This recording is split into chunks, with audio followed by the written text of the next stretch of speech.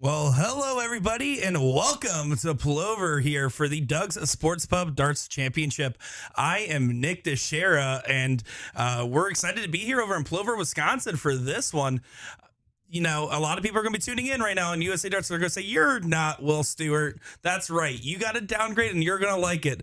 Anyways, we are excited to be bringing you coverage of this one, as this should be an exciting tournament here. April Patterson versus Casey Bates to start off our singles cricket for the Doug's Sports Pub Championship here. Let us know where you're tuning in from. Thanks for watching, guys. And again, excited to be bringing you coverage here. You can see right here, this is Casey Bates stepping up to the board. It's best of three, all cricket, pretty straightforward, easy goes here. All of the brackets actually are going to be best of three today. So we have the non-pro men, the women's bracket, and the pro bracket available here for us. So excited to see a good range of different talents in the room here. I'm really excited. I'm actually out here in person in the room, walking around, getting some interviews, shaking hands. And I can tell you, I've already confirmed one thing here since being in Plover is whoever's playing on the jukebox in this room, any of these dart players, they got like the best music taste. I've been to a lot of dart tournaments. I haven't heard one country song yet. So we are live, and you're going to see us live on a couple different platforms here. We're actually live on the Doug's Sports Pub Dart Championship Plover page over there on Facebook. We're also live on Eagle Eye Sports all weekends, today and tomorrow. We will not be streaming Sunday, unfortunately. And of course, USA Darts on Facebook and YouTube for today. And then tomorrow, handing the reins over to Jeff McMahon as he has a stream going on. So he will be streaming on USA Darts tomorrow. So if you want to see the action for this tournament, Doug's Sports Pub on Facebook, or go over to the Eagle Eye Sports page, give us a like, give us a follow. And Dan saying, "What's wrong with country?" Nothing's wrong with it. I like listening to it. I don't get people that play darts to it. It's too slow. You need some energy in the room there. But yeah, Eagle Eye Sports. So we're going to be bringing coverage of this. And a lot of you may be saying, what is Eagle Eye Sports? Quick little breakdown of that. So that's actually our new platform, sister company to USA Darts. Started again by Will Stewart and Jen Mounts there. And all it is about bringing you coverage of more events. We get asked to go to so many different deals across the country here. We want to make sure we never have to say no to an event that, if possible, again, right? On top of that, with it being a little bit away from the darts branding, there's opportunities for us to get in things like cornhole, chess, and pretty much any other niche sport and activity you can think of. So over 100 people tuning in already, excited to be here. Getting into the action here, April Patterson having those 18s and 15s there and hitting a great 5 mark. But it looks like Casey's kind of been in control so far. These ladies are pretty neck and neck for game one here. Don't know as much about Casey Bates, but I do know April Patterson. I've seen her around quite a bit. And let me tell you, there's a lot of talent in this room. I mean, there's so many different people. You guys are the Ocho. Yeah, it's okay. We're the real Ocho of sports. Nothing wrong with that, Patrick. I don't take any shame in that. It looks like April really wants to get rid of those 20s, and I don't blame her here. That's what's been killing her in this leg. Overall, she's been hitting the bottom of the board and those 18s pretty well.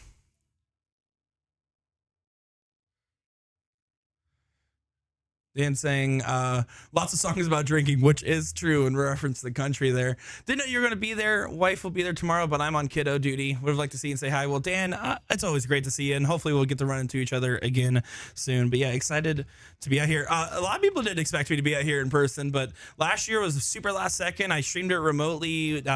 We had like the semi-low quality because I was getting used to it, and still pretty new to streaming at that point. And now I'm out here and in person using actually some of those PPD cameras. So thank you to PPD for letting us use these.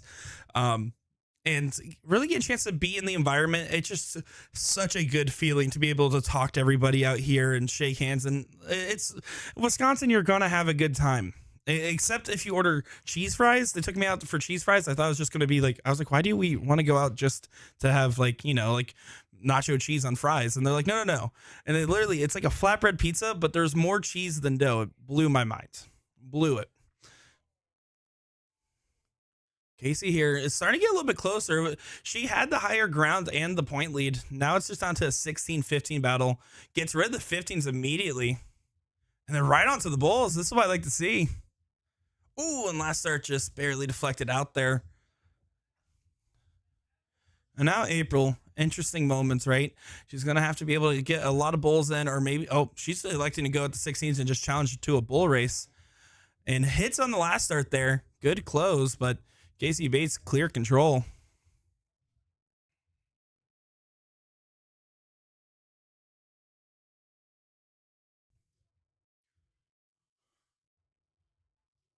Casey just trying to work it in there.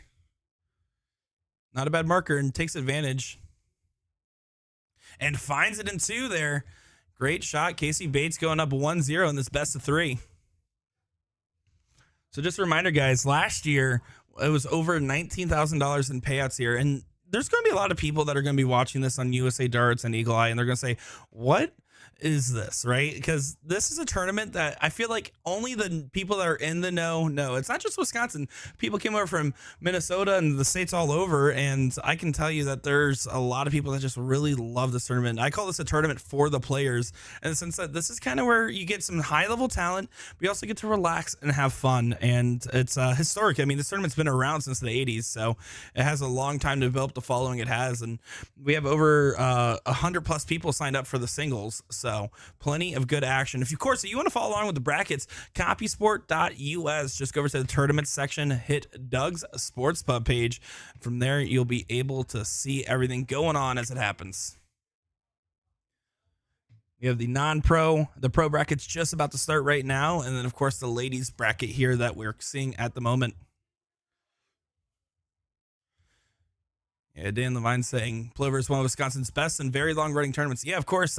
Huge shout-out to Doug Barry, Bobby Opie, and everybody else in the crew that puts on this show now. I mean, it's been around since the 80s. Used to be called, it started originally by Russ Wendt, and it was called the Chain of Lakes Tournament, and then moved around Silver Lane Lakes, the Elizabeth Inn, and has had its home here for quite about 2017. So a lot of history behind this tournament, and therefore it's also a lot of pride on the line for winning these titles, because all the players in the area, everyone talks about this tournament. So being able to walk away with a title feels better than ever for a lot of these people.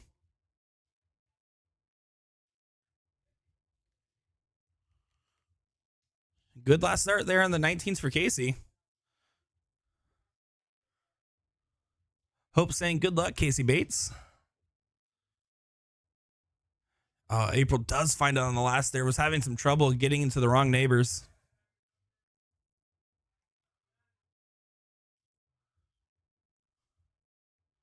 So Casey just needs to get that point lead if she can. Try to work her way into that triple there. Finding it low, but plenty of room to work. Does kind of drag that last start just a little bit. Now, you might be wondering why the unique view, right? Because you can see, if you see carefully behind on that player cam, there's am I going to be in Cheyenne? I will personally not be. But if you want to find out our other events going on, usadarts.live. You just go over there. That's where you can find out all of our upcoming events that we'll be covering. But yeah, we're in a bowling alley right now. So the 5-star lanes, right? We have a game room, is what it's called, where there's a couple pool tables that are currently just used as normal tables, a prize machine, a couple claw machines. You got the 24 lanes where there's 24 dartboards, one on each lane. So you can see they're playing in the bowling alley. It looks awesome. And then, of course, going over to the sides, there's a whole bar area and dartboards by the bar. And then you have Flight Faction and Booyah Darts set up over here as well. Last year, we had Jeremy Bryan, Mr. Mustachio, playing with Chris Lim. That was fun to watch against Rick Hinsey, Tyler Hinsey duo. That's the first chance I got to actually commentate one of Tyler's games. And I have a feeling if the trend keeps continuing, I'm going to commentate a lot more of his games.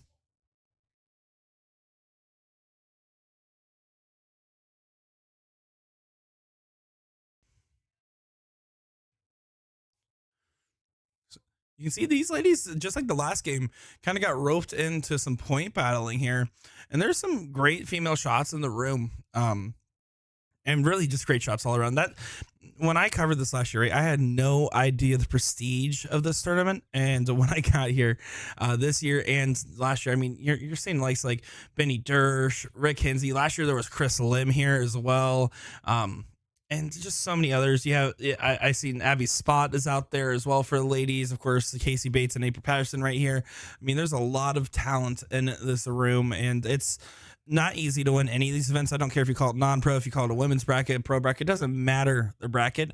It's going to be tough. And of course, tomorrow we have events from 9 a.m. Central all the way to the last event starting at 8 p.m. Central. So it's going to be a long day of coverage. And then Sunday we have the mixed trips and the non-pro mixed doubles, which unfortunately we will not be covering that, as I do have to fly back and call my bid adieu here.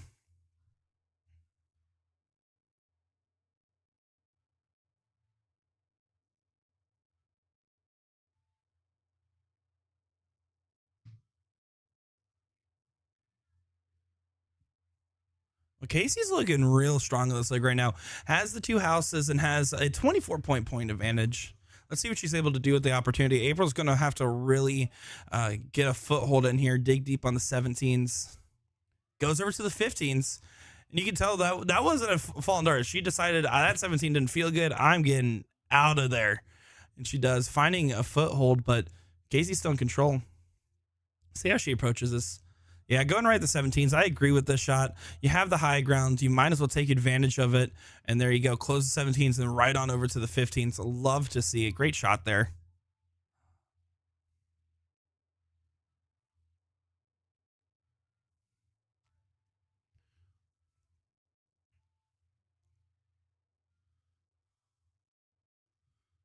And just a single 15 doesn't even get to the point lead here. So 15s go bye-bye here.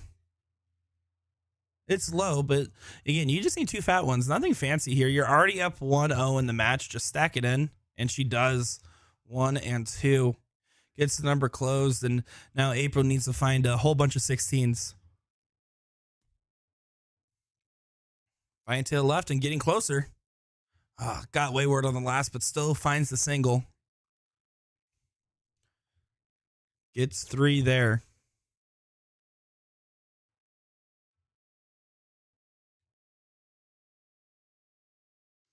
And it closes at 1. Casey's on a tear. And then over to the Bulls.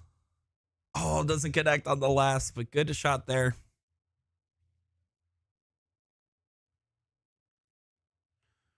Do or die moment for April. 4 Bulls does get the point lead back. So, and even if you don't get 4, you need to try dialing get 1, 2, whatever you can get, because there's always a little bit of pressure in this. I mean, these ladies, again, want this title. It means a lot.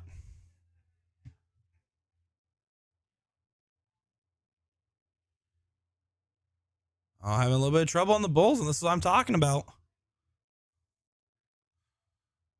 Doesn't connect. So here we go. April, 2 to close, 1 to get the point lead is the bare minimum here. Needs to drill on it. Doug Barry giving us some context here. Of course, the Doug Barry that brought me out here and has brought me out here last year as well virtually, says Casey Bates is an up-and-coming player from Doug's sports pub that I have shot mixed events with. Really loves the game. Well, excited to see her progress here. So it looks like she's going to take this in 2. And there's the ball game. Gets it. Casey Bates there. Finds it. You can see a little bit of hug and appreciation for these girls here as they will move on to the next round in the bracket. And April Patterson is going to be going to the losers side there. Let's take a look, and you can see, I mean, this room is full. There's over 100 people throwing right now across all the different brackets. You got all the people walking by. You got the dartboards over there, the bowling alley, and this is just one of many rooms here. So excited to be bringing you coverage of this, as I'm going to take a little peek at our bracket and see what's going on. And that actually gets into round 4, 4 Miss Bates there, and is going to be going up against Abby Spot to get into the match to play for the queen seat. So currently top 4 winner side. Great win there. And our next match should not be too far away. Let's take a look at our other brackets. And again, thank you all for tuning in. I mean, this is a lot of fun bringing you coverage of this. They don't let me out by myself very often, and honestly, just let me out very often. I've been trapped in my house for weeks. Please send help.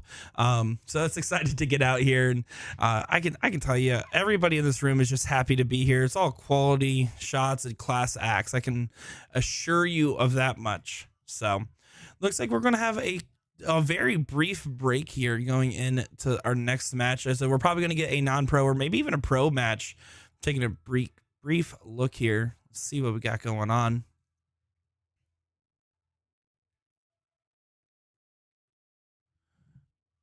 Oh, they're rocking out. They're playing some rock and roll in the background. I can hear. Hopefully, you guys can't hear that, or else I'm in trouble. Oh, it looks like our next match here, Bob Anderson and Carter Underwood for the pro bracket is going to be coming up now. So that should be a great match. And you can see they're not going to take long to get on over there. So this is going to be some good stuff. I'm excited. There's so much talent in this room. I'm the only concern I really have knowing the Wisconsinites is if they realize that the camera's right here for the overshot that I'm using, they're going to start jumping up and doing some weird stuff in front of it. Cause once a couple bush lights get going out here, it's game over, bud. I'm trying to work on my Wisconsin Midwest accent here. Obviously it's not working out too great for me. Let's take a look around the room and see what else we have going on. So if we take a look, you can see over there, we got a bunch of people playing darts right now. It's a packed room, and that just this is just one of 3 rooms that people are playing darts in. 38 boards here. So excited for this one, as should be not too long till we get into the action here.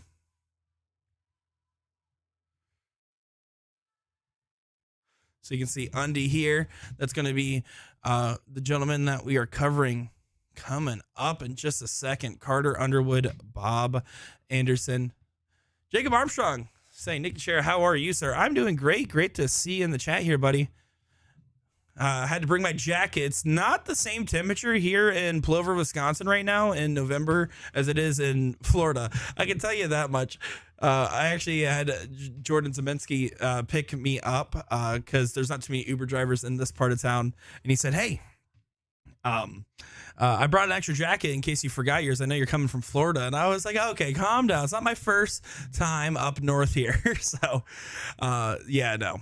At least it's not snowing yet. There was some snow on the ground when we were driving by, but yeah, it's not snowing. It's like 44 degrees earlier today. It's actually pretty nice if you ask me. Not as nice as the 70 degrees and slight breeze that I was having over in Florida. But I've been excited to just be out here. And honestly, it's been so hot in Florida up until these last few weeks.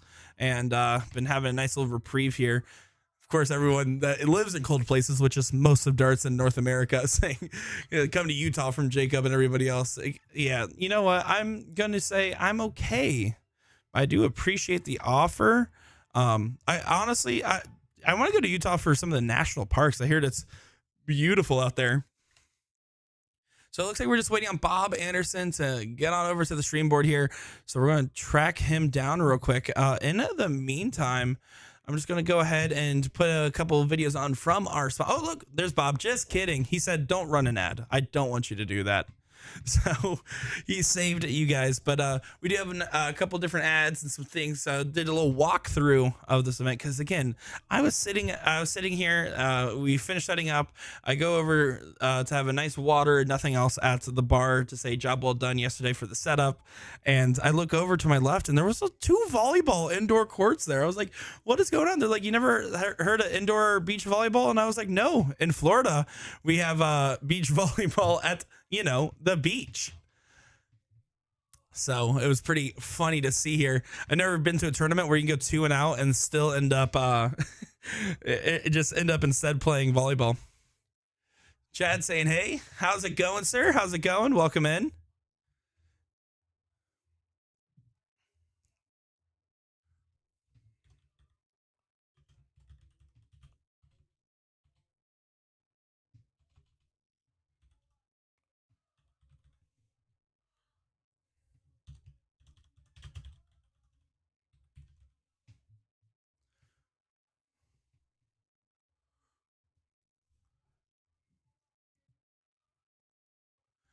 So yeah, Bob Anderson, Carter Underwood about to take place here.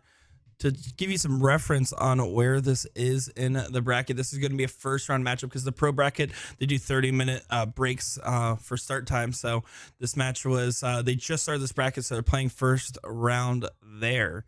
So excited to be seeing that.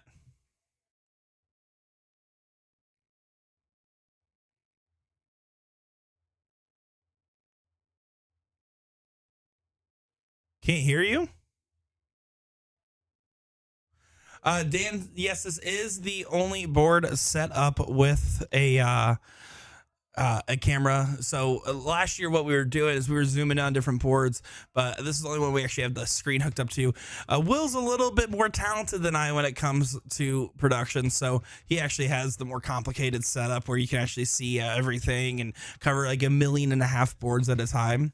Oh, hey, you just scared me. Talent. Talent, yeah, you actually have talent. By the way, I'm nice to you when you're not around.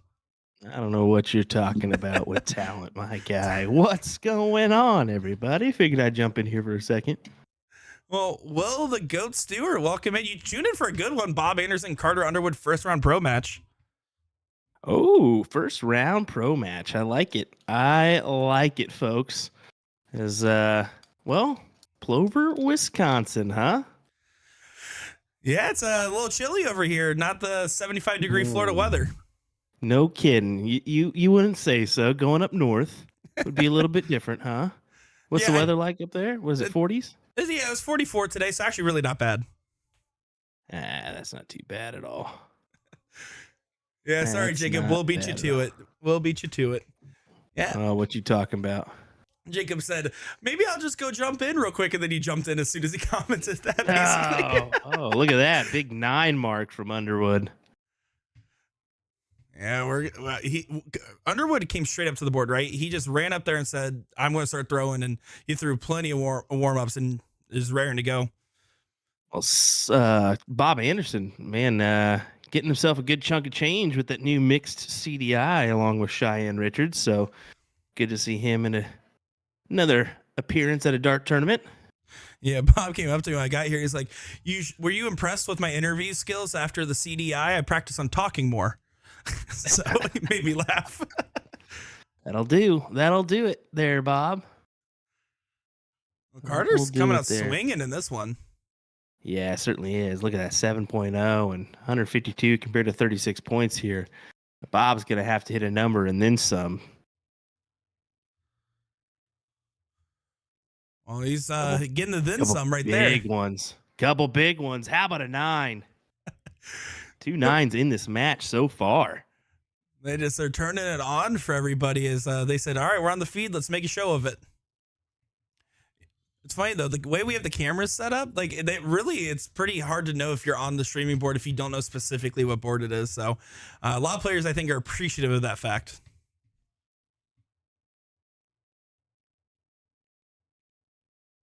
Sorry, I was getting a text there from Jeff. Well, I don't know if you spoke about it or not yet, but this is a little interesting weekend for us. You're in Plover. I'm at home. No plans on leaving. And Jeff McMahon is in Connecticut. So you guys are going to be streaming, this tournament, Doug's Sports Pub Tournament, and then he's going to be streaming the Waterbury Open, which is, I guess, the largest soft tip tournament in Connecticut. I didn't even know if they knew what soft tip was there, but yeah, right. It's a little bit different for us, and we figured this is kind of what we can start bringing to you guys with Eagle Eye and USA with Nick and with Jeff McMahon being a part of the team. So kind of kicking us off with a bang here. It's nice, liking it. Yeah, certainly.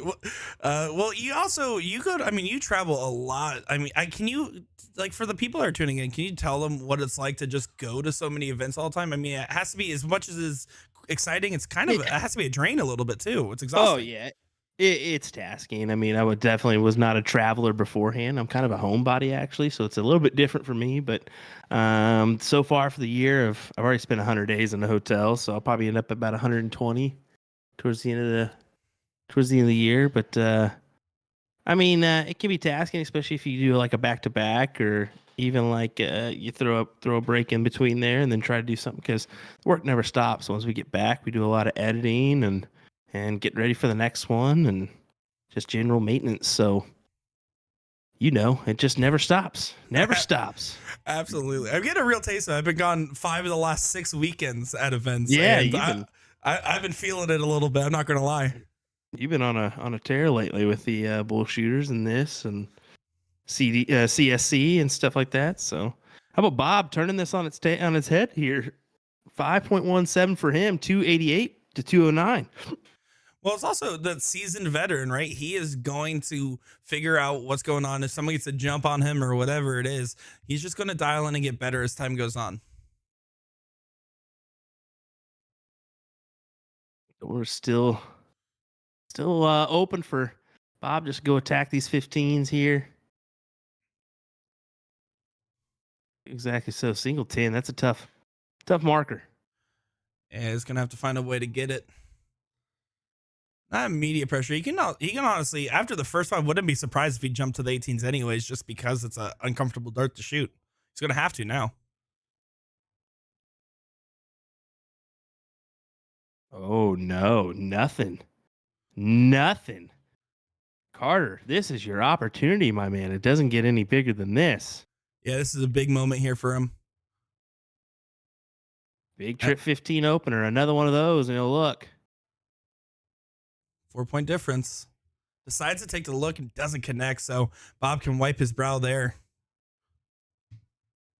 Yeah, still an opportunity here, so let's see what Bob comes up with. A big trip 18. He'll take the look. At least he should. There he is. Good darts there from Bob. I would have almost been keen to go back up to the 18s there, but either way, that's okay. Yeah, not bad. I mean, it's exactly what he needed at bare minimum to close those get points in the 18s and close those 15s, and is looking pretty solid to take leg number 1 here. All best of 3s today. Any of the brackets, it's all best of 3s. So it's quick. Yeah, that's not surprising. That's not surprising. We got double elimination though, don't we? Yeah, double elimination on all of our things. We got the men's non-pro, women's, and the pro all running simultaneously right now. Okay. There we go. And some pretty good shots here. I mean, Wisconsin's littered with talent. So interesting that I'm interested to see who we got. I heard you got Abby Scott in the mix, right? Yeah, Abigail's here, and then we got Abigail. Yeah, I like it. And then we got. I mean, we got a couple of great shots. I think I saw Benny Dersch walking around there. I saw Rick Kinsey as well. I like that. A couple big names here, folks. Yeah, this is get good you a little taste. Yeah, for sure. Yeah, I don't know who Jeremy Bryan is, but we got that guy, Jesse Johnson. Yeah, the mustachio. Thaddeus is a great shot out of way up north there in Wisconsin. Yeah, Joey Beecroft making the trip up from Illinois. Tim Eisner's in here as well. You got some good shots. Scuba Steve, nonstop good shots. Jose Malzadov, as I call him, or Jose Gopian. Yep, there's plenty of good people out here. It's a tough room, and that's why I was telling everybody that was in here earlier. This is a lot of it is about honor and prestige for winning this. Well, we talked about it at Wisconsin or WAMO. I mean, you're Division I as we get another 9 there from Carter, 3 for the match. We talked about it. Man, you're Division I through Division 4 or 5 can honestly compete with each other in Wisconsin, and I mean the talent and then sheer numbers and volume you guys have in the state is just impressive. Yeah. So impressive.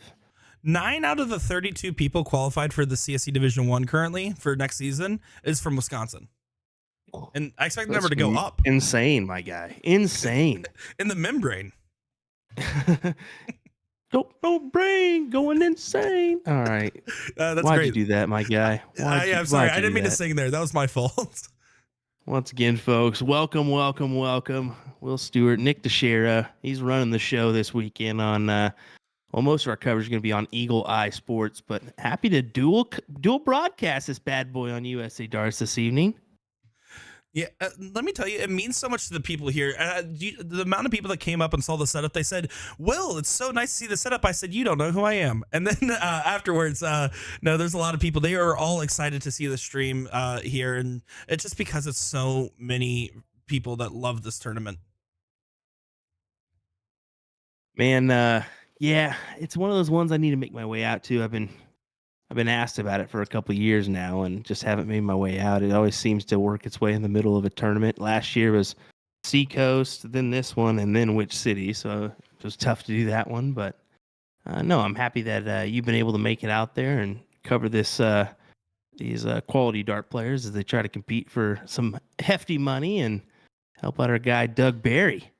Yep, Doug Barry and Bobby helping run all this show out here amongst all the other people that they bring in to help run everything. I did Booyah tell, Darts is there, right? but yeah, Darts and Flight Faction are both set up with booths as well. So we Nice. have shops open.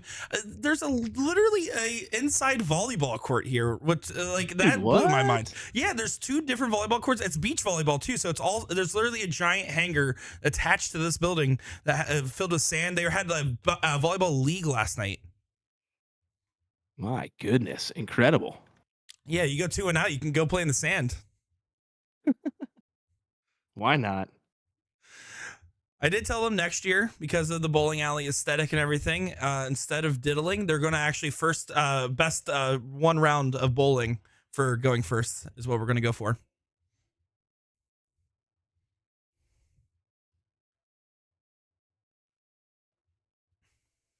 Holy man, get out of here. I hate you. No, you don't. Actually, a big fan. My only fan, maybe. OnlyFans? Oh, okay. Well, Big no. 7 from Carter. Yeah, good transition. We're not live on there currently. A little bit of a scrappier game in the 4-6s here, and they've just been in point battles. It seems like they close a number, get stuck.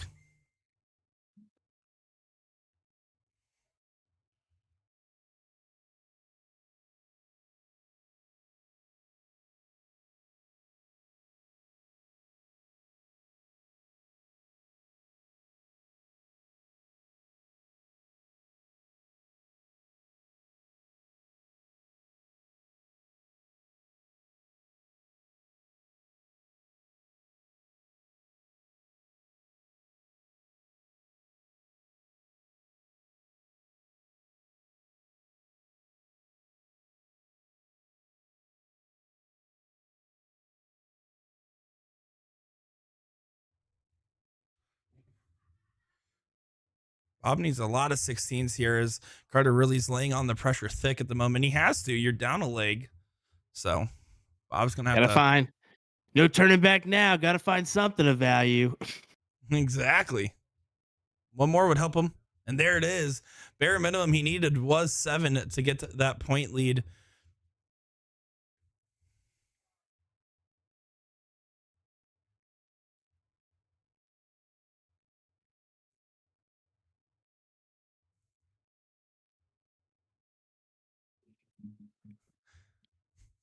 Big shot. Big last. Carter's looking solid on both these legs. He's playing real, like, nice, consistent. Forcing Bob to have to make moves. He could go for the white horse here. Finds the first. What does Sean say? Oh, I'm not going to do that. Oh, okay. Do you want me to do that? I'm not. Might. It's out of all of his things. I'm more of a fan of the boom than the nay. Oh boy.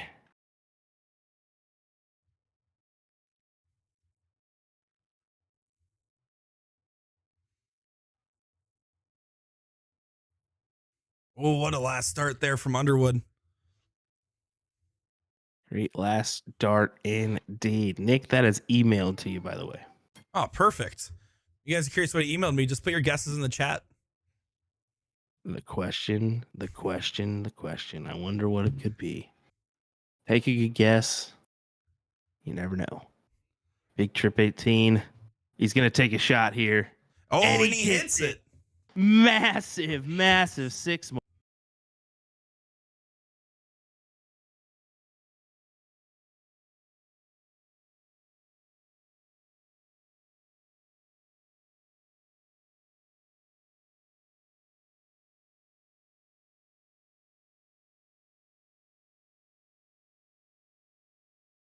So, guys, fun fact.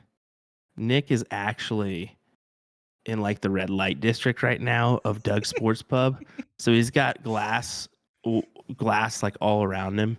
So it kind of looks like just he's welcome for anybody to come in. So he's been bombarded in on like 4 times asking, is this where the room is? Is this it? They see the upside down pineapple. They think they found it. Um, no, we're in. So literally, as soon as you walk into 5-star lanes, there's a pro shop right there with full of bowling balls where they do all the servicing. So I'm actually set up right here by the front door. Big moment for Carter. Needs this. Oh, drags it low. Needs one more. Oh, never mind. Bad math. He's I was good. about to say that's one over if I've checked. So 4-5-0 there for Carter as he puts it away to is it a 1-1 or is that a 2-1? 1-1. 1-1. 1-1. All right, just making sure. Yeah, Bob came back in that first leg, so he did a good run up there. He snuck her in, and that's a good one indeed. It's a double, and I think it's one hole outside. So, what do you fancy here, Carter? Gonna fancy the one hole inside it.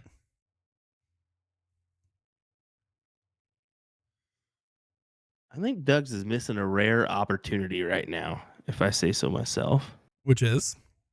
You could make this a real fun one, and while you play darts, you got to finish a frame of bowling as well. I just hope that the dart players don't go too crazy with the volleyball. That's all I'm worried about. Again, good way to strain a muscle there. Yeah, exactly. No, Travis Wilkinson, which actually helps set up and works for D&D Amusement, which provided the boards for this event. He came up to me today. He's like, I'm in trouble. And I was like, what's going on, Trav? He's like, I slept on my arm funny. I feel like I can't throw the dart right. And I was like, Travis, shut up. Oh my goodness. Yeah, 38 boards, by the way, in here. So, I mean, this is not a small tournament. It's not bad at all. 38 boards is pretty good margin here. And up there in Wisconsin, it's pretty easy to get those boards. So kudos to those people that brought them and made this bad boy happen. So yeah, I was just gonna say. Quick. Oh, go ahead. No. You're making me nervous. You're making me nervous. Nope. Big shout out to. Big shout out. Oh, sorry. Go ahead. No, big shout out to D&D Amusements again for providing the boards here for us, and the Raction for providing the rest as well. There we go. Sweet. Well, just a reminder too that this action is going to be found on Eagle Eye Sports tomorrow. So if you have not given us a like and follow on that platform, definitely head on over there. You're going to find the same action right now. You can enjoy the coverage over there. But give us that like, give us that follow. We're going to do a lot more on that platform, including, well, hopefully other sports like cornhole and maybe chess, maybe billiards. You never know. Yeah. You never know what we could possibly bring. Bocce ball for the fans. We could do that. I've actually maybe get some axe throwing in here. I've heard that's pretty popular as well. So you never know. You never know the possibilities here. Certainly. Great last. More darts, obviously. So yeah, well, we always talked about you can't be in two places at once. Well, now between you, me, and Jeff, you could be in three places at once potentially. So with two platforms, I mean, it's exciting to bring you guys this coverage. Like I say, like Will said, just give us a follow over there. Eagle Eye Sports, plenty of action, and all the action for the Doug Sports Pub tournament tomorrow will be on there. Look out for our third platform. Only Stans. Where it's only people named Stan or people that look like Stans.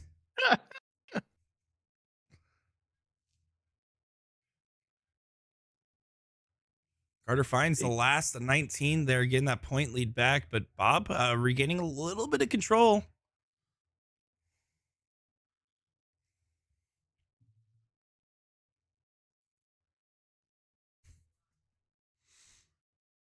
Yeah, never mind, Paul. You're right. That's the correct name.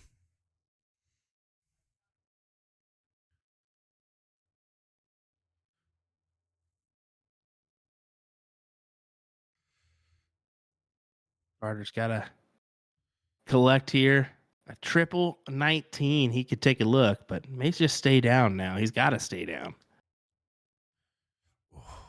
That's not the last start he needed. Bob needs to take advantage of this. I say one up top and then go downstairs. See how he approaches. So a little bit more of a conservative style player, more traditional. Two at the point, one at the close mentality, or vice versa. Sugar Shane saying, please don't bully me tonight. I'm home this time. Well, we can't bully you anymore because then you'll sick Cheyenne on us, who's definitely the more intimidating one of you two. Yeah, so Can't do that one no more. If you want to hear some nightmare fuel, Let's hear it. he's Sean posted his daughter with the pink hair and and like the outfit and said it looks like a mixture of Cheyenne Richards and Nick DiChiria, and I was like, that sounds like the most terrifying Hot Mess Express I've ever heard of. Oh my goodness. Yeah, I don't know about that one, my guy. That's a yeesh. Yeesh. Yeesh. Yeesh. I like it though. I like it. Bob looking to do some justice on these 17s. He's kind of ran away here in this one so far. Carter only able to find a 3.65. And you said this is a best of 3 or race to 3? Best of 3. Okay, so this is it right here. Yep. Every event this weekend should be best of 3s. They did talk about depending on the number of teams sign up, they might switch it to best of 5 on the winner side, but more than likely best of 3s for everything out here. I gotcha. I'm not gonna lie, Royal, I got some of your cherry pie on me right now. Oop, did I say that out loud? Sorry, Yeah, Nick. the one that you didn't ship to me like you were supposed to. Sorry, well, you should have taken it with you. Yeah, But did you do that? Nope. I can't take it in my backpack on an airplane. Well, it's gotta get drank somehow, and I had to sacrifice my life for that one, so I did. Well, I can tell you, I did have quite a bit of it before I left that last night, and it was very delicious. So thank you, Roy there and Barb. It was actual pie. We took down a whole bottle to, well, 3 Wisconsinites and us. Yeah, exactly. Well, John Pilgrim was celebrating his win there. Actually did an interview with Matt Bella as well to talk with him about coming off that big win. That is great. That is great. Yeah, it was kind of cool to see Matt Bella and John Pilgrim, 2 Wisconsinites, get it done in the TOC Elite finale. How about this? Getting it done? Yes, sir. Another 9-4 in this match. Unless I miss one. At least 4. But look, I mean, right now, Bob's still in clear control, but maybe too little too late as it didn't even get the point lead. Bob just needs a big single on this last. Ooh, does not connect. There you go. That's why you had that never give up, never do or die mentality. That 9 mark now set him up because of Bob's error to get back in this and potentially get a massive point lead and go for the closes. With those X's on the 17s and 16s as well, if he just digs deep on the points, next round, a 5 mark's more than doable to close up everything.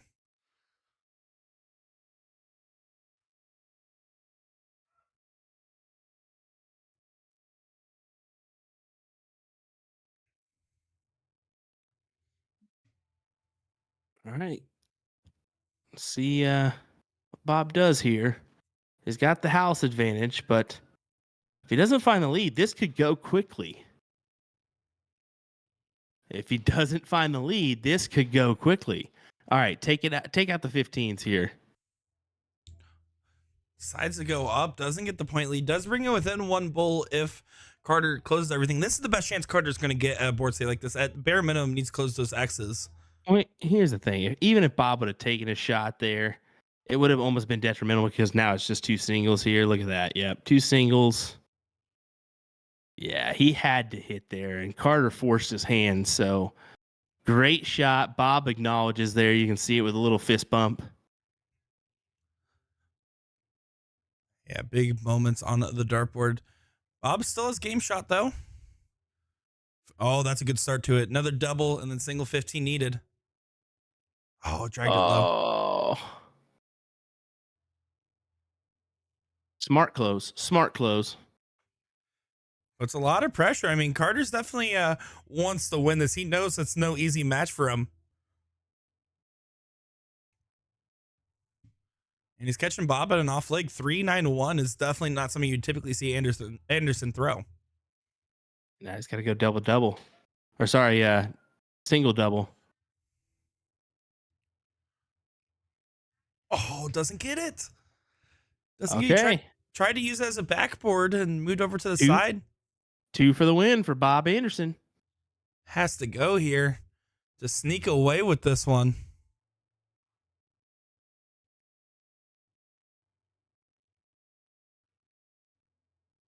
Gets it. Wow. Great match, boys. Bob, you can tell he snuck away with that one. Yeah, some hugs from the guys. A little laugh about it, and yeah, Carter really wanted it, and you just know he did. So, quick one there for those guys. As looks like they're moving on. Bob Anderson, winners aside, second round here. So we got some more matches coming up in just a moment. We're going to take a minute to here, give you guys a little preview of what Eagle Eye is all about and a couple of our sponsors here. So Nick DiChiria, currently joined virtually by Will Stewart. I know it's a little inverse than normal. Don't go far, folks. The action will be back in just a moment here.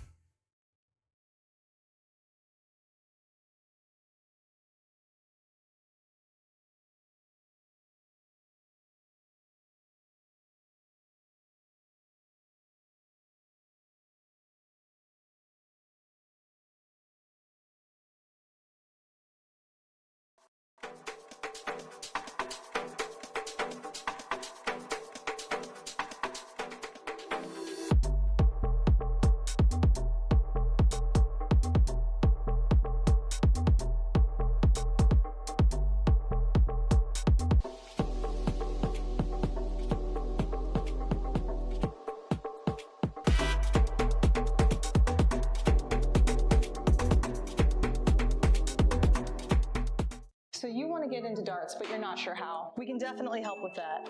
We're A2ZDarts.com, and we've been a dart specialty store for over 30 years. We have the greatest variety of darts in the country. But don't worry, we can narrow down that selection for you, whether you're a complete beginner or a full-on expert. We developed our own Colonial brand to offer an inexpensive line of darts, dartboards, and accessories, so you can get into the game without breaking the bank. Join our amazing community by going to azdarts.com.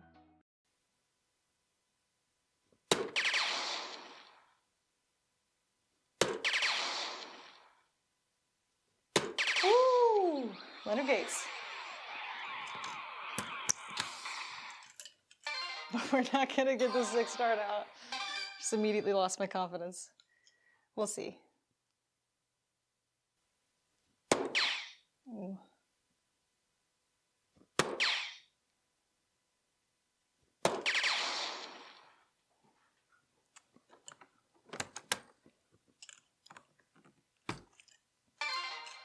All right, we'll finish this up and then we'll move on to steel tip.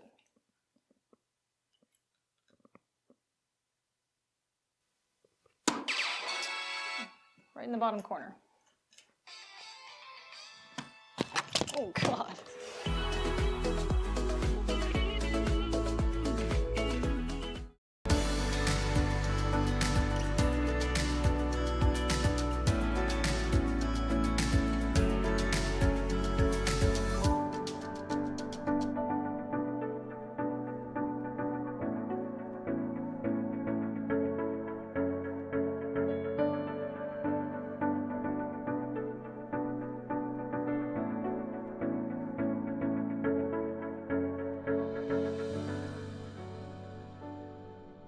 Let's get started. First, let's talk about the dartboard and what all this means. So let's take a closer look at the dartboard. This kind of board is called a sisal board, used with steel tip darts. Usually it's referred to as a steel tip board. There are other types of boards, like electronic, also called plastic tip or soft tip, and these used soft or a plastic tip on the dart.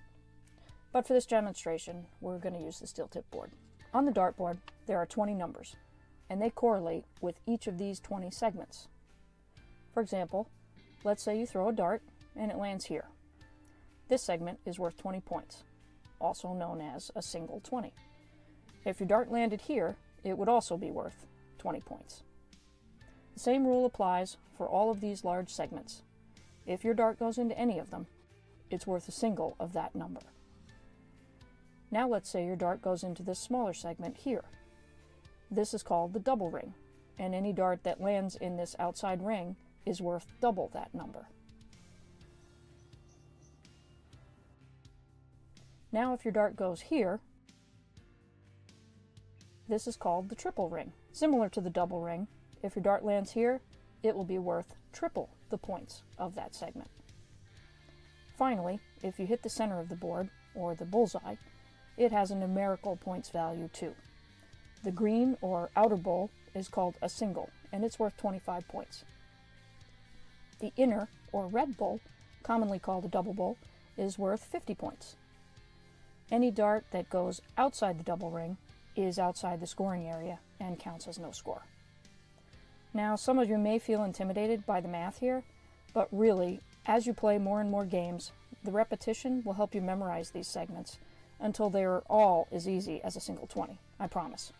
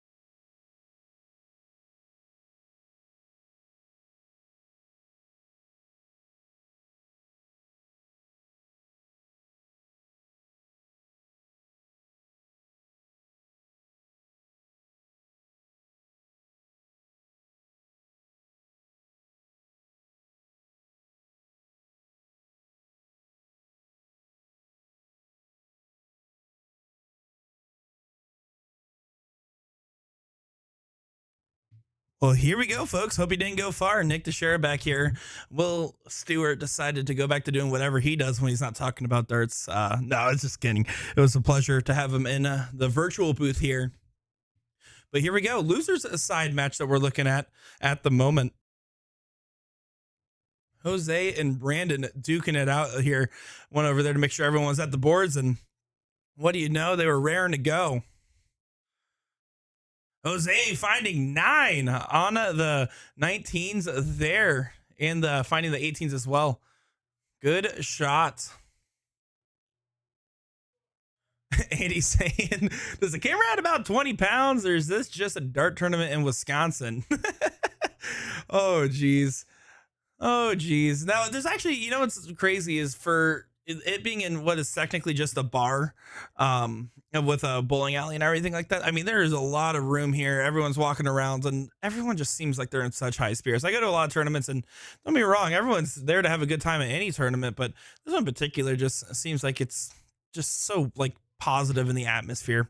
Paul, of course, I appreciate you tuning in and thanks for the support. Brandon with a huge opportunity here, and he's a tall fella. You can kind of see him peeking into that little board camera over there. Trying to find the 17s. Does find it. Needs a single to get the point lead. And there we go. So now Jose needs to get that point lead first. Going to get rid of the 17s regardless of turn, right? He needs to close this out, take that dart away, and then he'll be more than okay with this position. Yep, goes ahead and closes them with extra credit. And then back up to the 18s. They're textbook stuff. 5 mark is now needed to get the point lead on the 16s or 15s here.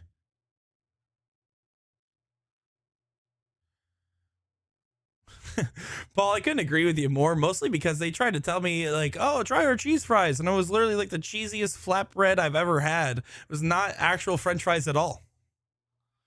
5 mark does get the point lead as we predicted for Brandon. So now Jose here, he's going to have to go over to those 18s. 2 of the points want the close mentality. As long as he hits one of these as a trip.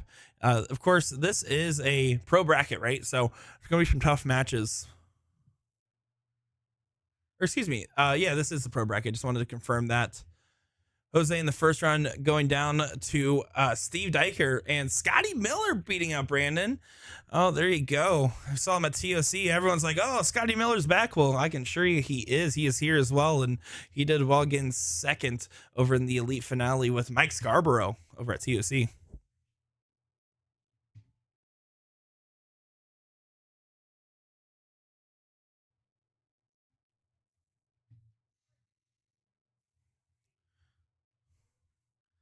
Yeah, potential big moment here for Brandon. Just wasn't really capitalized. Doesn't even secure the point lead. There's a little bit of nerviness, right? I mean, this is a pro bracket. These guys are very talented shots, but you lose the first round. You don't feel comfortable and settled in. It's the first event of the weekend. It's going to be a little shaky sometimes, and it's going to take a little bit for these guys to really get dialed in.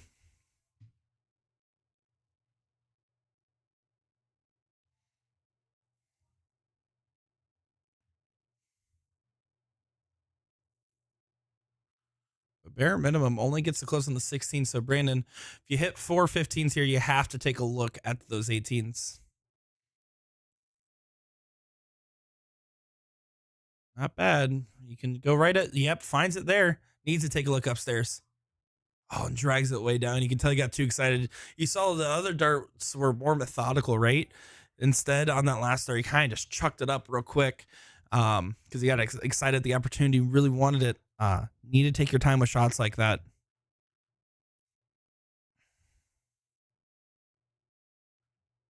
Ooh, aggressive look at the second there. And then over to the bulls. I would have certainly expected at least one more 18 to add a bull on the board. Game shot is available. Needs a double than trip 18 here. Not going to go. With the X on the bulls, you have to just stay on them. Only getting 2. So first game is going to Jose more likely unless something goes chaotically wrong.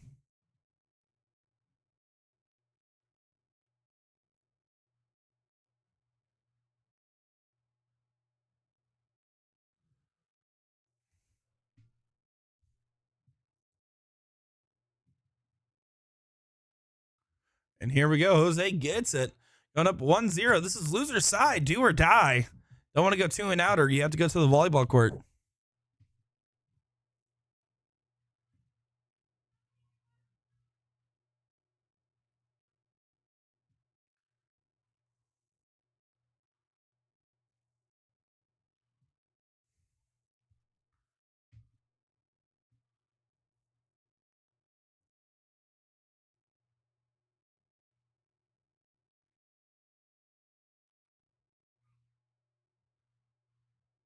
Five mark there for Brandon to get us started off. Yeah, Jose did get a haircut. Didn't recognize him at first. He waved at me. I was like, who? Oh, hey. Looking sharp, honestly.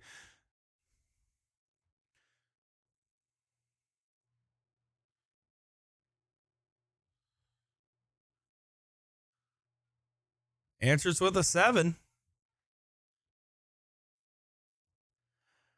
Well, everyone, appreciate you guys tuning in. Of course, I am Nick DiChiria here bringing coverage of this one. Let me know where you're tuning in from, where you're watching from, and if you're here, give me a shout. Let us know in the chat. Again, thank you, everyone, for tuning in.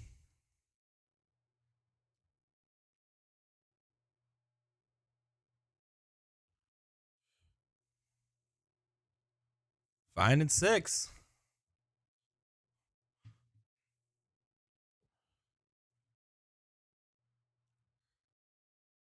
Got Chad tuning in from Sturgeon Bay, Wisconsin.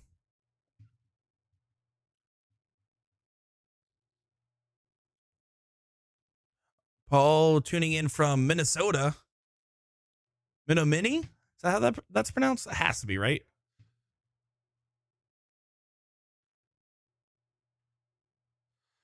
Paul tuning in 2.5 hours south of us. So that would be in Rockford. Right? Is that right? Could be wrong. I'm trying to remember off the top of my head. Brad tuning in from New London. Thank you guys for tuning in. Of course, we're over here in Plover.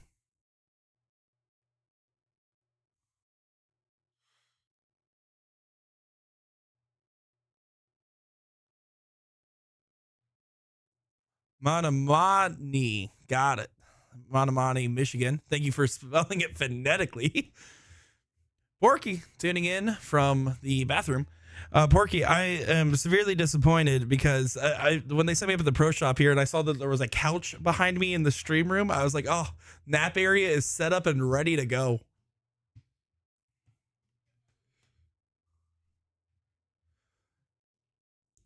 Complete disparity what we're seeing from these guys compared to the last game. Last game they were struggling in the threes for all of it. This game they're waking up. There, I mean, if you're Brandon, you know I don't want to go out this early because there is a luck of the draw after this, so they could play in one of those or go have a drink or hang out with everybody. There's still plenty to do, but you don't want to go out this early, and he's going to make sure he doesn't if he can. 575 plays a 6 at the moment.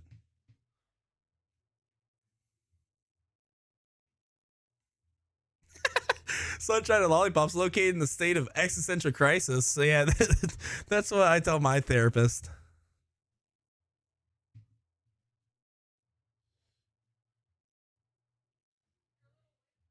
Oh, there we go, boys. There we go.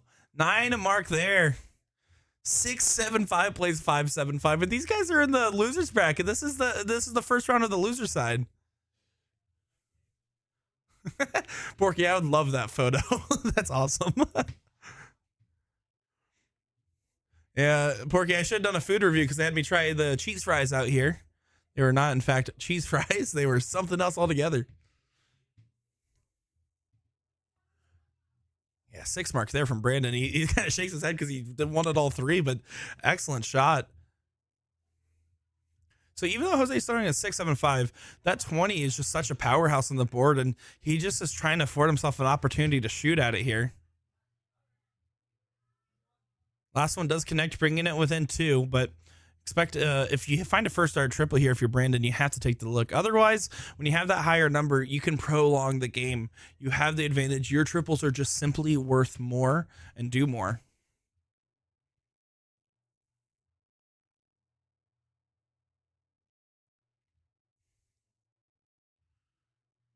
I'm gonna be honest, guys. The music. I know you guys can't hear, but I can hear the jukebox very clearly, and I'm having a lot of trouble not singing along with some of the bangers going on here. Wisconsinites know their music.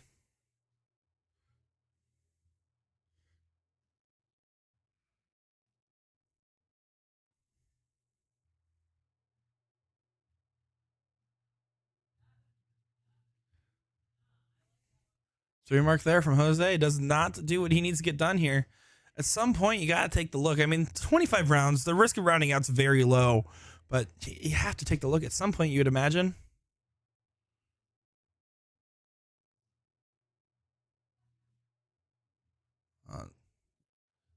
Finds it dead center on the second. takes a look on the last, doesn't connect, handing the opportunity back over. These guys are definitely playing way different. First leg, I was like, wow, I could see those blues going on. The first round, second round blues, but not anymore. I mean, these guys are firing on all cylinders at the moment here.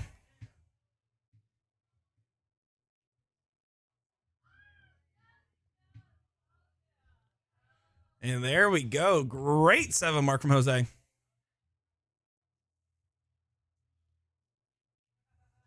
Putting himself into a great shot. 5 mark is going to be needed now on these 17s here. Bare minimum. You don't want this to start running away. I mean, Jose's showing a 5.86 after 9 rounds here, 8 rounds. 7 mark on the 17s will be more than enough, though. Good shot there. 44-point difference.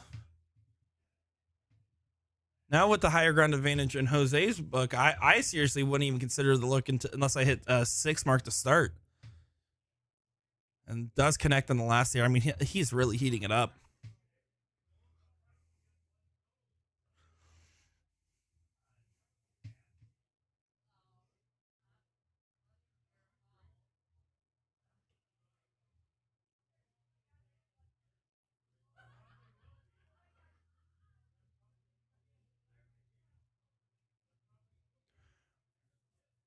Running, connecting there. I mean, you can just see it. These guys are really putting their hearts out on the court here. Let me know who you guys are cheering for in this one. Who you guys got?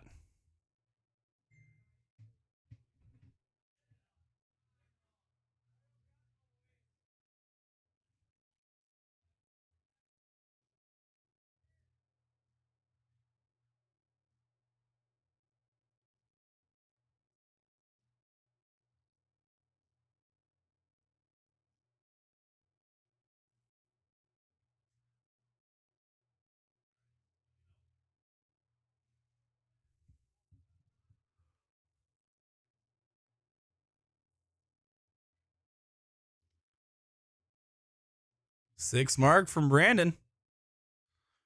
We're about to get a 1,000-point game at this rate from these guys. Oh man, these guys, it's literally the 2019 point battle, then into the 2018 point battle, and now into the 18-17. You can see one gives, one takes. It's a teeter-totter of a match. Oh, it takes a look on the last. I actually like the aggression shot there. There was some momentum, but of course, now with it not connecting, kind of gives a better opportunity than what would otherwise be available here for Brandon.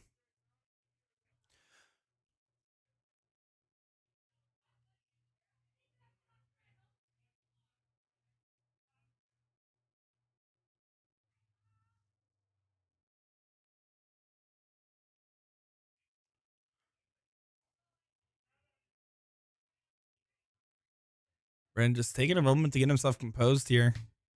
He knows that this is a big chance, right? Like, you have to understand it. Yeah, finds the 17s on the first. Finds the 18s, does a quick switch. Going back down and finds a 9 there. 9 mark for Brandon Towney. I definitely messed that up. Almost called a cool shot, and then I just butchered it. Ruined it. No, huge 9 mark there. And that's, I mean, these guys are firing on all cylinders at the moment. Puts the monkey on the back now of Jose. And finds a 7, rises to the occasion, bringing it back within 17. 5-6-4, 5-5-5. These guys are throwing amazing at the moment here. Billy, how's it going? Thanks for tuning in. Dan saying he's cheering for Jose.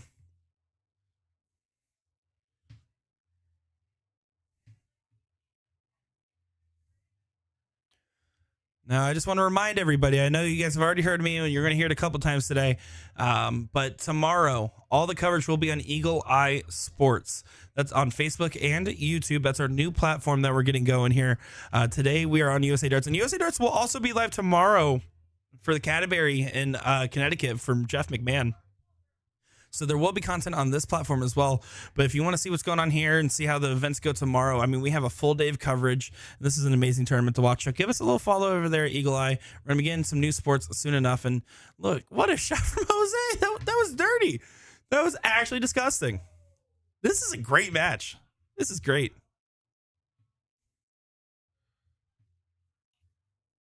Oh my.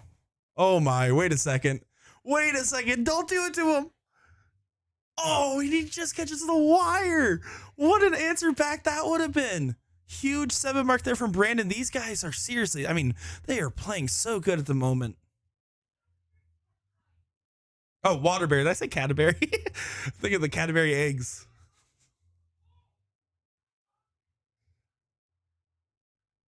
$1,000-point game. Told you guys it was going to happen here. Finds another on the 16s. Oh, and now you see Jose misses the close. This is seriously back and forth teeter-totter type match. These guys are playing amazing. Can you believe that this is a loser's bracket match? I mean, you saw the first leg where it was definitely a struggle some, but now that these guys are loosened up, it's really going.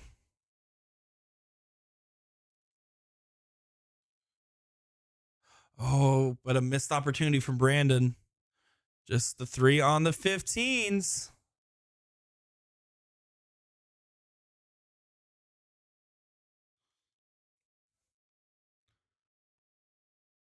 And yep, there they go. And he gets the double bull. He might end it right here, 2 straight. Doesn't get the last. And now leaves an opportunity. Brandon has to hit this. Double bull, double bull. No matter what the X and the bulls, he is staying there. He has to.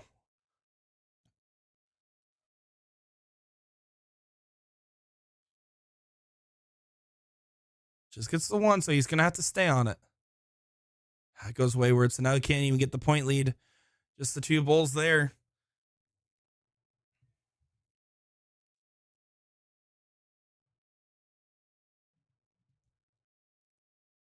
Might be all she wrote. Jose, 1 bull. And he finds a double on it. What a leg of darts there. You can see the handshake from these guys, 2 straight. But I mean, after, what was that, 19, 15 rounds? I can't quite see it, but 5-7-2, 5-0. They were throwing amazing. I mean, that's some good stuff. High quality darts. And that's kind of what you expect, right? That first leg, again, was kind of a little bit of a lax moment from them.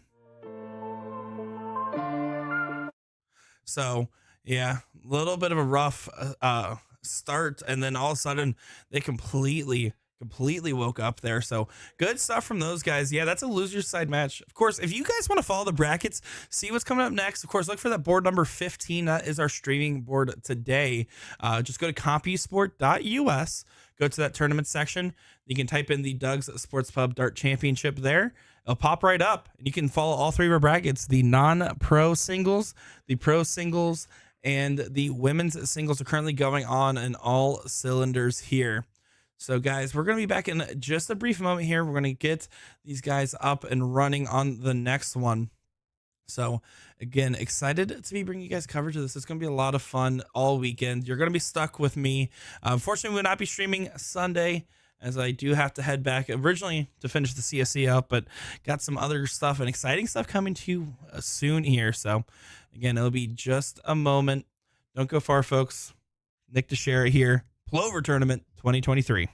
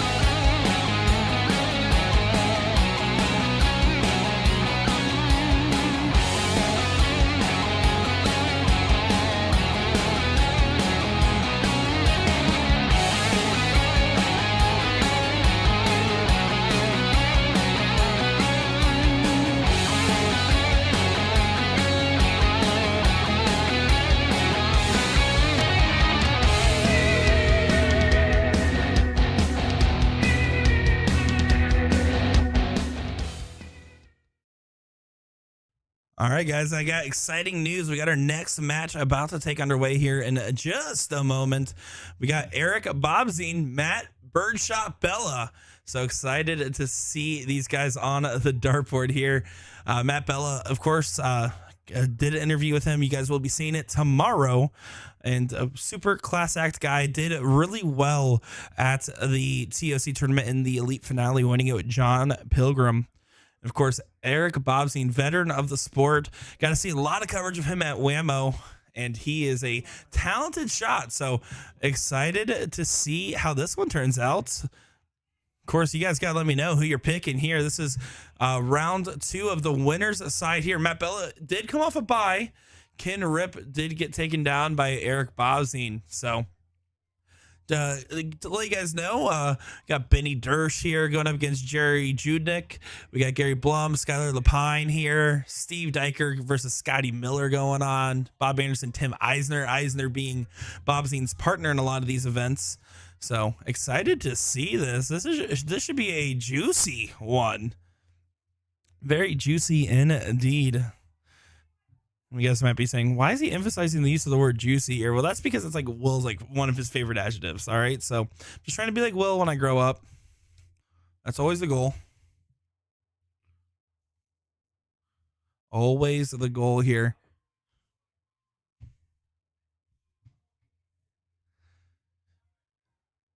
All right. Looks like we're getting the thumbs up here from the players.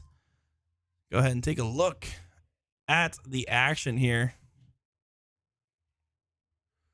Getting into the diddle. So let's get this one going.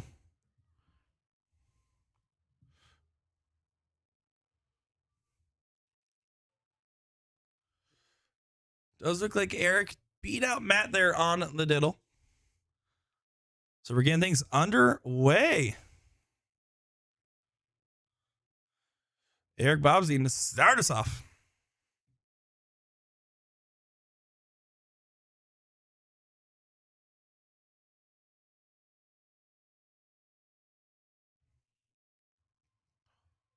Oh, doesn't get the close. Trip 5 on the last. A little bit of a lax start there.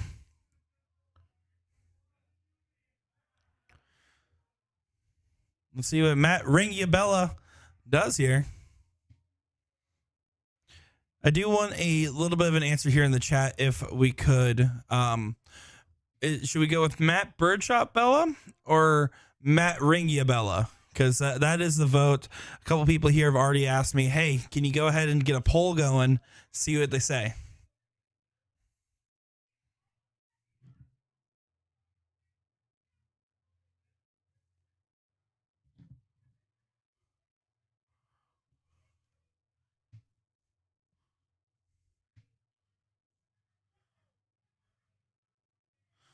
And Paul, I couldn't agree with you more. Paul Rogers saying, if Eric gets his feet under him, it'll be hard to beat. He is a talented shot, but I mean, there's so many talented shots in this room here. But Matt doesn't do much with that turn, if we're being honest. Gets the opening, but with that 1 point difference here, the close to the 20 is looking real smart from Eric. Yeah, fighting 19s with the first. Decides to do the quick switch. It's funny, right? As a darts commentator, I've seen the game change a lot in the last 2 years. And 2 years ago, I felt like we were starting to hit the peak of the point heavy mentality.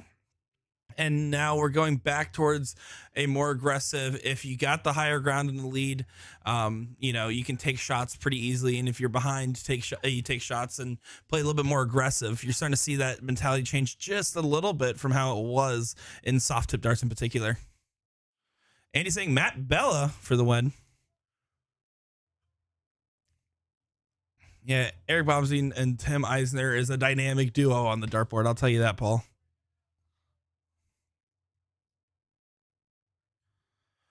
But Matt Bella is in a little bit of danger in this leg. Needs a big round, though. And that's the one thing that Eric hasn't done yet, right?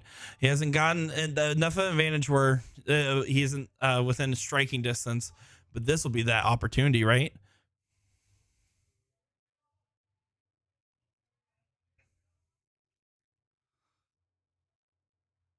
Yeah, this close to the 18s would be huge. Finds the trip there. Can throw whatever you want. Decides to go down to the 15s for the easy transition, but catching high. I like that shot. Nothing wrong with it.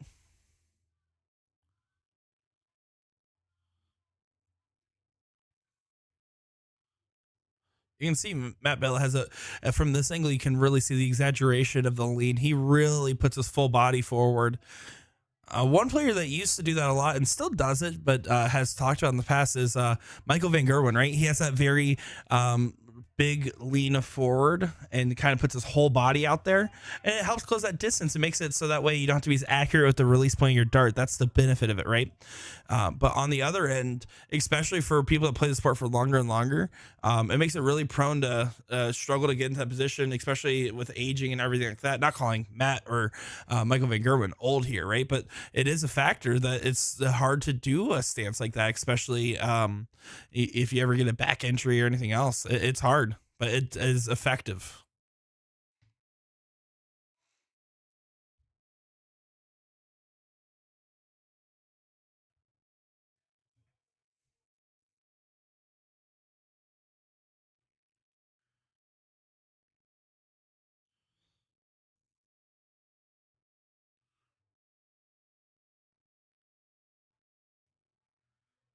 There we go. Does get the bare minimum point lead and goes for the close, and then adds a couple on top there. Bobsy looking strong right now.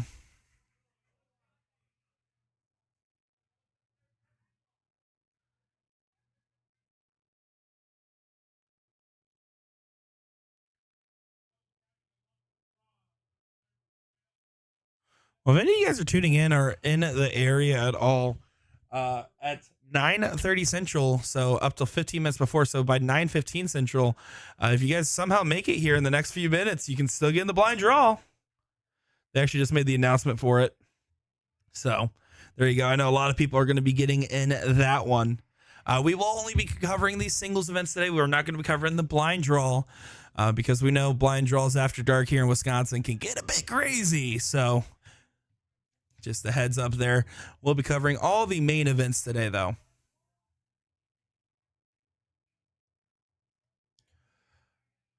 Hat trick there from Birdshot Bella.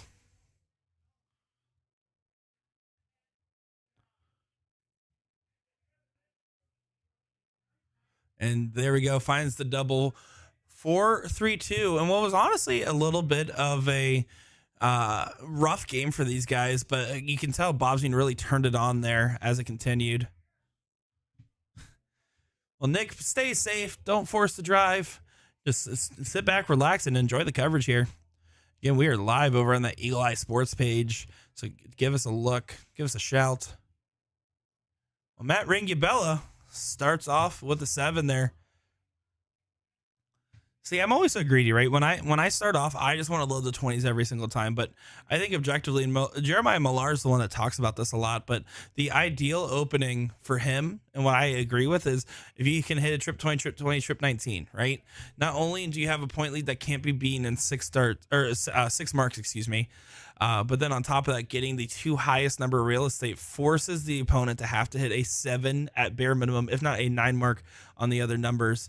Well, if you only if you go for a white horse, you can't actually get the point lead with that, and can be very detrimental. So big fan of that style of opening.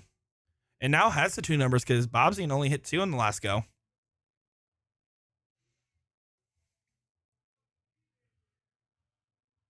Does get 7, brings it back within 7 points, but 2 18s and some points here will do Bella fine.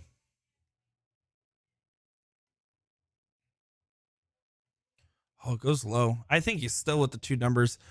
He does go back to the points, and there's nothing wrong with that shot, right? And hits the double on the last, so now it's a good shot. But I think he could have just went for that close first before going on there in that situation. You had the 2 highest numbers on the board. But here we go. Bobsy now on the 17s. Needs a trip on this last to get the point lead. And does get it. Gets point lead by 1. Getting himself within range. Bella is still in control, though.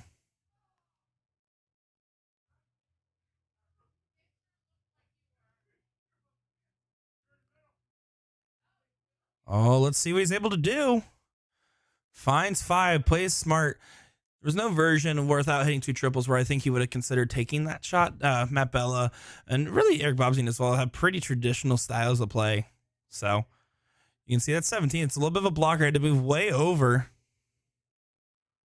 And he knows he has to stay, and yeah, it just gets flicked out on the last.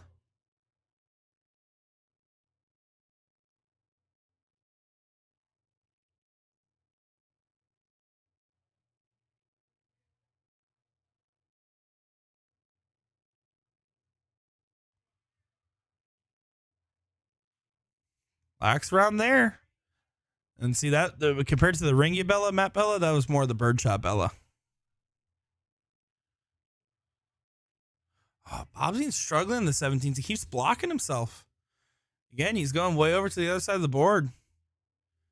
Throws across to try to get it in. Only finding 2 singles. Does not punish Matt Bella here.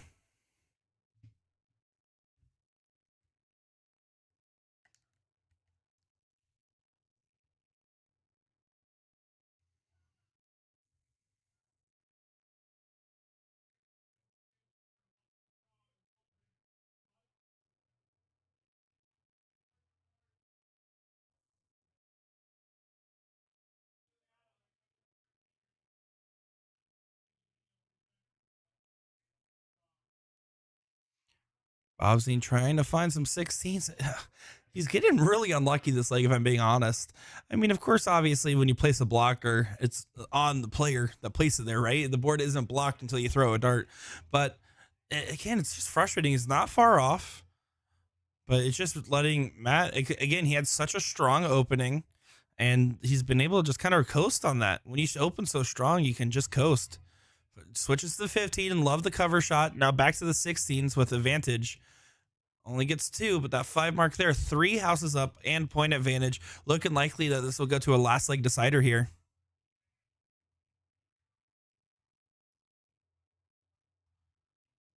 Oh, goes high.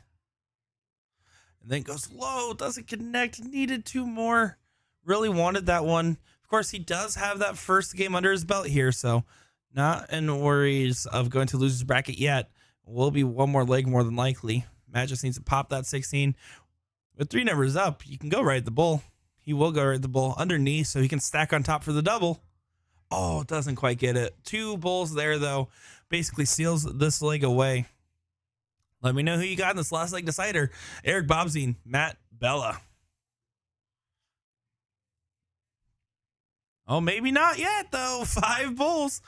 Bobzien said, stop calling the game over before it is. On the off chance that Matt has a relaxed turn here, could go completely topsy-turvy. Oh, needs 2 singles. If he doesn't hit triple. Oh, no, that's terrible miss. That's not the time to do that. All of a sudden, never mind. Single 19, trip 20, trip 15 for the match. Bobzien did not expect to have this. Did not expect to get another shot this game. 19s are gone. Over to the 20s. Oh, doesn't connect. Over to bull that adds pressure. Finds a double. Now this is completely flipped on its head. I may have spoken way too soon. I'll have to bite my tongue here. Matt Bella needs to recompose, and he has recomposed. Finds the first. Still needs to get that point lead, though. He doesn't get the point lead again. Now a 6 mark shot required for Eric. You see the frustration. Matt Bella tapping himself on the forehead there. Can still stay for 1 more dart. Does find it. 1 dart, 1 trip for the match. Eric Bobzien.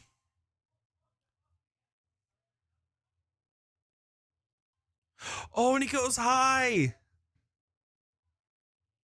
Single 15, single bull. Matt Bella just needs to regroup here. Finds the 15. Hits a single bull. He puts his arms up. He survived to 2 different game shots from Eric Bobzien in a game where, let's be honest, he had no right having a game shot in. That's a huge moment there. And honestly, if anything, if I was mad, you take the sigh of relief, but You're gonna feel a little tight after that. Eric, on the other hand, says, "All right, if I can still sneak in this game here, then let me see if I can throw my A game and really be in it." These guys definitely had to struggle some leg.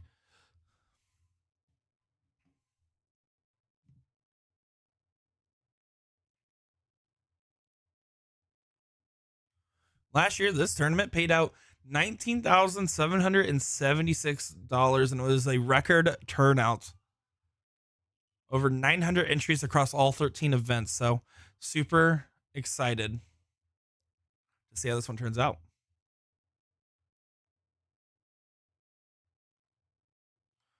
I can tell you, people are dancing, singing, and having fun with it out there. Eric with the one on the diddle gets to start us off. Last round started with a 2 mark, or excuse me, with the no, that was correct. That was the last leg. So already an improvement from the last, but needs to get some points on the board here. Just gets that single.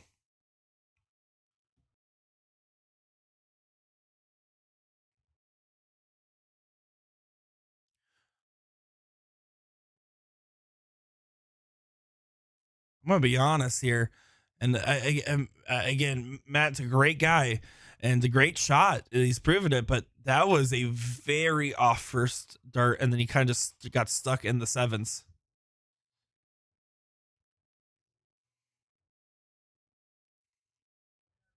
Bobsey needs to punish. Doesn't really punish. These guys are not on their A game at the moment. You can see a little bit of frustration from both ends here. They want to be connecting.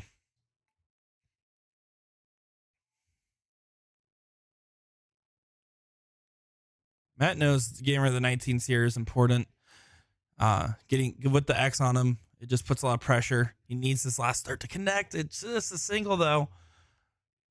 So Bobsy pop the 19 and then move on to back to the 20s or onto something else. Gets the option for either. Goes back up to the 20s, drills it. Surprised the last one didn't go in just because of that great placement there from Eric.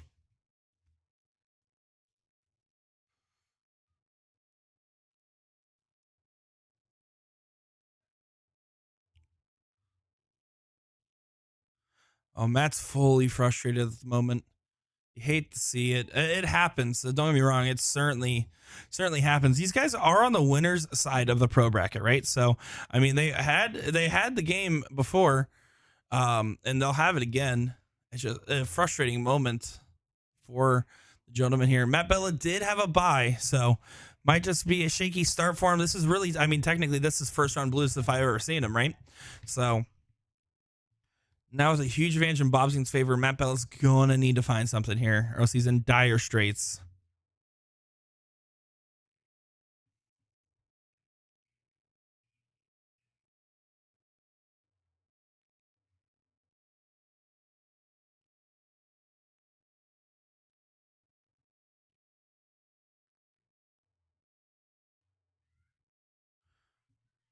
Just 4 doesn't feel like enough at the moment. I'm going to be honest here. Let's see what Eric's able to do.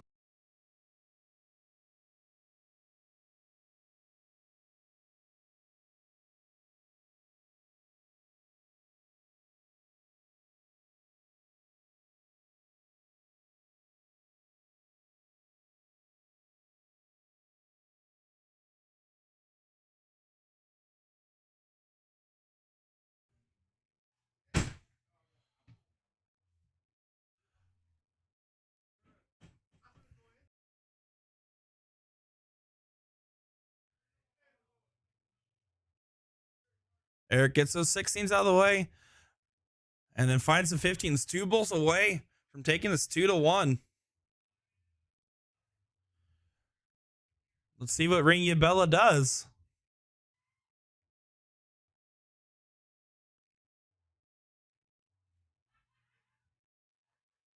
It just kind of pops some closes there. Yeah, you can kind of tell he was just frustrated with this one.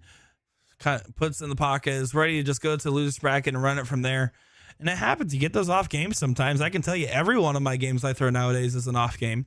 So I definitely get it. Just a reminder, folks, Matt Bella did just come off a big $10,000 win for the TOC finale with John Pilgrim. So he has some A game, just some struggles in first rounds.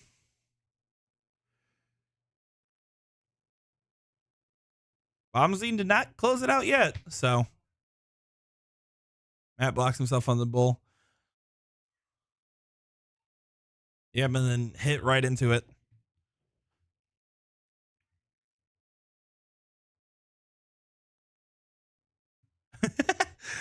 Mike Malloy say, didn't you know 217 for me? Absolutely. Bobzine does take it. And what, let's be honest, these guys are very frustrated on both ends of their game here. And that's what happens. It's some first round blues. Matt Bella only had the bye and then played right into this.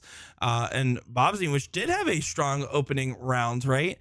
Beating out Ken Rip. So no slouches in the pro bracket here. Just a little bit of a strugglesome moment from these guys. But hey, no harm, no foul. Plenty of darts left to throw. Double elimination. So they are still going over here. W is a W, Byron. I agree with you. Absolutely. Of course, I'm Nick DiChiria here. We're at the Doug's Sports Pub Darts Championship in Plover, Wisconsin. I'm actually physically here. I have my jacket on. There's a slight draft or breeze because I'm right by the front door where I'm set up. So it's exciting to be out here. The vibes are immaculate, as everyone's so excited to be out here and play some volleyball, play some darts, whatever they're doing. They're not bowling right now. All those are unfortunately for darts, or fortunately, depending on what your point of view is. Coming up next year, I know we have some good matches lined up for us. We are going to get that women's queen seat here in just a little bit, so that won't be far away at all. So we have some good ones. Let me know. I mean, go over to CompuSport.us. Let me know who you're cheering for. Take a look at our brackets and kind of let me know what you think, who you're cheering for, who you got. Some lot of talent in this room, and we're going to continue to see star-studded talent throughout. Seriously, super excited to be bringing you guys coverage to this one. Of course, huge shout out to Doug Barry and Bobby Opie for bringing me out here, letting me hang out with everybody.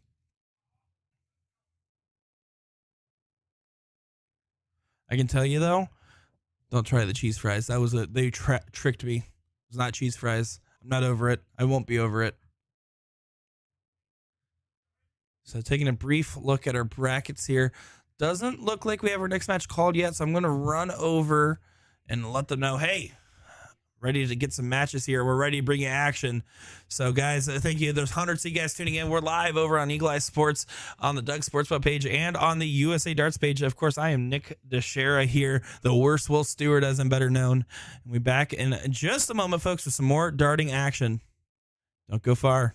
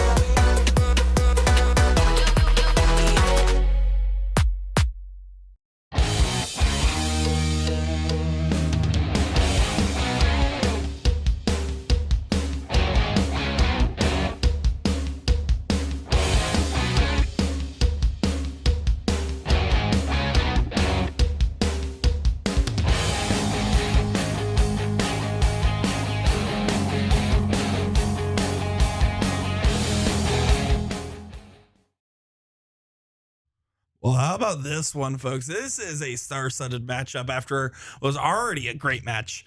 And we're going to only have great matches, so I don't even know what the point of me saying that is. Rick, the Juggernaut Hensey versus Garrett, the Bullet Rakowski here. That's a great one. They literally, as soon as I went out there, they were like, don't worry, we got a good one for you. I was like, all right, tell me. I want to see what a good one looks like. They're like, how about Garrett Rakowski, Rick Hensey? I'm like, yeah, you called it, right? Garrett Rakowski having a solid run, being up Byron Johnson and Jesse Johnson. So back-to-back wins there. And then Rick Hensey beat John Olson and then Joey Beecroft. So good starts to their campaigns here.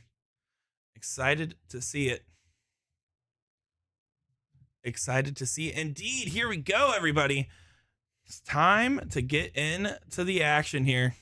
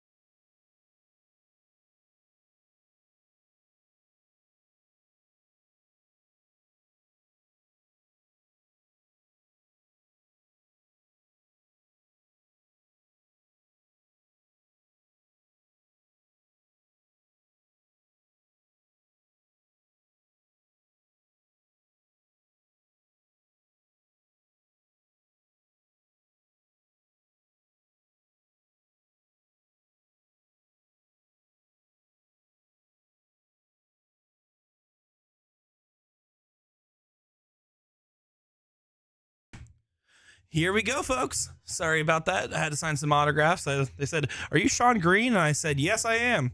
So here we go, everybody. Rick Hensey, Garrett Rakowski in this one. This is an exciting match here. I'm going to be honest. I'm really looking forward to this one. You can see Garrett pounding in some 19s here, following the 5 from Hensey. And there we go. Hits a 9. The bullet firing right out the chamber.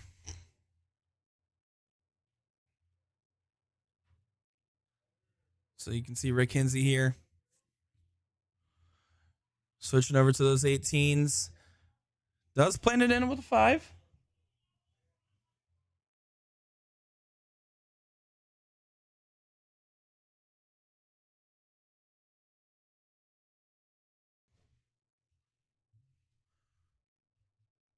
Garrett's still on perfection until I say it out loud. Thanks, Garrett. Now it looks silly. Did have a chance to do a little interview with Garrett. It's so funny. He's such a nice and sociable person. He's like, I hate doing interviews. I'm like, but you like talking to me? He's like, that's unrelated. But did get an interview with him that you guys will be seeing tomorrow. So excited for that one. Now, I know we have an enticing affair here. We're in no hurry to stop watching this one, right? But we do actually have a good match lined up immediately after this queued up. We got Kindy Hess versus Abby Spot in the Queen Seat match. So we have a good one lined up right after. So that'll be great to see the ladies play on the stream. We did see them in the very first round. Now, a lot of you are like, why aren't you going to give Garrett credit for that white horse? Oh, he already got a 9 mark call from me. No, I'm just kidding. Great shot there. We're seeing some amazing darts from Garrett. He's feeling it right now. He is feeling it.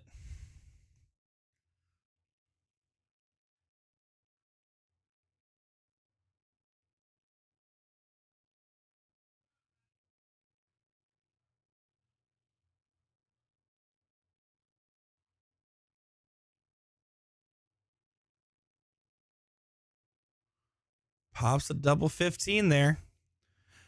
Garrett going down to a 7.25 after what was a solid round there. If you're going down and you're down as in a 7.25, I think you're feeling good. He did shave the facial hair. He said he's participating in the No Shave November, so he went ahead and shaved everything right before it and is now letting it grow back out in full. So, and compared to Waymo, got his hairline in order there, so he is doing good in that regard. Garikowski finds the double bull, averaging a 7.15, putting on a clinical of a first leg here.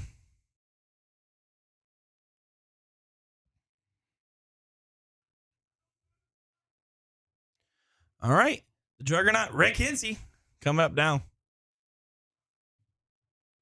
There's a lax first leg from him, and he's going to be quick to snap back into form, finding a 120 there. I almost said 180, excuse me. Been watching a lot of 01 lately. Finding perfection, opening way different than his last go here. Now, this has been a common recurrence in talk that we've all had since we've started seeing him on the scene, but we're really starting to see potential dart dynasty, right? With the Henseys. You're seeing Rick, obviously, been making waves for a while now in the scene, but Tyler Hensey's been on a tear, top 4 in the CSC this season for Division 2, and has been just putting up some great numbers. And look at that, back-to-back 9 marks there from the juggernaut. Boom goes the Minnesotan.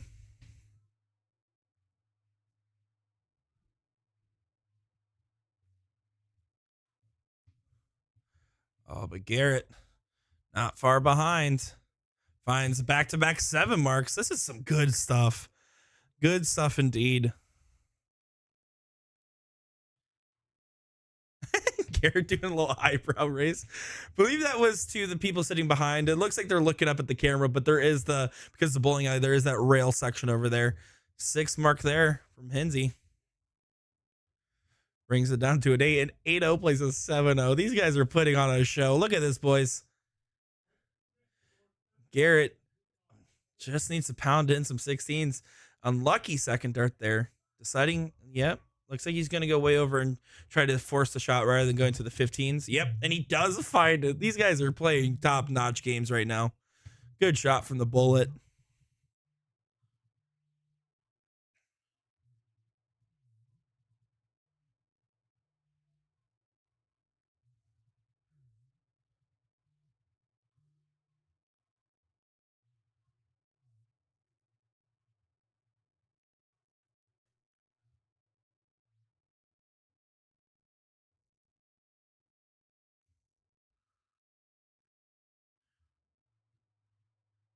Needs this last one to connect. Finds 7 there. Creeping back in this with a backdoor opportunity if Rick allows it. Does finally regain that point lead, but 7-0, 6-7-5. This is amazing stuff. Rick, of course, finds the first trip. And then it hits the 15 last. Great 6 mark there. 6-8 versus 6-7-5. This might just be one of those who's going first type matches. Of course, Rick Hensey did have a real not strong first leg there, right? But what shows you is the tenacity of what I do consider, and I do consider these guys true blood pros, right? Oh, there we go. Looks like it was in the double, just backing it up and double checking with Rick there real quick. But yeah, I do consider these guys real pros by every sense of the word. And I can tell you that shows the tenacity and the mentality you must have when you're having a bad leg, as we do see a 3 in the black there from Garrett. So that way he keeps his 6 average in line. It's about how quick you can bounce back from adversity and from these tough moments. And Rick has snapped right back into reality. Oops, there goes gravity. It finds a 7 there. 6-8-3, 6-6. These guys are just playing. We're seeing some great darts. This is literally today, all tonight, and we have quite a bit left tonight. Don't you worry about it. And then all tomorrow, it's going to be non-stop great action here on Eagle Eye Sports. Garrett finding 5 now on the Bulls. That was what he needed to get that point lead back. And I bet you Rick said nice shot. I was thinking, man, this guy's making me work. Might just go right to the Bulls now. Does do it. Needs to connect on the last. Doesn't want to leave a game shot. Finds it. Rick The juggernaut Hinsey. Mike Scarborough in the chat. Fun fact, taught these guys how to play darts. This says Will the Goat Stewart in the chat here. We're giving us a full look to the camera there. Well, Garrett went 6 bulls and then 5 bulls, and of course finds the double on the diddle. This is a tiebreaker leg for these gentlemen here. This is some good stuff. Excited to see how this one plays out. You can see they both had a laugh, and Rick said, "Don't do that again." It's probably what he said.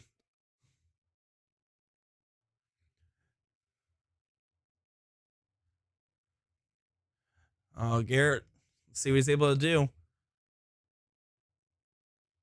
7 mark open. That is the first time in this match that someone has not opened with a 9 mark. We did see the trip 20, trip 20, trip 19 open, and then we saw a bet on the 20s as well. 6 mark there from Hinsey.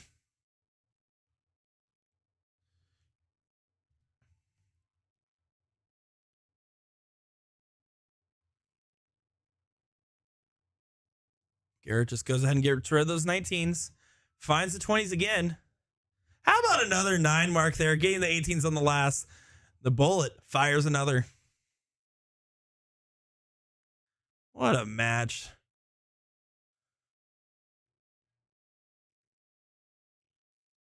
Seven right back from Hinsey, but Garrett in firm control at the moment. 2 house advantage. If he pops those 17s and gets another house up, it's going to be looking hard. But as these guys have shown, they're always in it until that game is over. And this applies to any player, but especially these guys in this form right now. Anyone's in it at any point. This is incredible. 5 mark there from Garrett Rakowski.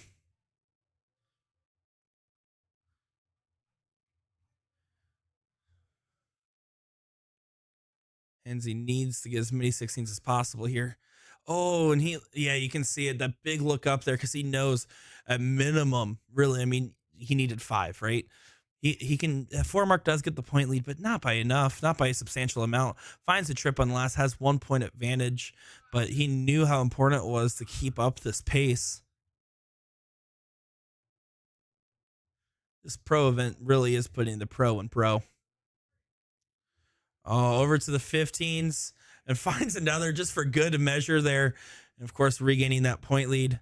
Garrett Rakowski doing a little dance at the board there. Of course, with it being a bowling alley, there is certain parts where you can't actually exit to the right side like you normally would, because there is actually like a little ball catch machine right there for the bowling lane. Hat trick there from Rick Hinsey. Brings him down to a measly 5-0. As Garrett shoots a 7-0. This is the most insane best of 3 I've seen in a long time. Rick had a lax first leg, but after that, I mean, him and Garrett have just been playing flawless and expert level darts. Garrett finding the double on the last. 6-2 versus a 5-0. You can see Garrett just kind of had a smirk on it there too, because he's like, oh man, that was a good one there if I've ever done it. They're just kind of having a laugh. These guys are class acts and having some fun with it, as that will do it for that match. And well, it's probably one of the fastest best of 3s you'll ever see, with how many darts are thrown and how great they are on the dartboard here. What a showing from these guys. Good stuff indeed. Well, coming up now, don't go anywhere, because I'm not going anywhere, so you're not allowed to either. We got the Kindy Hess versus Abby Scott Abagnale, whatever her name is. I'm just kidding. Going on for the queen seat. So we have another great match lined up immediately after. But guys, that was incredible, right? The numbers shot up dramatically for the viewers in the stream just because of how great they were playing. That was incredible stuff. Put on a clinical, Garrett Rakowski did. You can see him walking around there. Just, you have to feel the adrenaline from a moment like that. I mean, that's something crazy. So, gonna have to figure out where Abby Scott is. Probably ran around and got distracted at the volleyball court here. So, excited to bring you coverage. Be back in just a moment. Of course, I am Nick DiChiria bringing you coverage of this one. Will Stewart over in Kansas doing whatever he does, and excited to be out here. Of course, jokes aside, it's been a lot of fun, everybody. Be back in just a moment here with the ladies' queen seat.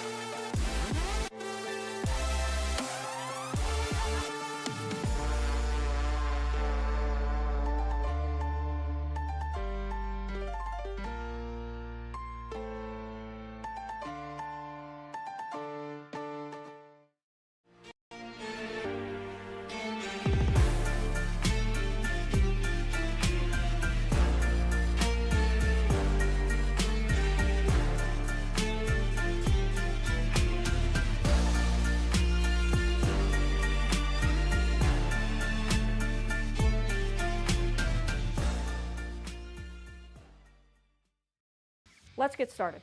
First, let's talk about the dartboard and what all this means. So let's take a closer look at the dartboard. This kind of board is called a sisal board, used with steel-tipped darts. Usually it's referred to as a steel-tip board. There are other types of boards, like electronic, also called plastic tip or soft tip, and these used soft or a plastic tip on the dart. But for this demonstration, we're going to use the steel-tip board. On the dartboard, there are 20 numbers, and they correlate with each of these 20 segments. For example, let's say you throw a dart and it lands here. This segment is worth 20 points, also known as a single 20. If your dart landed here, it would also be worth 20 points. The same rule applies for all of these large segments. If your dart goes into any of them, it's worth a single of that number. Now let's say your dart goes into this smaller segment here. This is called the double ring, and any dart that lands in this outside ring is worth double that number. Now if your dart goes here, this is called the triple ring. Similar to the double ring, if your dart lands here, it will be worth triple the points of that segment. Finally, if you hit the center of the board, or the bullseye, it has a numerical points value too. The green or outer bowl is called a single, and it's worth 25 points. The inner or red bowl, commonly called a double bowl, is worth 50 points. Any dart that goes outside the double ring is outside the scoring area and counts as no score. Now, some of you may feel intimidated by the math here, but really, as you play more and more games, the repetition will help you memorize these segments until they are all as easy as a single 20, I promise.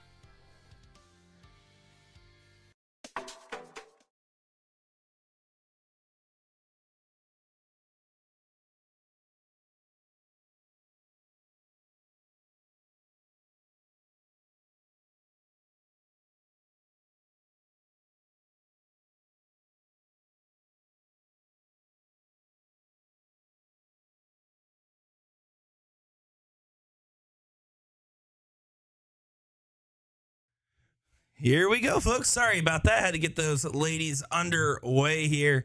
It's taking a bit to get going, but looks like the warm-ups were paying off there for Abby's spot. Kindy Hess is going to be our match here. Abby's spot starting off with a 7. Kindy did have a little bit of a lax start, but this is for the queen seat, guys. So this is a good part of the bracket to be in if you're either one of them. But it's already a tough field of females. Oh, it doesn't connect on the last there. Now, I don't know if Kindy knows. Abby does know because I tracked her down. I said, "Hey, you guys ready to get going here?" And then I had them do a call to get Kindy over to the board, right? But it doesn't really say it's a streaming board anywhere, so it's pretty undercover for a lot of these people. And so it's kind of like that little oh wait, that's the stream. I'm on the stream right now, and I'm like, yeah, right now. So normally it adds a little bit of pressure, but considering there's all the cameras we have kind of hidden and behind the players for this one, giving a more unique view of their throws, makes it interesting, right? Because you don't really have as much of that stream board pressure, especially because it's right in the middle.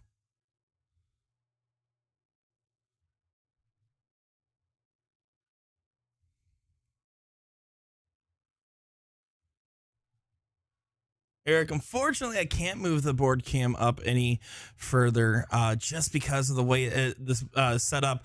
We're actually going the angle's kind of straight on, and I'm actually using cameras that we have mounted to the walls here, and it's literally touching the ceiling tile. So unfortunately, with some of the guys' matches, you can see their head kind of poking over. But this is actually my first time doing an in-person tournament by myself here, and of course on the big stage on USA Darts and on Eagle Eye Sports, right? So definitely been a learning experience. So of course I appreciate everyone that's been having patience with me here, getting everything going. I know I'm no Will Stewart, but certainly try to bring you a show. Of course, if you guys like the stream, my name is Nick DiChiria, and if you don't, my name is Sean Green.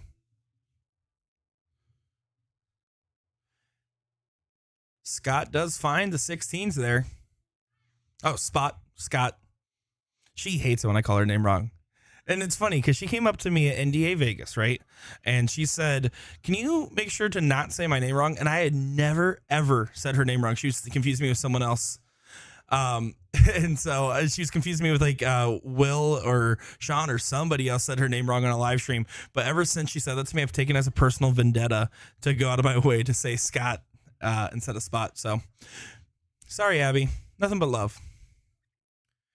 Abby has a massive field advantage, does have a lax turn there.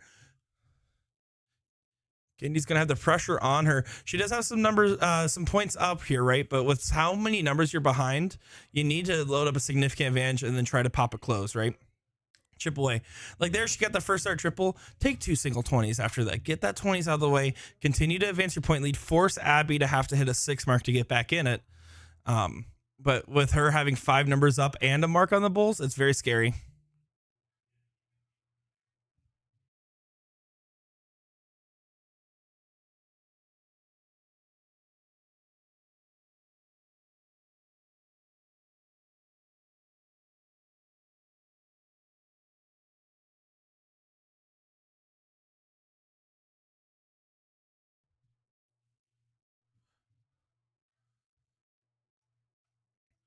Huge last start there, continuing to add to that point advantage.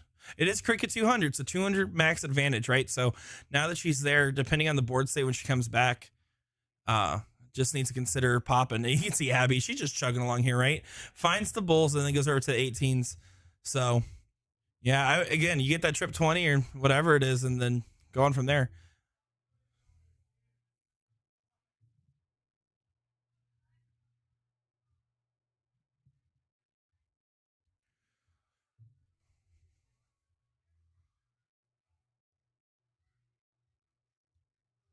Let's see what Abby does here.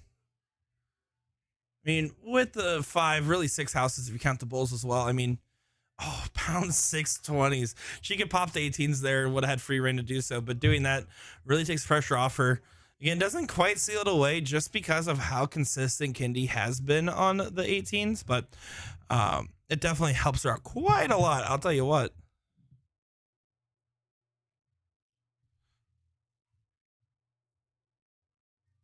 Just a reminder, everybody, tomorrow, all of our coverage, Eagle Eye Sports on YouTube and Facebook. So if you haven't followed already, give it a follow now. This is not a asking. This is a demand. This is a threat. Honestly, this is a threat. This might remove the copyright for, or the monetization for this, but I'm telling you guys, you have to follow Eagle Eye Sports. Of course, that is our new platform. You're going to see lots of coverage. You're going to see Dart Tournament tomorrow on USA Darts. You're going to see it on here in Eagle Eye. You're going to see Dart Tournaments consistently because we want to be able to do more events than ever. We don't want to ever say no to an event again. And that doesn't just mean darts. That means any type of event here. So excited to be taking part of this big transition for us.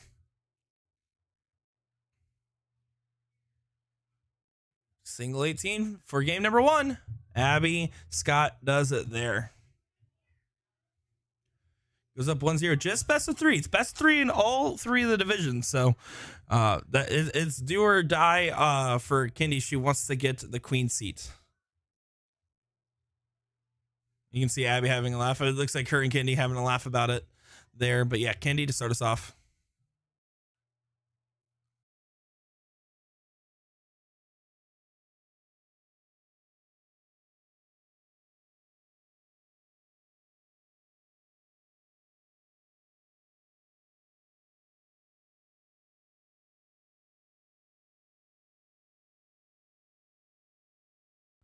Big moment here for Kendi. Honestly, with how well she was in the 18s, I wouldn't have been shocked if she started there. I think after the first, she did switch over there. She was just hitting them so consistently and so well. Yeah, but just there, finding a nothing sandwich to start off.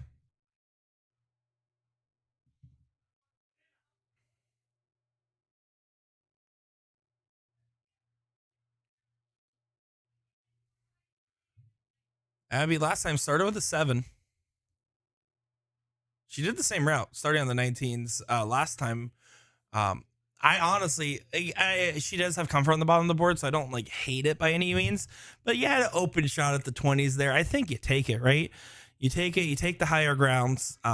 But if you feel that much more comfortable and confident on the bottom of the board, I mean, there's one thing about Abby in this match in particular, she is confident.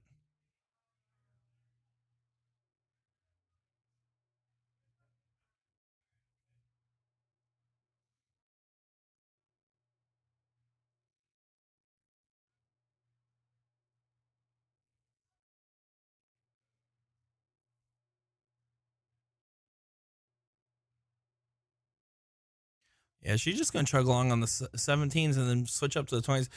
Basically, what Abby's doing right now, she feels really confident that she has the power throw, right? She has the higher firepower, and so she's just going to be aggressive, go around, close up the board, play thermonuclear. And that's the mentality. That's why the last game you saw, she closed a bunch of numbers and then just had to win 1-point battle instead of trying to get roped into multiple. And she's just trying to take advantage. Kendi has obviously played extremely well to get to this point, right? I can't stress that enough. This is a talented field, guys. So right now she's having an off match, right? She's not happy with the performance, maybe the pressure of the queen seat, whatever it may be. I get it. But she obviously played great to get here, and she has the game. And so that's why Abby's playing wide. She's going for a bunch of numbers. She's just trying to make the pressure feel that much more monumental. And take advantage of the situation, because as soon as Kendi snaps out of it, it can be a completely different match. So you can mark in the 17s. Wouldn't be surprised if Abby. Yep, Abby goes right at him. Now it's kind of getting caught up in it. When one person starts struggling, you see oftentimes both end up struggling. Decides to go up with the 20s, and last does not connect here. Kendi started off with a bye, then beat Lisa Soto and DD, and then went on to beat Kristen. Is now over here against Abby. Abby's run had to beat Jade Warzala, youth player, and then Heather, Aaron, and Casey to get to this point.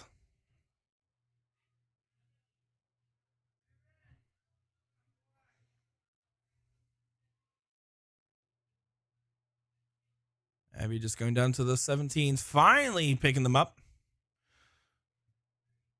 And then it hits the trip on the last. So Skylar asking, is this an open event? So all the events here, I mean, very similar in the sense of bullshooter, where there's a pro list and a non-pro. You're the pro or you're not.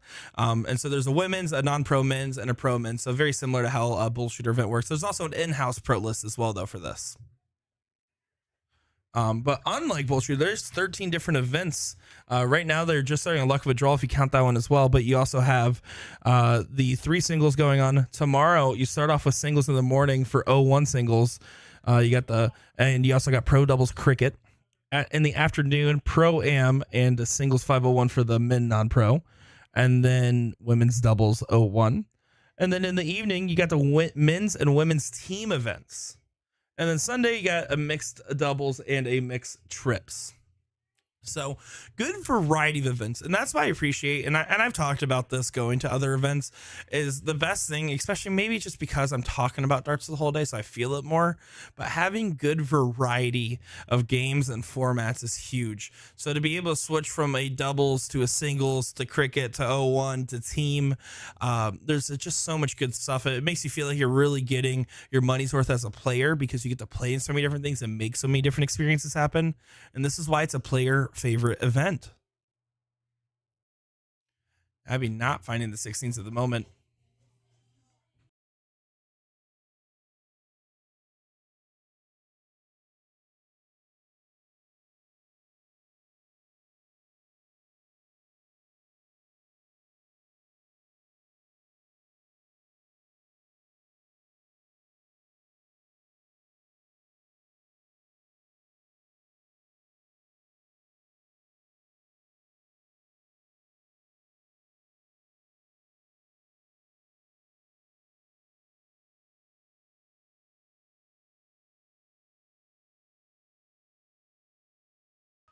Sorry, guys, I got infiltrated by special guests here on the mic joining me, Travis Wilkinson.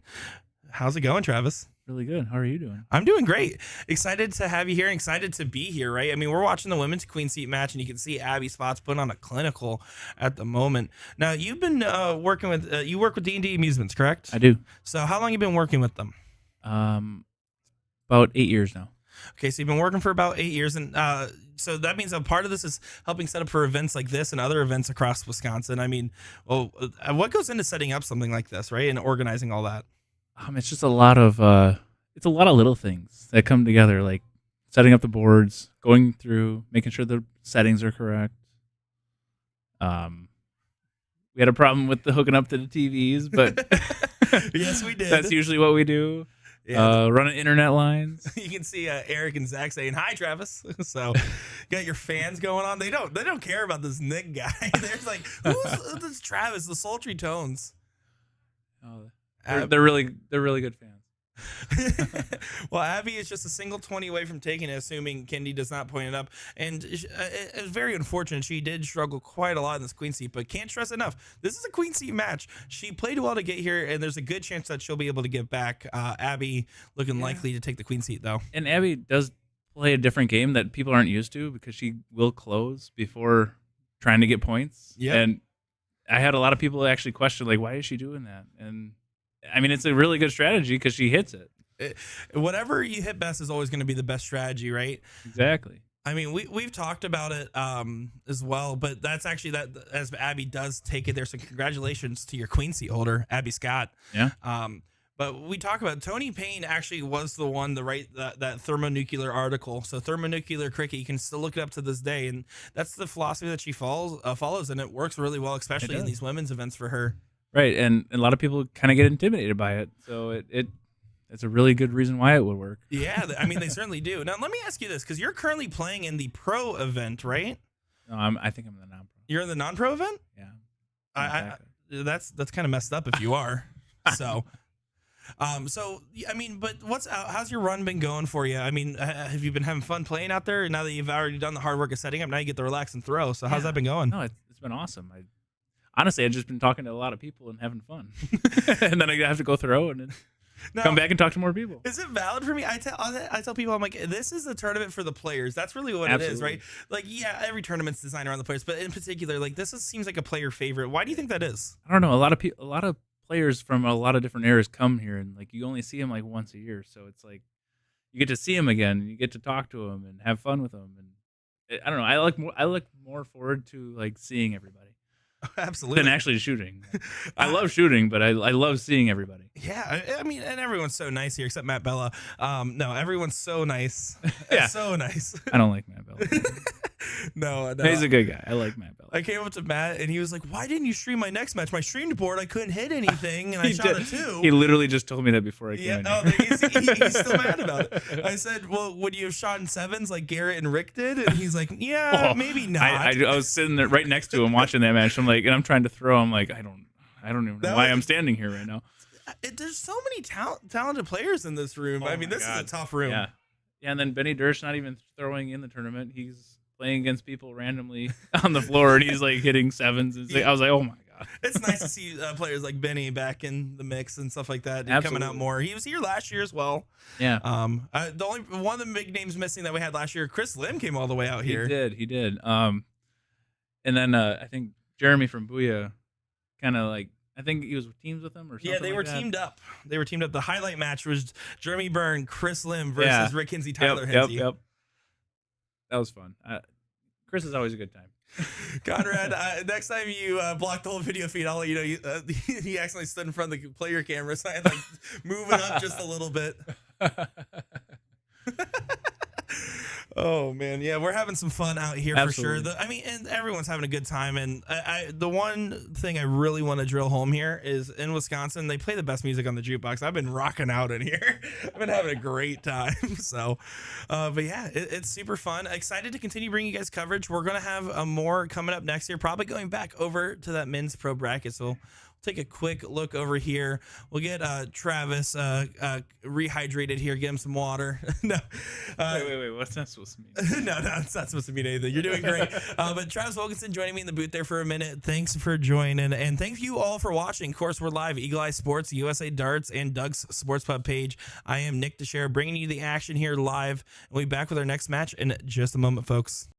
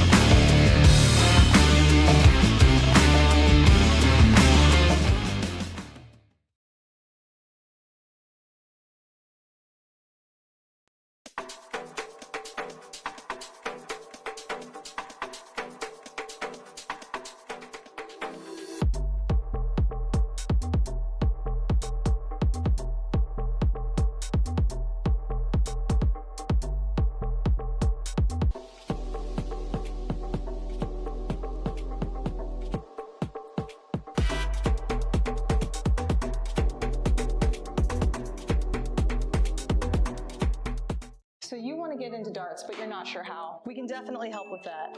We're A2ZDarts.com, and we've been a darts specialty store for over 30 years. We have the greatest variety of darts in the country. But don't worry, we can narrow down that selection for you, whether you're a complete beginner or a full-on expert. We developed our own Colonial brand to offer an inexpensive line of darts, dartboards, and accessories, so you can get into the game without breaking the bank. Join our amazing community by going to azdarts.com.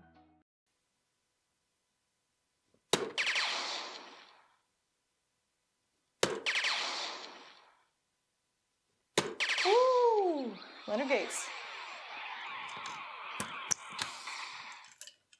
But we're not gonna get the 6 dart out. Just immediately lost my confidence. We'll see.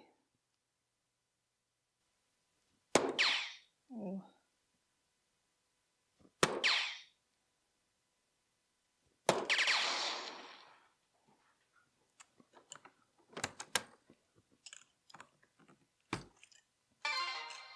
All right, we'll finish this up and then we'll move on to steel tip.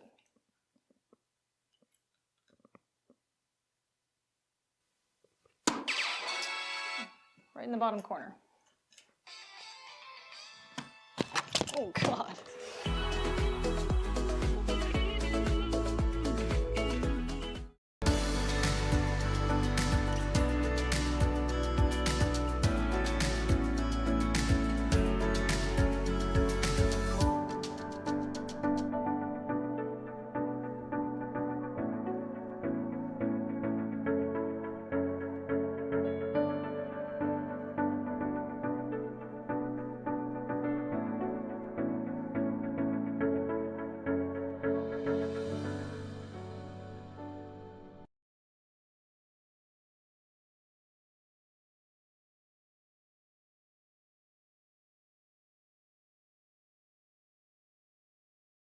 Well, I hope you didn't go far, everybody. Nick DiChiria here in the booth as we're excited to cover top 4 of the non-pro side of the bracket. Look at this. And we get a 9 mark open from Jamie, and you can hear some sultry tones next to me. Boom! Goes the who are you? Who is this? This right here is Richard Robert. Oh, Ricky Barbie. Ricky. That's right, Ricky Barbie. Well, hey, you told me that earlier. No. Oh, nice answer. Yeah, Travis. Come on. Great. I had to track him down. He commentated the last game and then got distracted signing autographs because of his newfound fame. He ran out of Sharpies. Last I checked, I tried to get one. You tried to get one? Yeah. Now, Ricky, you're a Yes, huge sir. like promoter of darts in general on Facebook. I mean, you're always sharing different tournaments. You're always in the chats. Why do you love darts so much? Can we start there?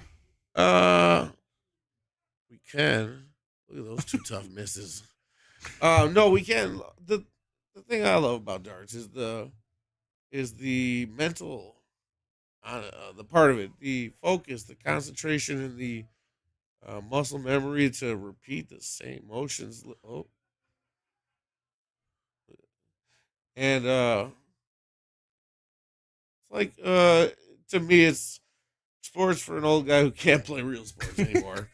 Because well, I take used the to real play sports them all. comment seriously. Darts is real deal. It's a real deal game for sure.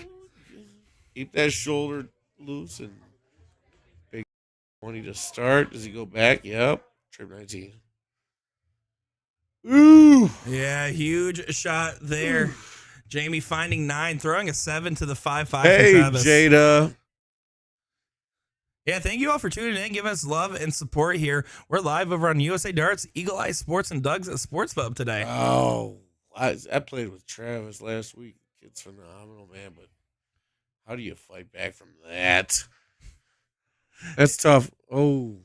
I mean, here's the thing. It's a best of 3. It's game number 1. You have to have that never say die mentality. But, I mean, Jamie's throwing the book, the textbook, and then the spine of the book, the print of the book, the printer for the book. Everything else at him. Of course, we have seen a lot of 7s today, right? We've seen some great shots on the board. We saw Garrett Kakowski, Mickey Mouse. No, that's Phil Glomsky I'm thinking of. We have Garrett Phil Kakowski Glomsky. earlier. Yeah. Phil Glomsky. Hey, there's Holly in the building. Thanks, Holly. You did great. Again. Yeah, lots of great people out here. Lots of friendly environment for sure. It's unbelievable. The vibe at a tournament like this when you got community of people who just are dart lovers. Lost to Derek Krause. Oh, thanks, Jada. Lost to Derek Krause in 3, and that guy is a class act. You can see Won it. Jamie's trying to tie it up right now. Get this out of the way. Finds it. With a 6.8. That's pretty good. Yeah, Cop's the first one. 6.8. Yeah, I mean that's a great winning average there. Now, Ricky. Yes, right? sir. What's your expectations for tomorrow's events for your guys? I assume you're playing in them. Are you expecting to do well? I am a current free agent tomorrow. You're a free agent. Free agent. I'm on the market. Well, there you go. If you guys see Ricky Bobby on the Darts Tinder, swipe right. Darts Tinder. Is that a thing? No. Oh. I don't know. Maybe. I don't know. I haven't been invited. That's for sure. Words with friends and other stuff. 4 mark open for Travis there. Tough. Travis Batty not finding the open he wanted. Let's see what Jamie Kopp's able to do with this opportunity. He threw fire the last leg. He just needs to keep up that momentum and try to break the throw. He wants it done in 2. Little flight action. Push that last dart right through those. When they're right there, you just got to push it right through. Trust the darts. Thank you, everyone in the chat here. Kevin that? Schmitz in the chat saying that will be a thing now. Let's hope not. And then Darts Tinder comment from Jada. And then, of course, we have our Native American friend on YouTube as well. Thank you guys for all tuning in here. Girl, you better chill out, Jada. Swipe right. Shout out to Nicole at home taking care of the kids so I can be out here tonight. Nikki, Bobby, love you, babe. Now, how many years have you been going to this tournament? Just 1. I'm a rookie. Oh, you're a rookie. I'm a rookie. First year. I'm a southern part of Wisconsin state player. I don't like to venture to these Northwoods because these are some dart players up here. I mean, there's no one's messing around over here. It's all top tier talent on the game. I don't know how many times I heard tonight that I shot a 5 both games and lost. It's legit. You have to throw 5s or better to win in this format and this talent. Absolutely. You see, Scuba Steve Diker in the chat here. Is Scuba Steve? He's actually watching from the casting couch back at his place, or by the dart room, or somewhere, or he's right behind me. I think he's right behind me. Oh, Scuba Steve. Scuba Steve. You know, Scuba Steve was the first. Oh, nice shot. That is a big kill. Big shot. Scuba Steve's the first person to ever send me fan mail. Is that right? That's a true story. He sent me a shirt. What a fella. What a fella indeed. Always tries to take autographs with me and everything. 16. Oh, he's got to stay there all day. Definitely stay there all day. Oh. 475 plays 475. This is definitely a little bit more balanced game. Travis honestly didn't play bad that last game. It just Jamie was playing top tier darts, right? So now Travis needs to capitalize. Yikes. Why wasn't the first dart the 17? All right. That's a great point. I think that was a bit too risky, especially having the higher grounds. Yeah. Yeah. Well, It's a free throw. It's a warm-up dart, then you go at the 16. Exactly. 2 at the point, 2 at the close. You choose one of those routes, but you definitely should have thrown the first one at the point, regardless of which route he was taking. Sure looks like a nice jersey there. Is that my Flashpoint Designs jersey there, Scuba? Sure is. Yeah, it looks like it there. Of course, a huge shout out to the vendors here and the sponsors of this Booyah Darts and Flight Faction as well out here with their booth. So if you guys are in the area or watching this and you're playing the tournament, come stop by, give them a hello. If you spend over $100 at the Booyah booth, you can actually comb Jeremy's mustache. Say what now? Yeah, that's true. Say less. I'll be over there. All right. That's a big hole to climb now. So this will go 1-1. Yeah, more than likely going 1-1. You're going to see Jamie here try to make a stand the bulls. It's not over yet, but he's going to have to dig deep. And he is digging one more bull at least. Come on, get it in there. Dig that up. I had a Had a very similar experience earlier. Saved my butt in that round, but nice shot. Yeah, 5 bulls there. Huge moments. Ooh, hello. Travis is gonna keep So himself that- in, but he's gonna stay down. He's not gonna take the look here. That's smart darts. I watched Period. I watched Travis Period. earlier. He was playing. There was 4 people playing cricket there in the 4-man cricket, and they literally just pounded on 17s for 25 rounds. And Travis is feeling comfortable on them today. Oh man, that's a hell Another of a double. first dart. Needed 5 bulls there to get the lead again. No, I don't like that play. I think it was a little bit of a resignation there, knowing you can get the point lead. So Travis is going to get 3 bulls. I agree. Oh, Travis didn't find the first. He found the second. There's still no game shot. He can stay at it if he wants. Another single, Does yeah. stay it. So there we go. 2 bulls there found for Travie Patty. T-Dub. Oh, T-Dub? T-Dub? I like calling him T-Dub now. That's my partner. We were partnered up last week at Doug's. Oh, right on the rim. Hello. Could be a huge dart. Finds the single. Really wanted a double there. You know? You never know. Absolutely. He had to have that never say die mentality. We saw it earlier with some of our other Double matches. First. Ooh, that's itchy. I like it. It was play conservative. Game. But now he left an outshot, right? That Yeah. 1 point will make Yeah, that huge that's difference. not good. Because he needed another single. You need to hit a 4 mark on the numbers before going. So this could be huge. If Jamie hits a double on that first start, he's going to be able to take a swing at this. Let's see what he does here. Only finds a single. So, yeah, he kind of looked away there. Stay. Yeah, he's going to have to stay, right? He's going to try to afford himself a shot and try to dig a huge point lead. Another double? No, I don't like that switch there in particular. Oh, my goodness.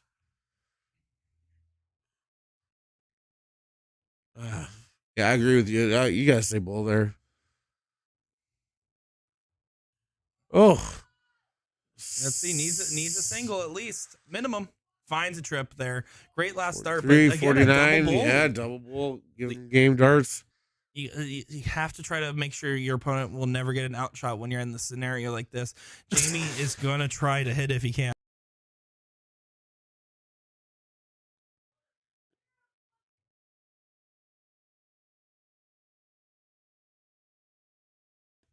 Let's see. He finds 2 there. So can he get another point lead? Significant would be a double. Finds a double there. My Jamie goodness, Cobb what a hitting shot. the What a balls. battle. Yeah, great stuff. Let's see. There Travis you go, now it's again over. is kind of having a little bit of a shaky moment. Ties up the Great score. first dart. And pops There it it. is. 1-1 here. So we're going to a last leg decider. Let us know who you're cheering for and where you're tuning in from in the chat. We're excited to be bringing you coverage of this one. So let us know. We're over here in Plover, Wisconsin. Where are you? I am from Wisconsin. We know. Okay. We know for sure. No autograph.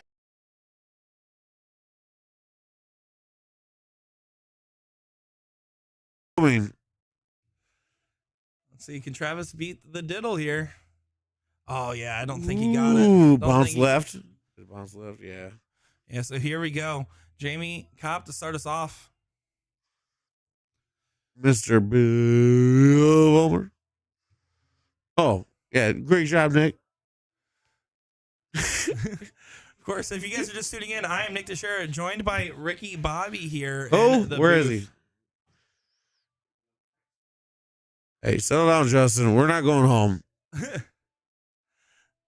There's darts play here tomorrow. We can just stay here. Take a nap in the volleyball court. That's what I would Yes, sir. do. Yes, sir. You build a nice little sandcastle. So here we go. Oh. Oh, Travis going wayward on that second dart. That's- Needs this. Finds it. That second dart was itchy. Now you, Yeah, we're going to have to see. hey, man. This is true. What's up, Millie?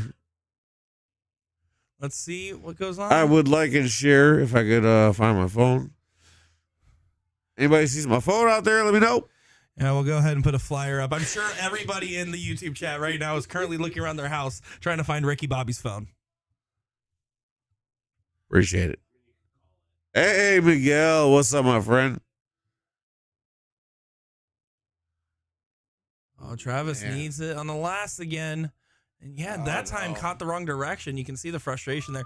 And this is the honest to God truth. Travis came up to me this morning and he said, I slept on my arm wrong. And like, I feel it when I throw. I don't know what to do. And I said, what do you mean you slept on your arm wrong? So I told him, I was like, there's no way here. So he's going to have to regroup. And he has a great game to back it up. This could get, trip 20. Well, he went for it. There's Jamie. And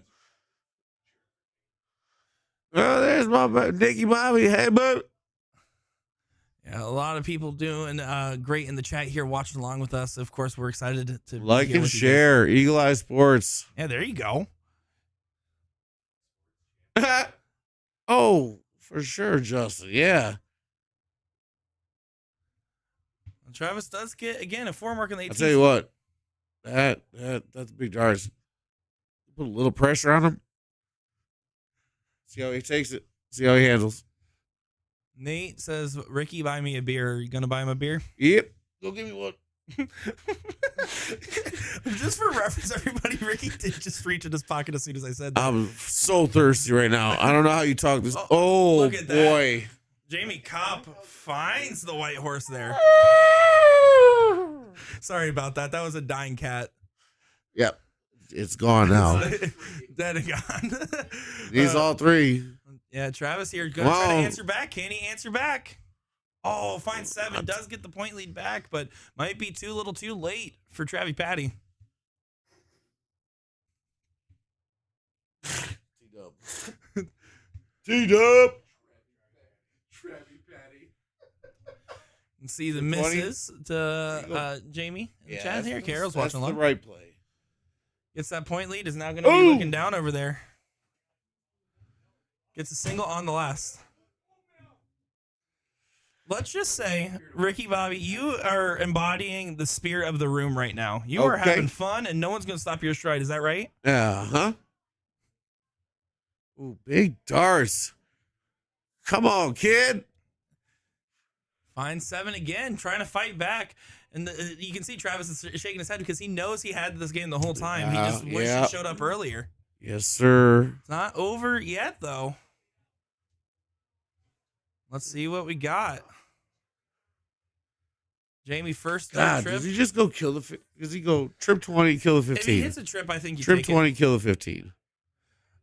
I think you take the 2 mark, but he's going to stay because he knows that it's not the point lead. And now he takes the look. Doesn't connect. Good look. That's a good look. Oh, well-thrown dart for sure. Hey, Brian, you cannot use language like that in the chat. You sit down. It's okay, Brian. You're doing your big first dart. Oh, huge moments. Oh, trip 10. Almost there for what Travis. do you think of that shot? He said nice. Let's see what we can do now. It's getting a little dicier. Jamie's feeling the pressure, but of course he's been resilient throughout. Ooh. First low can mark it into the trip. Big. There it is. Dub 15. I see there in that situation. He stays because he knows that it's a little bit closer in 42, range. 42. Good call. Good call. Exactly. So he decided to stay on it there.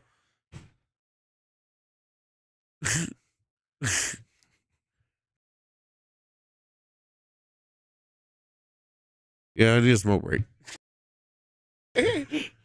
All right, Travis there finding another 6 mark. Those 15s have been his friend right now. He brought it up. He was in a 3-0 for the first half of this league, and now he's at a 5. He's brought it up and risen to the occasion. We'll talk about it after the game, but I want to say big thank you to all. There it is, big darts. I want to say a big thank you to all of the 3,000 plus members in the Wisconsin Darts Network.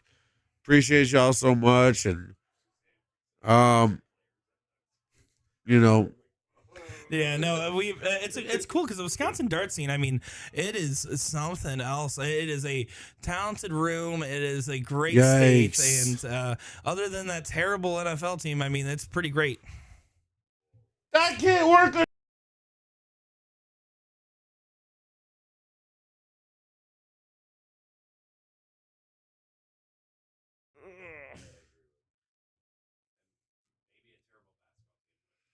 Oh, good fallout there. Does fall into the 17s. Looking for the double. Doesn't connect the last on the double, but does find the single.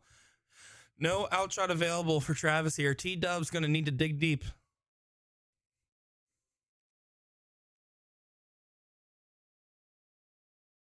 Oh, look at Nicole asking. What's it? Over. What the hell is that? Well, here we go. Let's see what Jamie Kopp sealed away here. 2-1 going on.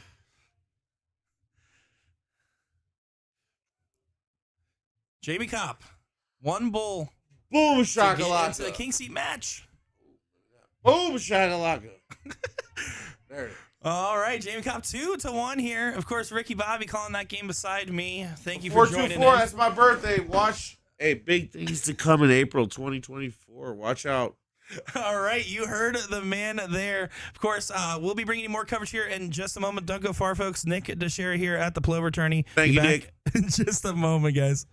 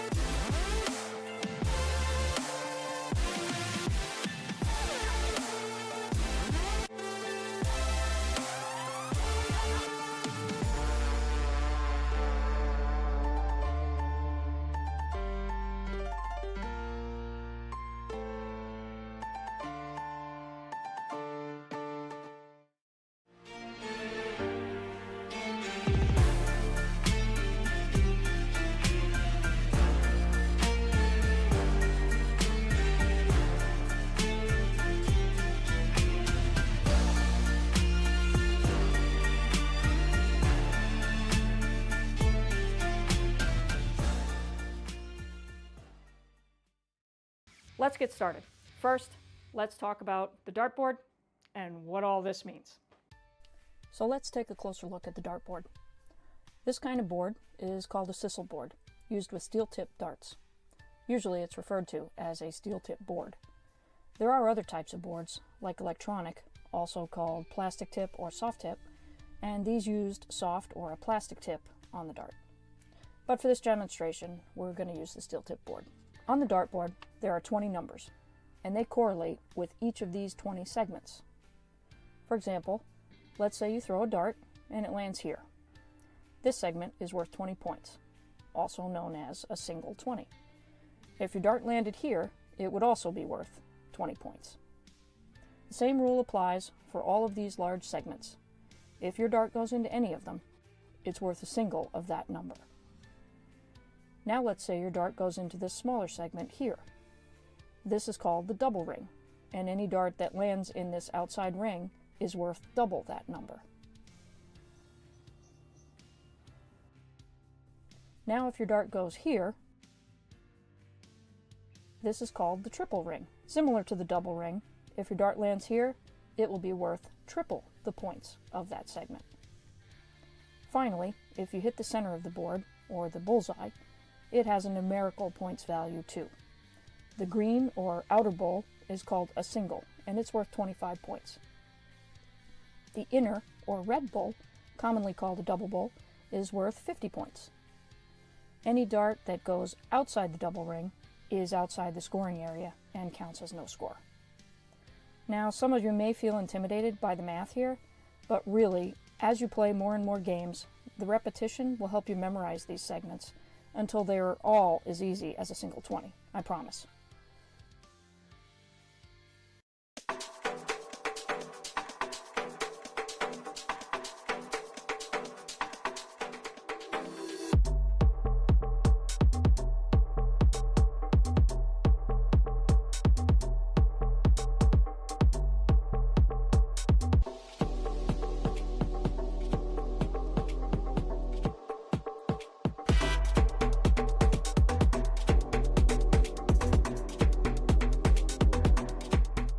So you want to get into darts, but you're not sure how. We can definitely help with that. We're A2ZDarts.com, and we've been a dart specialty store for over 30 years. We have the greatest variety of darts in the country. But don't worry, we can narrow down that selection for you, whether you're a complete beginner or a full-on expert. We developed our own Colonial brand to offer an inexpensive line of darts, dartboards, and accessories, so you can get into the game without breaking the bank. Join our amazing community by going to azdarts.com.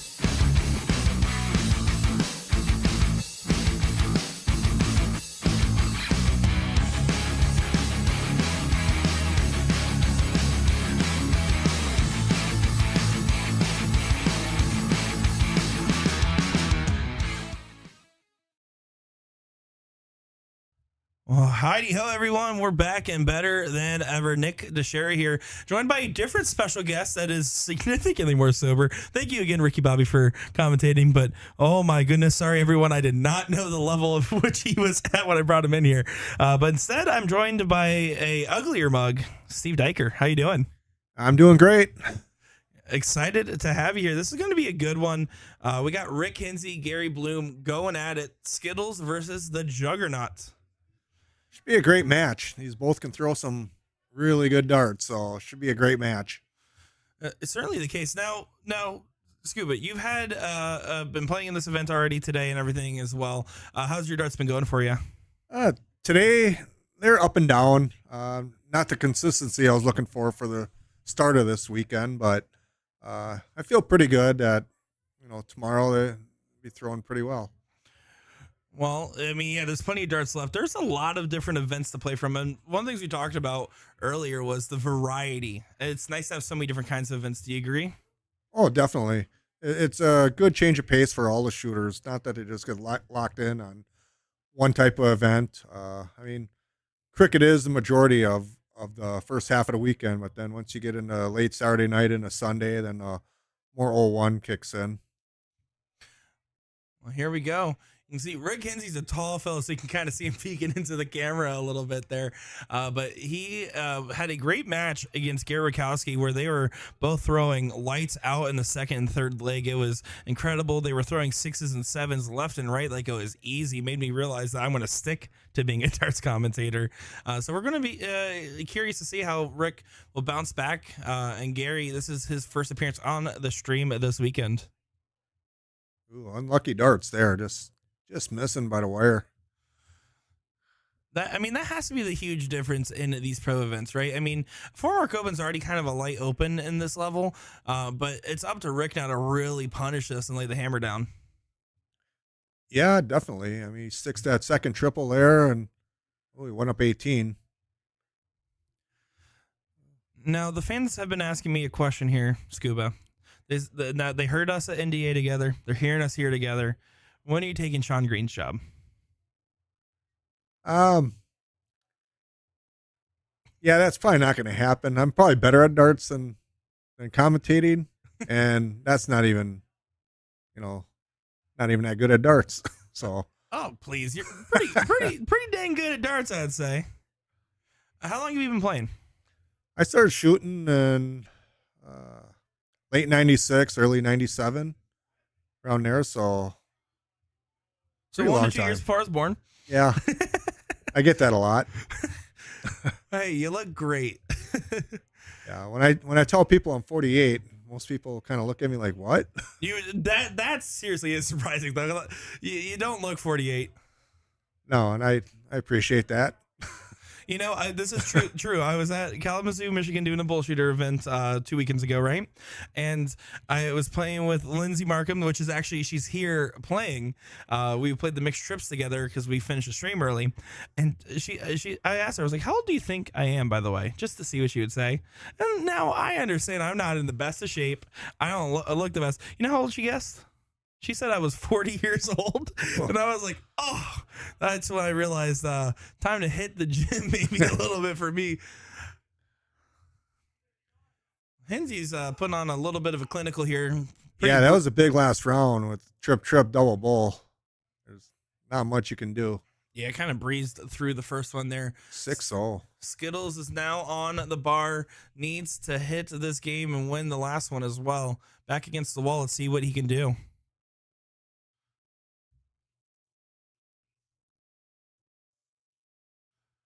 So when you go against somebody, right, you go against the Hinseys of the world or these other top shots, and they take a dominant first leg like that in the 6s, how do you shake that off if you're going against something like that? I always look at it as, a baseball thing. When a pitcher gives up a home run, he's got to come right back and settle right back down. Just keep digging and throw some big darts. And oh, certainly. Well, it's going to need some big darts. I mean, that was a 9 there from the Juggernaut. Yeah, that's still can't. He's right in us. He can still hit some good darts and get right back in it. Oh, that's a troublesome second dart, though. Sneaks it in and does get that 1 point advantage, but Hensey now in control.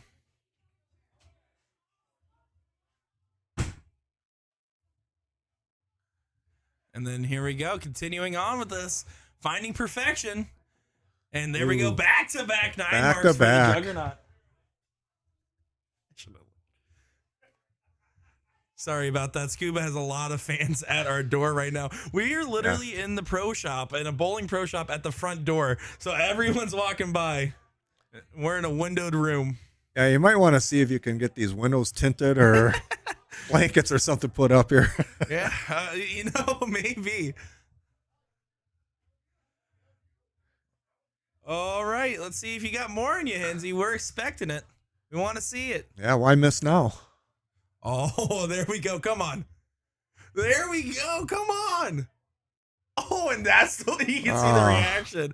Oh, my goodness. I am not mad. I'm just disappointed. I don't know. How do you miss a bowl like that? Tyler Hensey would have hit it. Yeah, oh, definitely. Tyler would have threw to one bowl and probably got the hat trick out of it. Well, here we go. 3 bowls away for Rick Hensey to play a near perfect game. Only 1 missed dart after 9.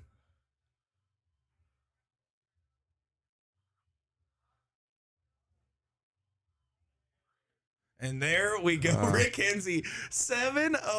And 7-0. That was dirty. That was disgusting. I'm throwing up in my mouth. Yeah, that's some great darts right there. Yeah, it certainly is some great darts. I mean, that is what you expect to see in this pro level event, and unfortunately, you see that Bloom was on the receiving end. So congrats to Rick Hensey. He will be moving on. And sorry for everyone that was waiting for a match to come up here, as that was a blink and you miss it moment. But we're not going to have long waits. Rick Hensey will move on to play Scotty Miller, a gentleman that I got to meet at COC. He was an old school guy that's kind of getting back into. Is that right? Yeah, I actually shot league with Scotty Miller. That was back in 2007. Shot league with Scotty, Scott Kirshner, Lane Helgerson, Steve Ulry. Had a pretty good team back then. I was fortunate enough to be able to play on it. And Scotty Miller moved away from Wisconsin, and I haven't seen him in a while, but he's making a comeback and shooting very well. Yeah, he certainly is. He got second with Mike Scarborough out there in the men's elite finale over at the Tournament Champions. Yeah, he's a very good shot. That was a surprise. I mean, both teams were good. Momentum just hung with John Pilgrim and Matthew Bella. I mean, them guys, they shot fire, and it just kept going. That was a great match. Oh, out there was great, and that we just saw great. We were seeing so many great matches here in Plover. I mean, this is seriously such a star-studded room, and it's funny because when you ask, it's only the players that are in the know that know about this tournament. Yet you see so much top-level talent. Mike said it best right there. He said, that was just awesome to watch. Thank you, Rick Hensey. That's who deserves to thank. That was an excellent performance, a clinical that he put on. Well, folks, looks like we're going to have just a moment here. Basically, the next match available, I think we're actually going to get the King Seat match here coming up next for the pro or the non-pro. But we're going to get both King Seat matches regardless. So, of course, Scuba Steve Diker joining me in the booth here. And no offense, Ricky Bobby's fired, you're hired.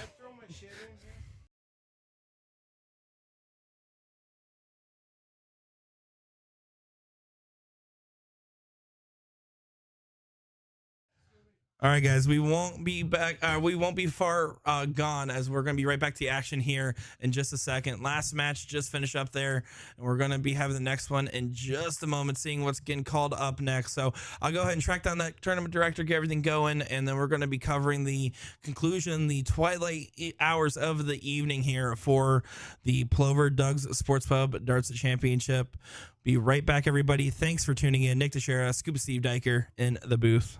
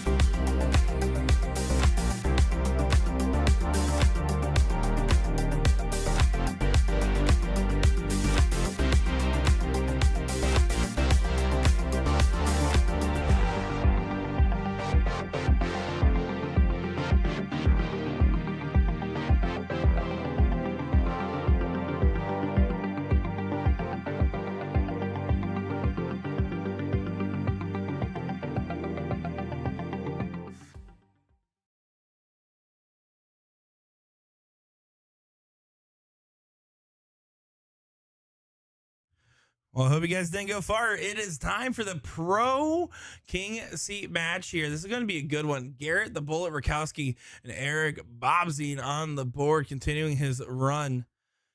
Of course, I'm Nick DiChiria, joined by Scuba Steve Diker in the booth here. Excited to be bringing coverage of this. Ooh, that was a lucky first start there, or last start there. Yeah, probably not the start Garrett's looking for. I'll see if Eric can capitalize on this. Good darts. Yeah, 6 mark there. Solid opening and way to punish that. Kick is asking, did Abby Spot win? She is currently still sitting in the queen seat. The third place match is underway. So after this, guys, after this king seat match for the pro, we're going to cut over to the women's finals. They're going to hold that, and so that way we get a full look at that match and give the ladies time in the limelight once again. And then after that, we're going to have the non-pro king seat. So back to back to back big matches here going on. Now, Scuba, would you say that there's a lot of pride in this tournament because of the fact that it's so historic? It's been around since the 80s. I mean, do you feel like money's one thing, right? But to win and get the plaque and say you won at Plover, does that mean something here? Oh, definitely. I mean, this is one tournament I've been to, I don't know how many times, many times, whether it's been in this location, 2 of the other locations, and I've never won. So to win something like this is very, very big, especially Wisconsin. We got so many good shooters here. Yeah, absolutely. We talked about Whammo. Winning a D1 and Whammo is basically like winning a national title, it feels. Yeah, because you can go to Las Vegas, you can go to Chicago, and it's like playing the same competition. We get a day in, day out here. Not saying the competition isn't out there, but it's definitely tough here. No one's going to ever argue about Wisconsin being in the top 3 for dart states. Now, the rest of the states, you can switch out the other 2, right? But Wisconsin's always going to be a top 3 dart state contender, simply just purely off their talent. I mean, you can look at other states. You can look at Missouri with Jules, right? You can look at Texas with Leonard. You can look at Florida with Chrissy Grimmel. You can look at these other states, but Wisconsin consistently is always going to have some of the best shots in the nation. They have the healthiest and largest dart population. Oh yeah, definitely. Huge round there. Um, I can't remember who on the live stream last time they asked me how I even, stand up to some of the shooters in Wisconsin. I can't put a number by myself, and I would just say I'm happy to be within the top 100 because there's so many good shooters. I mean, you've had quite some accomplishments in your dart career. I mean, you played for Team USA, and you've been playing since the 90s? Is that right? About Yep. there? Yeah, late 90s, 96, 97, right around there. Like before I said, I got to shoot some really good shooters, Kirshner, Ulrich, Lane Helgerson, Scotty Miller. There's so many good shooters I've got the pleasure of shooting with. Yeah, I mean, I can't even acknowledge it like enough. Is the only reason I feel like I even know anything about dart strategy, and of course I've gotten a chance to see plenty of great shooters now and commentate them, right? But having coaches like my father and having coaches like Kenny Doyle and Chrissy Grimmel getting into the game was magnificent, and having so much talented shots around me made me understand the game better. And that applies to every Wisconsinite, right? You're always going to have a tough shot in the room. Oh, for sure. And the not saying the youth, but the younger shooters that are now shooting. I mean, the Garrett Rakowski's. God, mine is going blank right now. There's so many that are just up and comers that are just so great right now. Oh, look at that. You can Wow. see a fist pump because that was a huge moment. I mean, Garrett was kind of out of this leg, if we're being honest, considering Eric was in control the whole time. And then he gives him a little slap on the face there. He says, "Wake up. Here you go. This is real." And that's a huge moment. Yeah, that was a swing. I saw the last round, and Garrett had a good round there. Got the big point lead, and just came back and took control. Bobzine does find 4 there. Does Bobzine have like a dart nickname? Because he's always like casual. He's always wearing a t-shirt. He's usually undercover. I'm not real sure on that. He's from around the Janesville area. I'm northern Wisconsin. I know him well. I've shot against him down at state a few times, but whether it has a nickname or not, I'm not sure. I'm not sure either. Oh, look at this. Single 16 still will get it. Yeah, he punishes there. That was a huge shot. Eric Bobstein coming back in after Garrett kind of tried to sweep it away. They're going up 1-0. This is important, right? This best of 3. You don't get a lot of time to figure it out. And not that these guys need figuring out. It was a 4-8 and a 5-0, but I mean, it's huge moments. Huge moments indeed. And Garrett's going to need to start off right. He had a lax start in the last go. He's going to need to hit big. Yeah, Garrett knowing that he had a slow start and then to come back and be that close to winning that leg, he's definitely going to want to have that turned around and shoot some better darts to start. His nickname is Stud. All right. Hey, Ryan Olson, how you doing, bud? The kid. We're hearing Stud. I'm deciding it's going to be Eric Bobstein the Builder. All right. Well, that's what I'm going for here. It's going to be one of those few dart players that have the nickname at the end. Kick is for kids. I'm from Green Bay, Wisconsin. Ryan says that's a joke. Who knows? It might stick. You never know. Half the nicknames that we've given on like the CSE and stuff have started off as jokes that stuck. Like Kenny Doyle, I said, "Are you okay with us calling you Sunshine State Santa?" And he's like, "I don't really got a choice anymore," and laughed it off.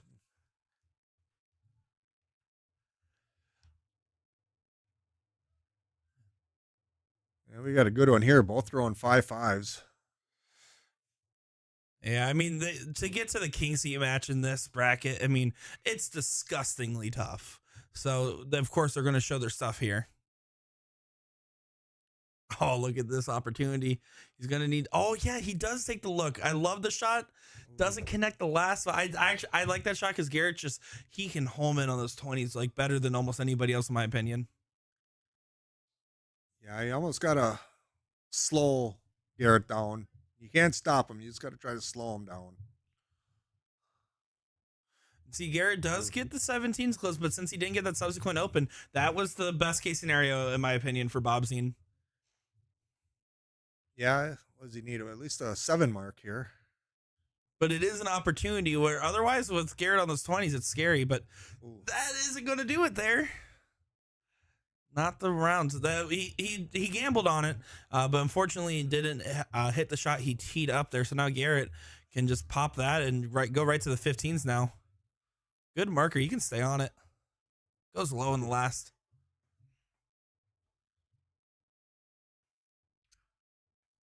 Well, Bobsy snuck in the last leg, or was in control last leg, and Garrett snuck it. Let's see if we can see the inverse now.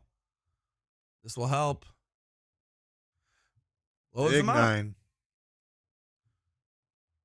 6-point lead.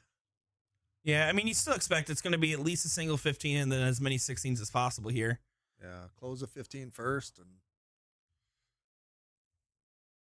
yeah, stays right there. Needed that last there. You don't want to leave a game shot here. Either of these guys are capable of just going double-double at any point.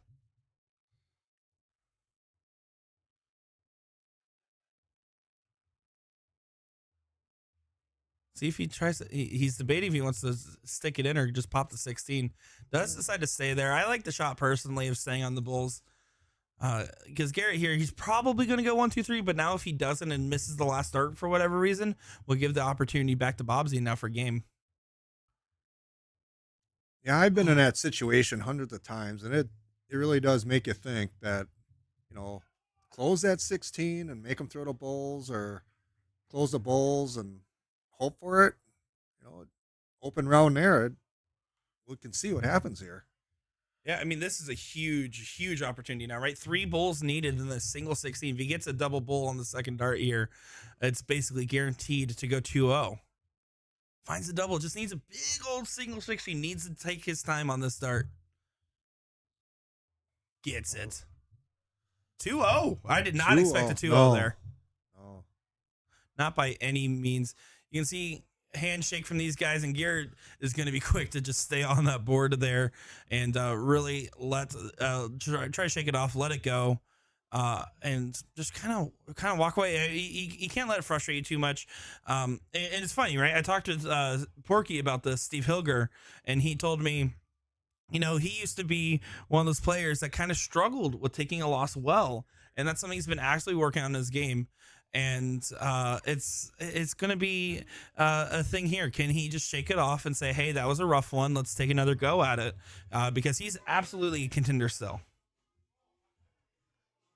So we're going to see what happens here. Forgotten Name America says, I've noticed the commentators have the power of picking a person's nickname. It's unintentional. It's definitely not the power we expect to have. But yes, we absolutely do. Yeah, and Forgotten Native American. I did see the comment earlier about asked my wife, shot down a TOC, and she's my girlfriend, but yeah, she was down there. She shot the CDI event and a bunch of other events too. Yeah, she's always super nice to see her when she's out playing at these events. She played with Mike Maloney in the CDI. Is that correct? Yep. Yeah, so that's some good stuff. Well, guys, here's the deal. Here's what we got going on here. We're going to take a look at our bracket because I believe we're going to have the women's final here next. So we're going to take a look. It looks like the third place match is in that last leg here. Casey Bates, Kindy Hess going on. Kindy came in here after her Queen C performance where she was very disappointed with it. In that second game, she did throw under a 1, and she said, I am not going to let that happen again. I'm ready to pick it up. I want another shot at it. So we're going to see her and see what she's got for us. Abby Scott, Abigail, whatever her name is, sitting there waiting in the finals. So this is about to be the finals here. We're just waiting for the ladies to finish up, so it won't be long. Let's take a look around the room here and see what's going on. And take a look at some of these other matches that we're seeing here. You can see there's still a very full room. There's a luck of the draw going on currently. So we're going to take a look here, leave it on these guys for a minute. Nick DiChiria and Scuba Steve Diker in the booth. We'll be back to the action in just a second here.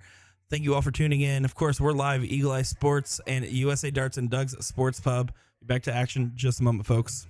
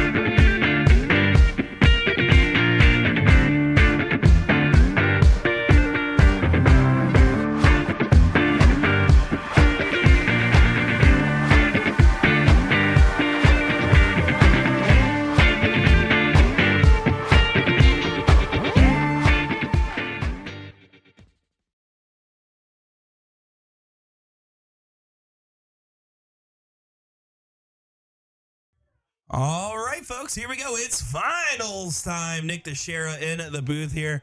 Scuba Steve Diker unfortunately did just get banned from 5-star lanes. I told him that you can't sneak beers in the commentary room, and here we are. Nah, I'm just kidding. He did great. Lovely having him. And of course, we had Ricky Bobby, we had Travis Wilkinson, we had a couple people in the booth here. But it's not about the boys anymore. It's about the ladies. Casey Bates, our first match that we covered today when she played April Patterson, coming out looking strong, making a run. She's a relatively new player, all things considered, going up against a seasoned veteran, Abigail Spadinail, whatever her name is. And you can see Casey's looking strong at the moment here. I mean, she's got the 20s and 19s in her favor on this early start. And it's going to come down to, can the veteran shine through? She plays super aggressive. She goes through those thermonuclear style strategies, right? We see her jump to all these different numbers. As Doug Berry shoots me a message. That's my prodigy, Casey Bates. So there you go. The prodigy, Miss Bates here. Let's see. That's a huge round there from Abby. Here's the thing, though. I don't think Casey, it's just from her demeanor and how she's been acting out there. The one thing that she hasn't shown is signs of pressure, which is what I'm looking at new players. That's what I look for. I look for the body language that says I'm nervy. I look for anything that says, hey, I'm not feeling comfortable. But she's been looking comfortable, and she's going to have to be, right? Abby's not going to make this easy for her.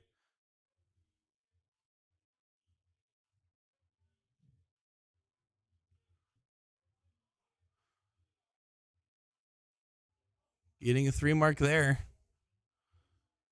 Does mark up those 20s, but doesn't close them down. So that's a good spot for Casey. Just go right above it. And yep, she stacks it right up, uses a good marker dart, finding 5. And normally when you see a lower average versus a higher average, right? In the case Abby right now, I would say in this room probably has the highest on paper average. You would say, all right, play the shorter game, play aggressive. But because Abby normally plays such an aggressive style, getting her in a point battle might be advantageous here for Casey. We'll see. I'm also just got a notification. I'm not allowed to pronounce her name wrong anymore, or she will start getting on the mic, and we don't want that to happen. Abby, I love you. I'm so sorry. Oh, big close. Needs to stick this last. And finds 3. Great close there from Casey. Now, of course, Abby is holding that queen seat, so she would have to get double dipped. But it's just best of 3s. So shorter format. We'll see what they're able to do with it. Abby just trying to get those 17s going. Gets him close, but doesn't gain any advantage here. Last round we saw Casey took the immediate shot for the 3 singles. See if she does the same thing on the 17s here. First one didn't connect. Let's see how she adjusts. Goes right back to points. Want the close 2 at the points. Nothing wrong, and finds the trip 19. Put on a show, the prodigy is.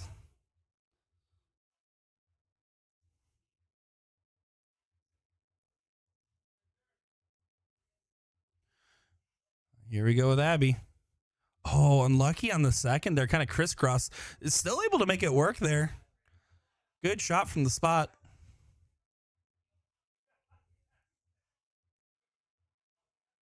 Casey just needs a single to get that point lead here.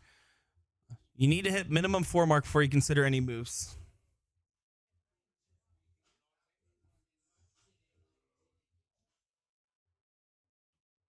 Yeah, that's a great switch. Finds the cover dart on the last. 5 marks there. Forces Abby now to have to hit a 6 mark to get the point lead again. And we've seen her light up the board, hit 6s, 9s, whatever she needs when she needs it, right? But I don't think, considering how dominant Abby was in that queen seat match, that she, not that she's underestimating anybody, but she is going against a real tough opponent right now, and Abby's not playing her A game at the moment, and Casey is doing everything she needs to do to take control. Finds the 17 close there. He goes back to the 19s and finds those as well. She's heating up. Oh, Casey Bates finding something special at the moment.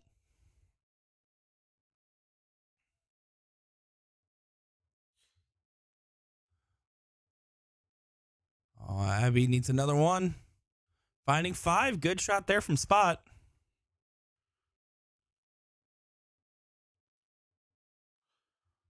Casey still in control. Can go right to the 16s if she wants. Connects the trip on the first over to the 15s for the Cobra combo. Good marker dart, can still sneak it into the side. And she doesn't feel super comfortable with the layup there, or maybe dart felt funny in the hand. Doesn't connect on the last, but 3-8 right now for Bates.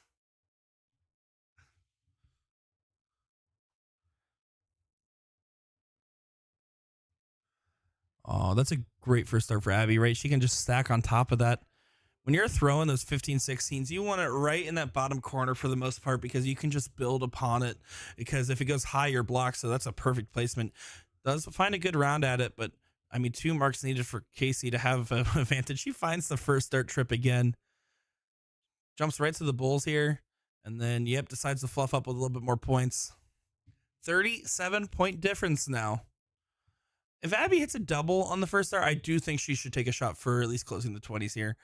Put the pressure back on Bates.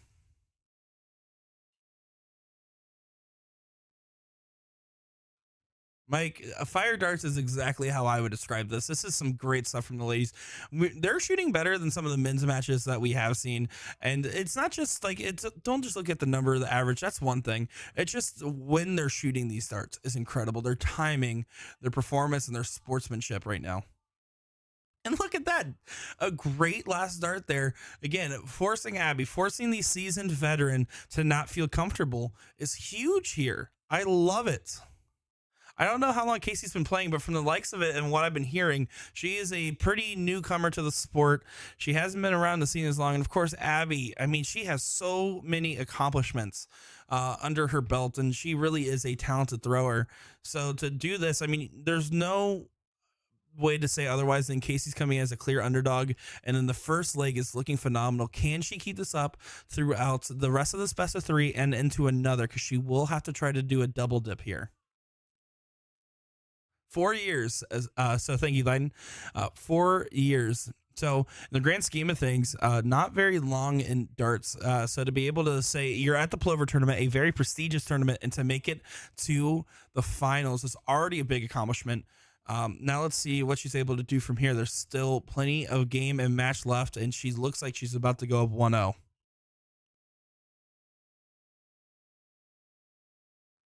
There we go. 1-0 for the Prodigy.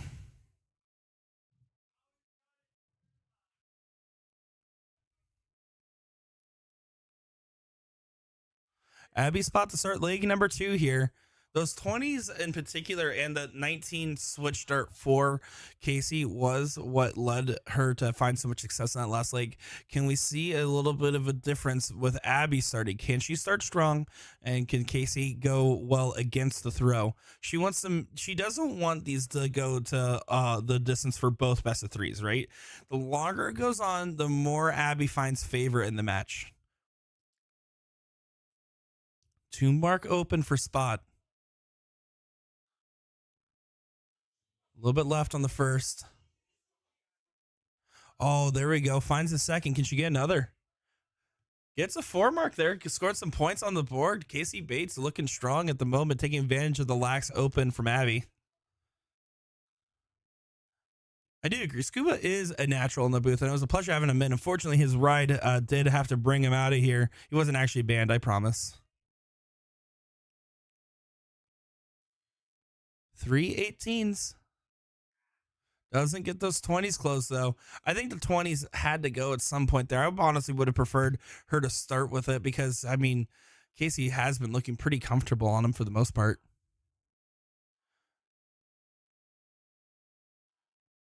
A little bit of overcorrection last start. Normally, when her darts go into low single segment, she's good about using that marker to find that bed. Does not connect there. So we'll see if Abby's able to take advantage of this moment. And she's going back to her traditional strategy, playing aggressive, going for those closes, not caring about the points as much. I love that switch in the last start there. Now let's see how Casey handles it. Casey tricked her into a point battle in the last one, and it did not go Abby's way. So now with Abby going thermonuclear, going wide, can Casey handle it well? First start on the 17 says probably. Switches to 19. Now back to the 17s here. Finding a 5 mark. Showing some resilience. Now a 5 mark needed at minimum to get the point lead for Abby's spot. Rocky saying, did you just give Casey a nickname? Hey, that's what Doug Barry called her. I'm just going with it. That guy, A, got me out here in the first place, and B, usually is in charge. Doesn't regain the point lead, only finding 4.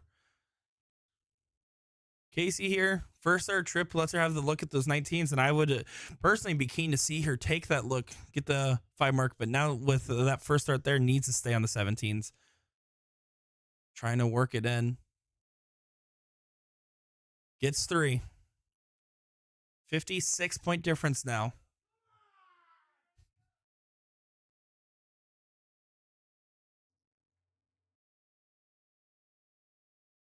Going to the left there, finding the 19s on the second. Decides to stay there. Good shot there from Spot. So now with Casey again, it's one of those, I think that point battles will be advantageous to her, but again, with the fact that she doesn't have the high ground, it's going to be interesting. But I mean, oh, look at that. Finds the 19s there. And then back to the 17s for an 8 mark there. Casey baits, and you can see she gave herself a little pump. She's feeling it. She is feeling good. Great shot there from Bates.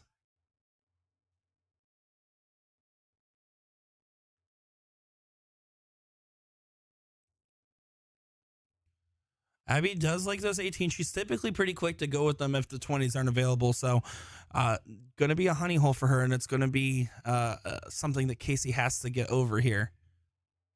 First start trip 17 again. Up to those 18s. And then back down. I mean, playing some textbook darts. For someone that's only been playing for 4 years, what we're seeing right now is classic textbook strategy. These ladies know what they're doing, and they're showing their stuff right now and really saying, come on, boys, step it up.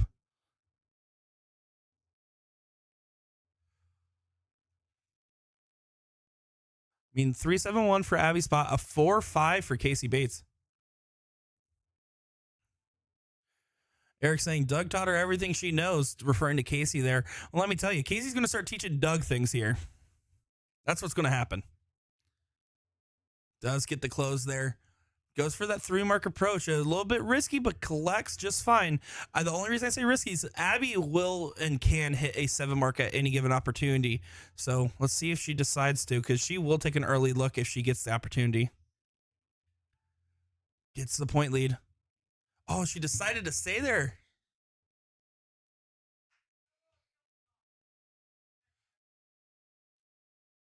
Casey's found those 17s to be quite favorable.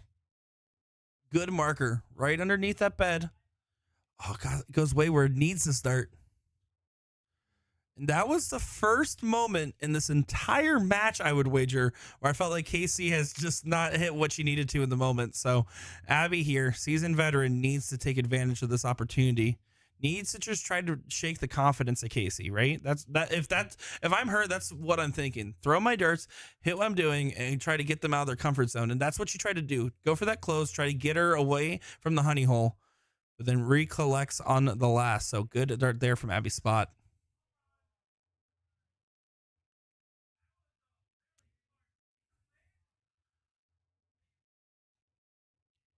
Casey, there she goes. She goes low and then marks the distance. Last one again got away from her, bringing it back. 10 points in her favor now. 389 plays 389. It's been 10 rounds. These ladies are playing great stuff. I really can't say that enough.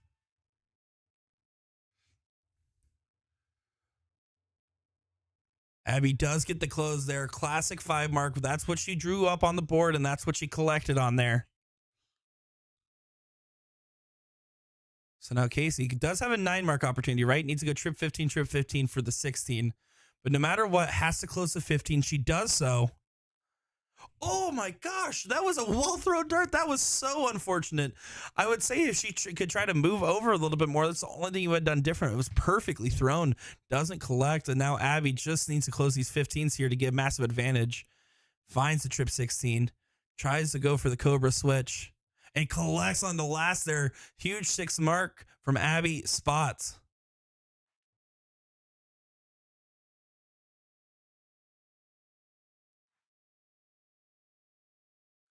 Double bull in the first.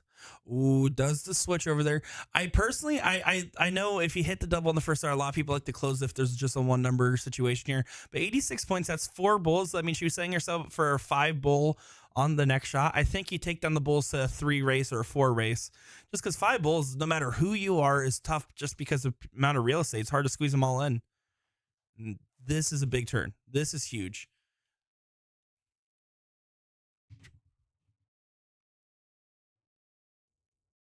Finds the first bull. Room to work with it too. Finds the double there. Finds another double. 5 bulls from Casey Bates. Incredible stuff.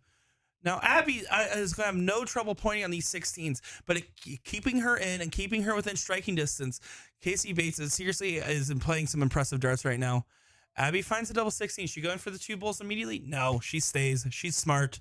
She executes. Finds 5. 3 bulls needed to take a look at those 16s now.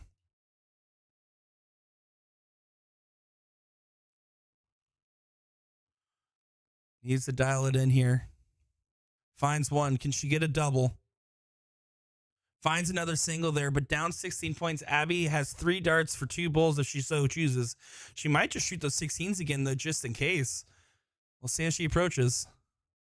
I think the first one at the bull here. Finds the double. Abby's spot makes it 1 apiece here in what is certainly an enticing affair and a quality match tiebreaker for the first potential dip. If Casey wins it or if Abby wins it, she will be your queen and the champion here in Plover, Wisconsin for this one. This is seriously some incredulous stuff that we're seeing.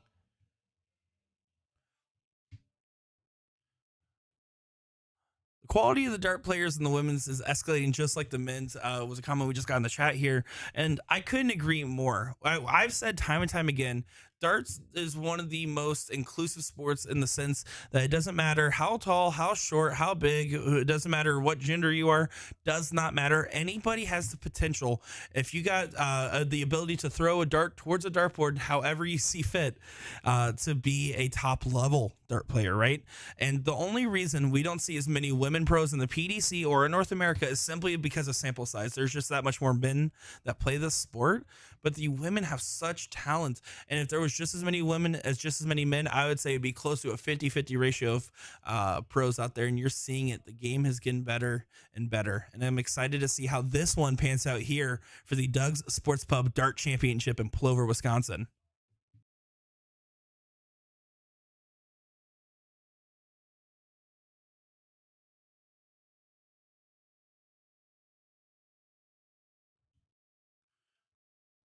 Abby finds 3. Bare minimum open. You need to make sure you close that 20 here. Let's see what Casey's able to do. She's had the hot hand. Finds 4.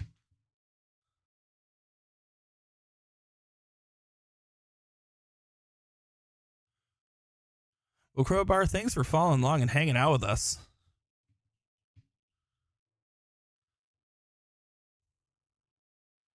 See, Abby loves those 18s, and she likes playing that aggressive thermonuclear style of play, right? So her taking that early switch is not surprising for those that have seen her. And if you close 18s, it's great, but it does give an opportunity now for Casey to get alive here.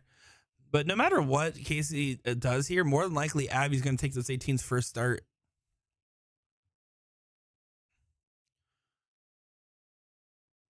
Yeah, it doesn't collect more than 2 there, so... while having the point lead, not in a strong position, so Abby's able to just go for those 18s and do whatever else she pleases after. Finds them on the first here. And then goes for the 17s. I do like the look just because, especially of how well Casey has been hitting them. It's a smart shot.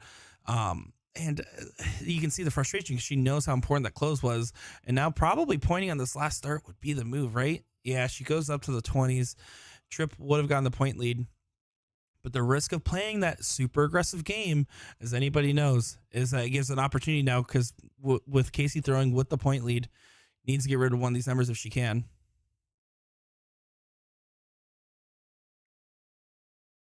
And with just one mark there. So that's another reason why Abby's strategy of going for these extra closes and playing super aggressive works, is because she baits people in, no pun intended to Casey Bates here, but she baits people into shooting for those closes instead of getting a more comfortable lead, where first our triple in the 19 probably would have been welcomed from Casey. Instead, all she was able to accomplish was a 1 mark on the 20, which is effectively nothing, right? And so that's why she's able to go back on the next go and grab another number, expand that point lead, and close that gap. So it's really some smart play from Abby, because when it works really well. But like we saw in those first leg and even the second leg, when you're going against somebody that can hit that behind you consistently, it's a very risky style of play. But right now, paying off in dividends. Abby showing her normal strategy here.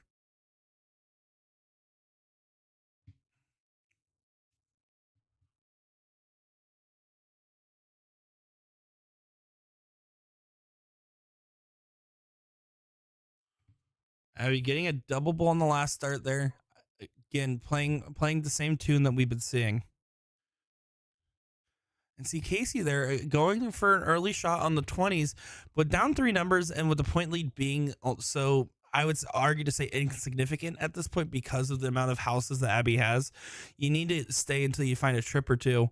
But it's honestly a little bit of the pressure of the scenario, I'd imagine, is going on here, because she has been playing so good. Those first 2 legs were seriously a masterclass of showing how to not show fear in a finals match, in a tough room, and in a prestigious event. Gets the 18s. And gets the 20s as well, finding a 5 mark there.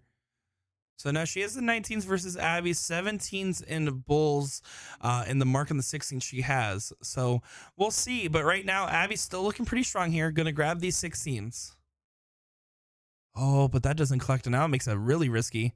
And yeah, it has to go and point in that last start there, because just getting a single there doesn't do much except downgrade her number. So that was a smart switch from Abby. I really want to see Casey hit at least a 4 mark on the 19s before moving here. So she's going for these 17s, but with the bulls closed in the back pocket, you have to be careful. Normally, you can play with the strategy of knowing, okay, it takes 2 darts to close the bull if they're hitting a double and a single, or a double and a double. But with them already closed, the game can end in a matter of blink of an eye. She gets the 16s closed. She gets the 15s closed. And she gets the double 19. Abby spot hits what she needs to.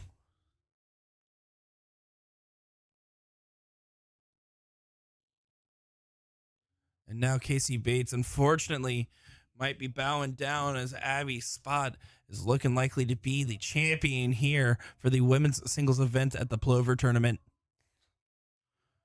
But seriously, I cannot understate how well those first 2 legs from Casey Bates were.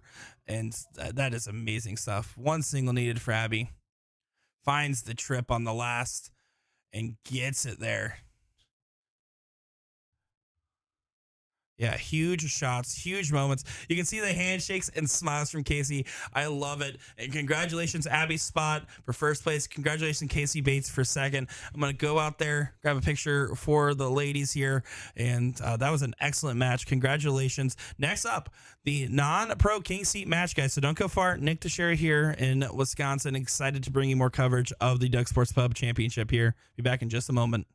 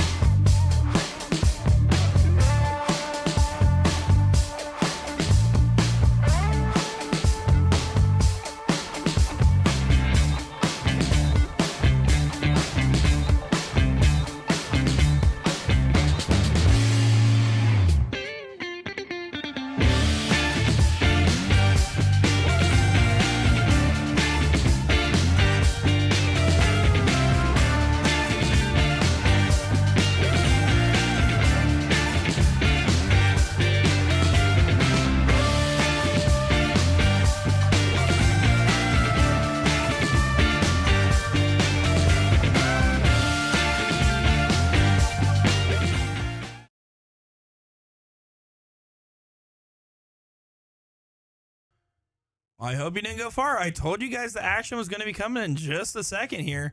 Excited to continue bringing coverage here. This is the non-pro singles cricket king seat match here. So you just saw the women's finals and what was an amazing spectacle to be seen on the dartboard.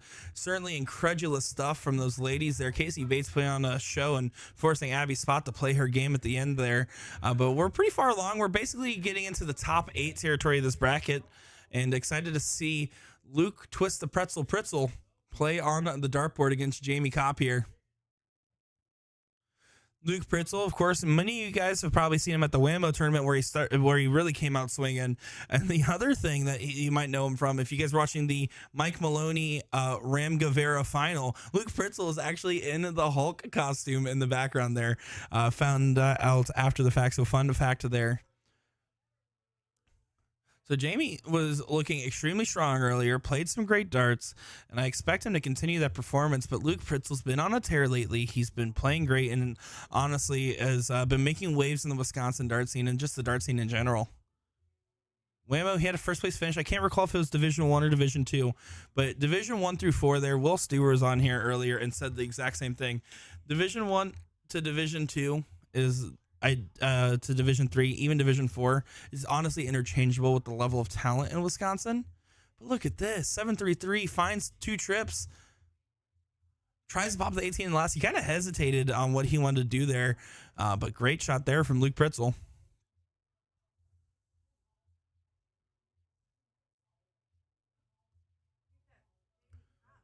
So Jamie Kopp now stepping up here, needs to find I believe an 8 mark here to get the point lead. So basically needs perfection. Of course, I do want to thank you all for tuning in. If you guys want to watch the action here in this tournament tomorrow, Eagle Eye Sports. If you're watching USA Darts right now, I need you to go real quick, type in your little Facebook or YouTube browser, whichever one you prefer for your platform, type in Eagle Eye Sports. This is where you're going to be finding the coverage tomorrow. As of course, we have in Waterbury, Jeff McMahon covering a tournament on the USA Darts page. So we're giving Will Stewart a chance to spend some time with the family and take a breather here.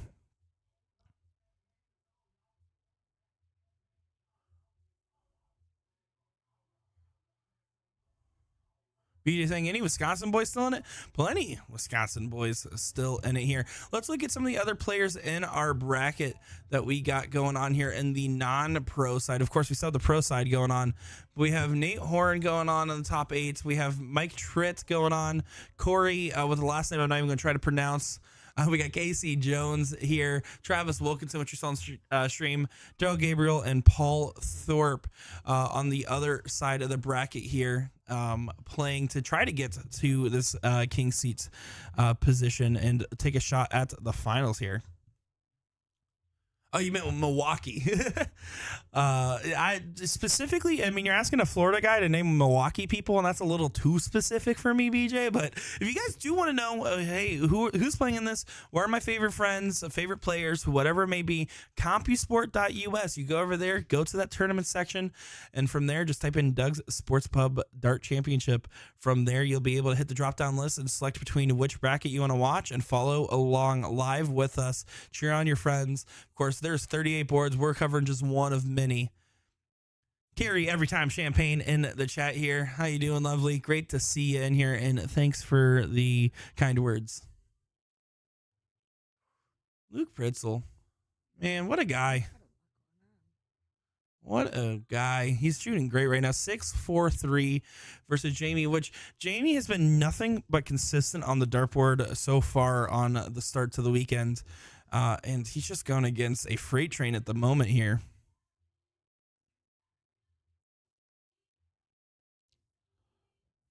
Double. Can you get one more? Oh, doesn't connect on the last here. But it might be too little too late in this one. For the first leg, at least. Luke Pretzel falls into the 16 there. Connects on the bull. And doesn't connect on the last start here. So does not seal leg number 1 away. But not in any immediate danger. You need 5 bowls now if you're Jamie to get the point lead back, and then that's not even counting the fact that you still have 2 numbers to close. So he's going to be stuck on the bowls all day long. Right in the first, kind of hanging over. Needs to get to the right-hand side. Goes underneath. Good placement there.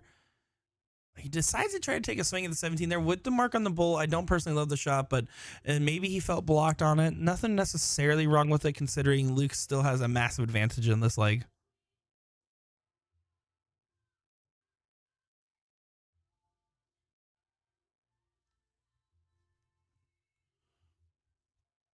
One more bowl needed. There we go. Luke Pritzel up 1-0, excuse me, over Jamie Kopp there. We've been coming live at you for 4 hours and about 40 minutes here. So again, thank you for everybody that have been tuning in, cheering us along, and supporting Doug Sports Pub Doug Sports Pub Dart Championship, 5-Star Lanes, OP Sports Bar, and all the other things out here. I mean, they are certainly appreciative of it. And I can tell you guys, let me be honest here. I'm going to real talk. All right, sit down, buckle up. You need to be at this tournament next year. There's no excuse. Last year's a record-breaking year, and everyone in this room right now, I don't care if they went 2-0. I don't care what happened. They fell asleep in the volleyball court. Doesn't matter. They are going to tell you they've been having a great time, and the vibes are immaculate. If you are anywhere near the area, you should take the run over.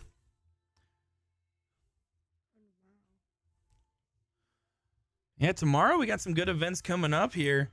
We have a bunch of different events. I'm not even going to list them all off because we have almost 10 events going on tomorrow. So there's AM, there's afternoon, and there's evening events. If you're able to come by, there's even some singles events. You don't need any qualifications, and there's either pro or non-pro based on the in-house and arachnid list. That's all that matters here.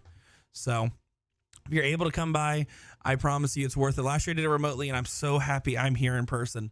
Can't understate it. I appreciate the kind words in the comments there. Thank you very much. I know about being on TV. The thing is, I have the voice for radio, and I've said that a million times. And the hair for almost a hair model, I don't know. Maybe that I can get away with. Pritzel finds the 20 on the first. Looks like he's looking down on the last. Goes for the 19s.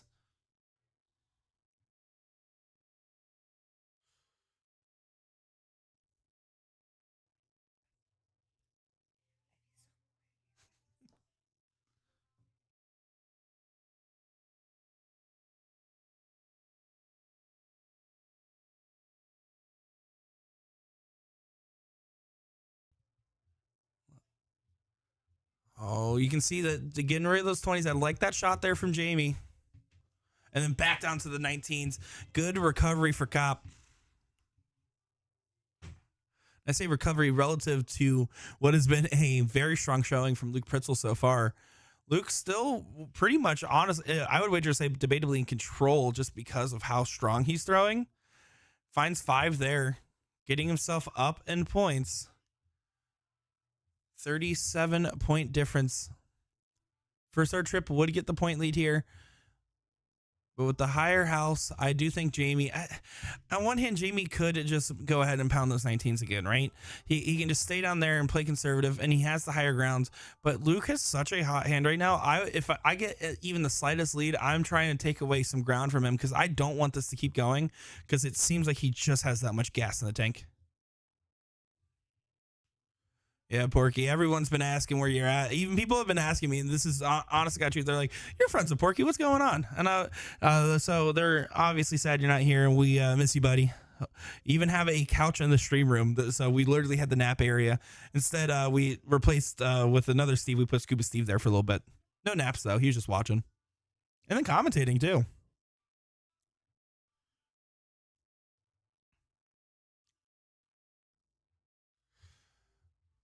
Oh, Porky, I can tell you one thing. I don't think Lucas Pritzel's going to be a non-pro again, if ever again, unless he decides to fall off a list because he is throwing some good stuff. I mean, the kid just has a hot hand, rocking one of those Marshall Darts jerseys.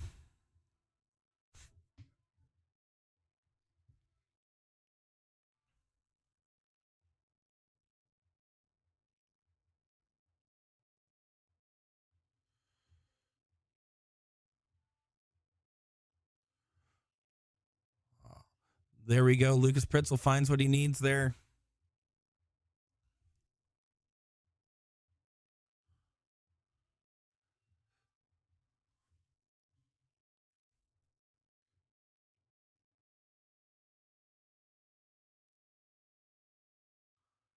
And just got an update here.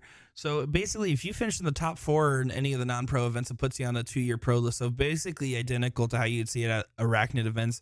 And that's good because these guys and girls have been earning it and playing some great stuff here. And it's super exciting to see.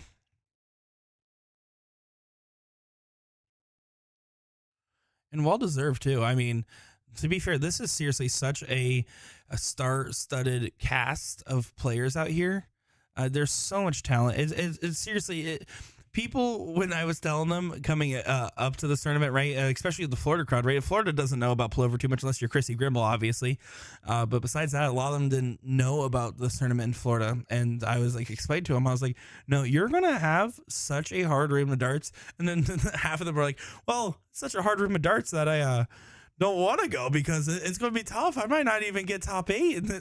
But of course, jokes aside, I mean, seriously, it is worth it just to come out here and watch the games. Of course, you guys are watching online, and I love you guys tuning in and supporting our platforms. But I'm telling you, seeing in person is something else too, because I've been walking out there, grabbing pictures, shaking hands and talking to people, and everyone's just having such a ball out here.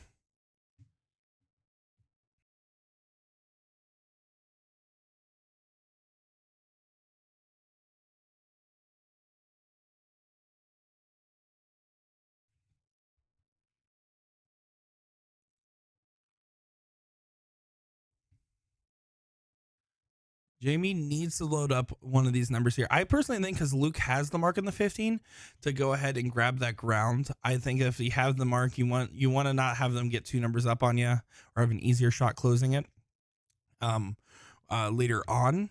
But right now, contesting it might be the play. He goes to the 16s and then does the 15 switch. I love that shot. Great shot there from Jamie Kopp.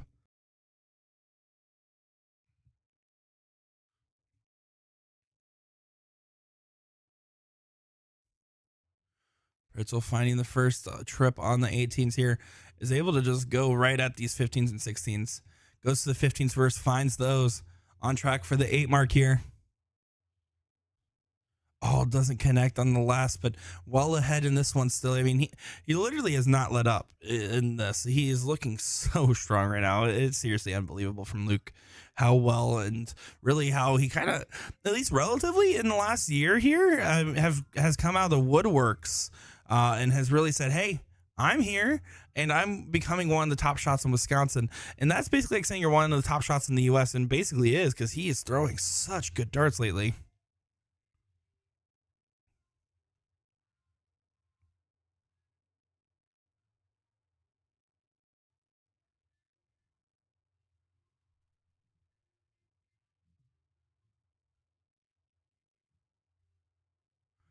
So just a heads up, on the pro side, the 3rd place match here did just get called. Bob McCoy is taking on Garrett Rakowski. Rakowski losing in that king seat match. So Bob McCoy, Garrett Rakowski. So after this match here, what sounds like we're going to be getting next is going to be Eric Bobzine versus the winner of that 3rd place match. So just a heads up, everybody. We got more action. We are not done. If I'm awake, you're awake. All right, that's the deal. We shook hands. You didn't even know you signed the contract. But that's what's going on here. Pritzel's just doing his own thing, finding an 8 mark there, throwing a 5, 8, 9 after 10 rounds.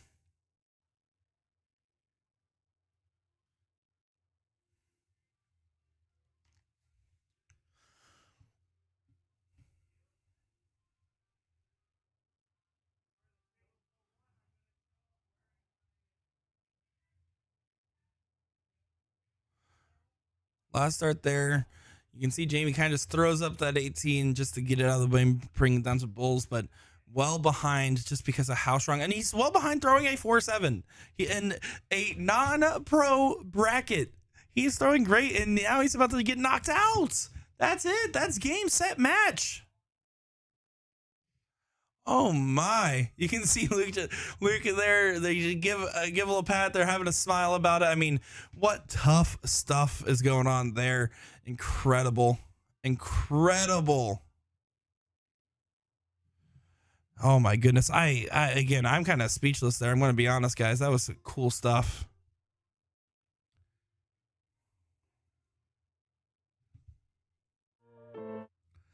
Sorry about that, guys. I accidentally flicked on the music there for a second. Scuba. Oh my gosh, Porky. Excuse me, wrong Steve. Porky asking, do they have karaoke there tomorrow night? I didn't ask if they're having the karaoke going or not. They did talk about you doing karaoke. Anytime karaoke's brought up, they say, hey, this is what Porky is the goat at karaoke here. So, but yeah, we'll see. I believe right now, board 17, Bob McCoy, Gary Rakowski. Let's see if we can get a little bit of a look at that one.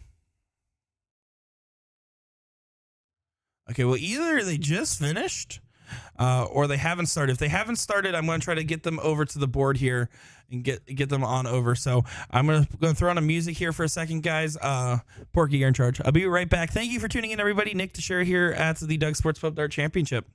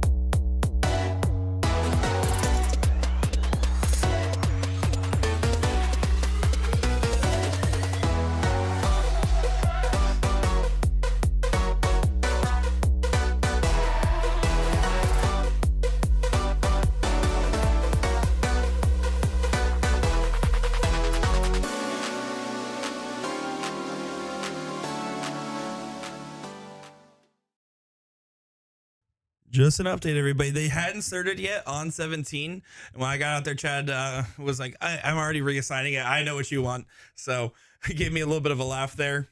So that's where they're going. Gary Rakowski already adds to the board. And Bob McCoy on his way over here. So we're going to get the third place of the pro. Then we're going to get the finals of the pro and then cover out whatever's left of the non-pro. Of course, we already got that women's final, which was spectacular. Hopefully going to get it out on the Eagle Eye Sports platform this week so you guys can take a look at that amazing match from those ladies. Seriously, if you guys missed it, if you guys were taking a nap or, eating a sandwich, whatever you guys are doing, you missed it because that was incredible. You can see, yep, they're at the board over here getting things underway, and it looks like they're not going to be wasting much time at all. So don't worry, everybody. We're ready to bring you some great darts. Excited for this one. Excited indeed. Bob McCoy, of course, is someone that has been around the scene for a long time, but also on top of that, he had an amazing match against Mike Maloney in the Booyah Cup final that he played, the Booyah Cup qualifier final, excuse me. And so he's been on a lot of people's radars. I've officially made it in the darts community because I finally got a friend request from him. Felt like I made it. Thank you, Bob. Appreciate it. So, and of course, Gary Rakowski, I'll tell you, after he lost that hill match to Eric, he came in here and he was like, I want to get back. He's like, Eric played great and it's his day so far, but I really want this one. So he seems extra motivated. And I'm excited to see if that translates well into the dart game. It will translate one way or another here.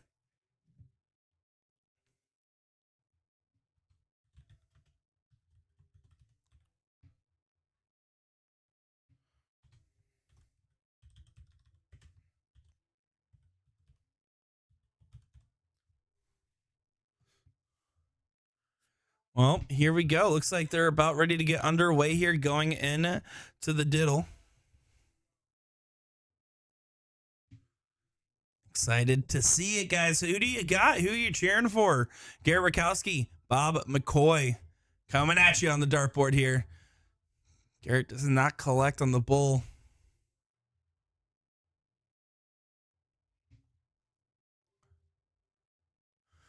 Looks like Bob McCoy will get the start here. Yep, looks like it. Sorry, I don't have the best eyesight at my ripe age of 25. Don't worry, I just found my glasses. We're good. All right, third place match. This is going to be the pro singles cricket that's going on here. Bob McCoy to start us off.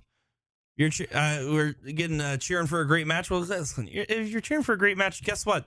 You're about to get a great match. I can guarantee it. It's in the cards. Mike asking how many boards are set up. So there's 24 lanes for bowling. So there's a dartboard in front of each one. Plus on top of that, they have 14 other boards. So 38 boards in total here for this. And this is a normal bar bowling alley. Plus the not so normal fact of having a two beach volleyball indoor courts. So huge place. I was honestly surprised at the size of it. Lots of action, lots of room, lots of activities, a little game room area. Normally they have pool tables, but they are covered up to be used as tables for this.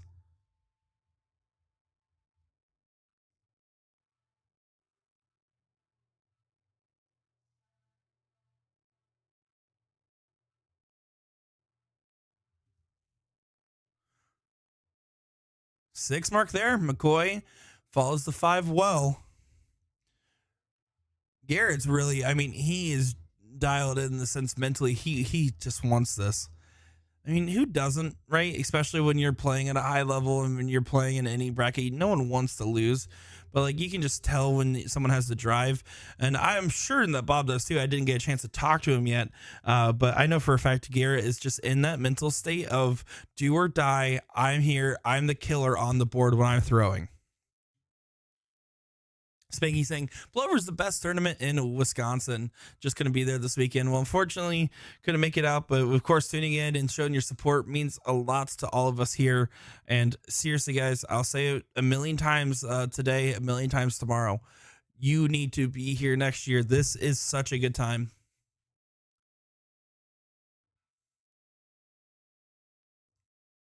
Oh no, not the turn Garrett needed. Well wayward for him. I don't know. He was quick to just move around the board there, and it just didn't collect right. Let's see what Bob's able to do with this moment.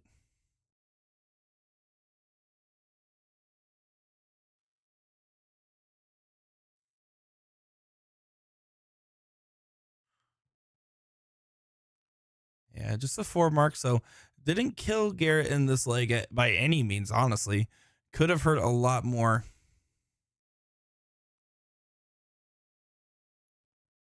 Needs to find one more of those. Does find one more of those. Brings it within 16 points here. The bullet fires away.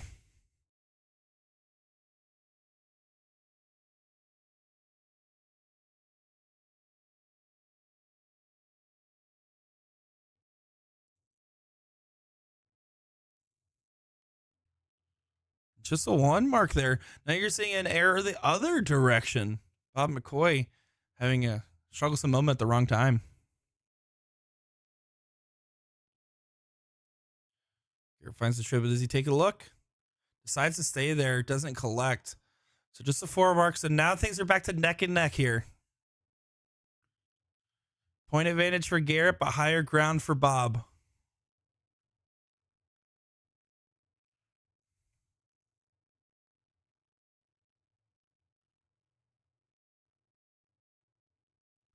Oh, look at this. Loading it up.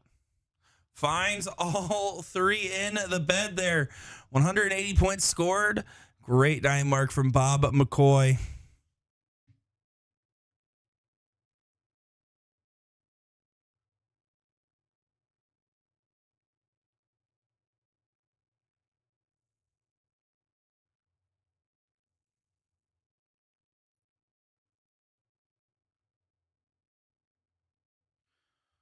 So it just needs to close these 19s. Your only goal at this point right here, you just need to close those. Once the 19s are gone, anything else you hit, it's obviously while you're planning to hit everything is more than welcome. You can see Garrett gives the point over to the 18s. He knew after that first start that it was in a lot of trouble there. 8 mark from Bob McCoy.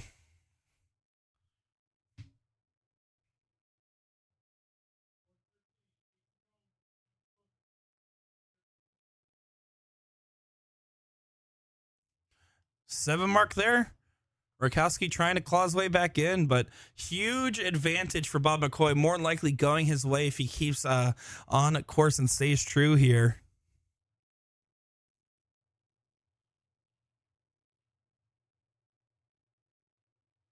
Sixteens are gone. 15s are gone. Finds a bull as well. An 8 mark into a 7 mark there. 8 mark only because he already had to mark one of the numbers, and then because he hit the bull there, the 7.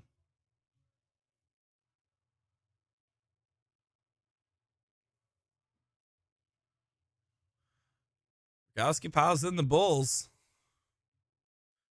5 bulls. Earlier, we saw in his match, he literally pounded a sorry, just read the comments, caught me off guard. Earlier we saw him hit a 6 mark on the bulls into a 5 mark on the bulls, but Bob McCoy taking it for number 1. Garrett now with the throw, needs to start strong.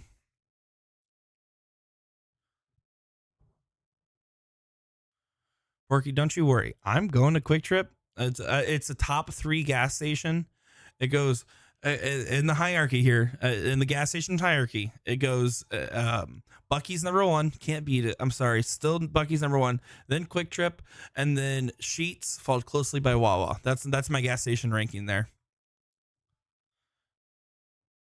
If anybody has a problem with it, if anybody thinks differently or that I'm wrong, you're blocked. Game over. You're done. 7 mark for Garrett was the start he had in mind. And we talked about, I mentioned it here, right? He has that drive. He was really frustrated that he did lose in that king seat match because he really wanted it. And so he was just super serious. He wants to collect. He wants to win it. And that mentality and that drive is either really good because you get hungry, you start hitting, you start going automatic mode, or the other end, you start putting too much pressure on yourself and psyching yourself out because you want it too much. On that first leg, I felt like we saw a little bit of wanting it too much.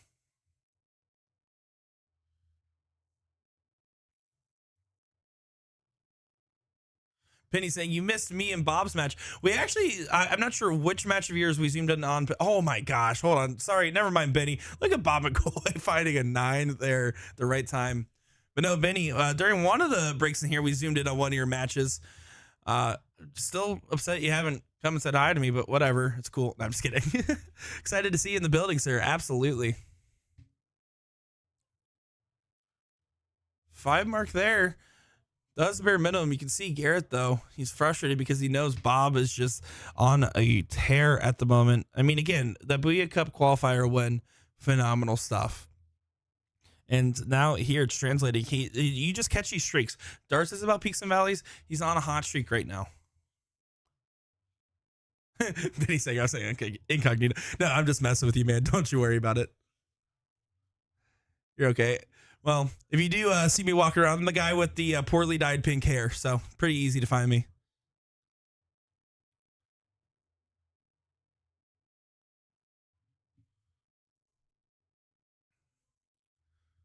Four mark there from Rakowski.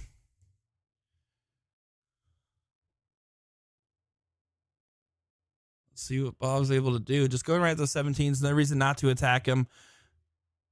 Finds it, closes it with extra credit.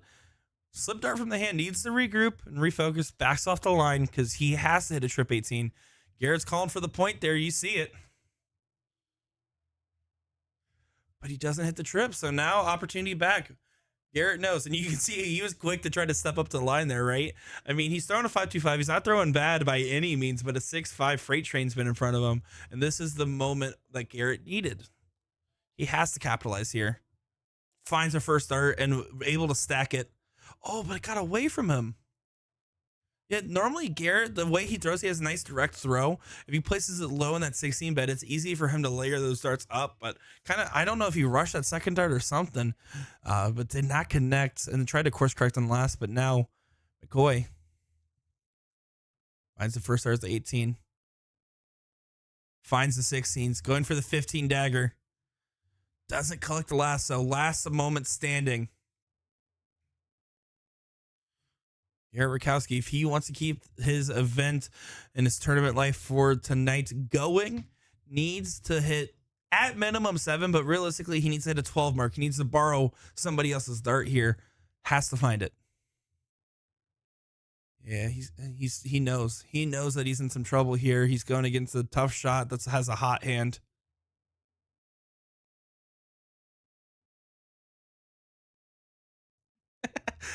But he's saying, I want all these guys to know the joke's on them. I'll be well arrested for pro doubles because I'm in bed. I can tell you what, tomorrow's going to be a long day for these guys, myself included. Streaming action coming at you. The first event starts at 9 a.m. Central. We'll be going live at 10 a.m. Central here. We'll get them time to get everything going and underway, and all of the first 3 events started. We'll be bringing coverage. Eagle Eye Sports, that's where you'll find it. All right? No USA Darts tomorrow. Will be only on Eagle Eye. So give us a follow. Look us up, Facebook, YouTube. Eagle Eye Sports tomorrow for our coverage. Basically like USA Darts, but with a cooler name.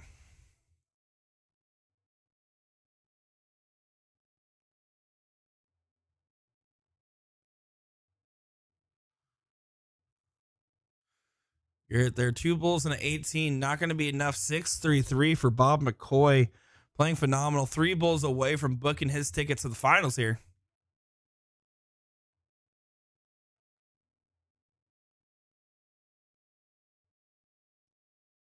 Gets 2. Can you sneak one more in? And does so. Bob McCoy, 2 straights there. You can see Garrett going up and immediately giving him some props. A big hug between the 2 friends on the dartboard here.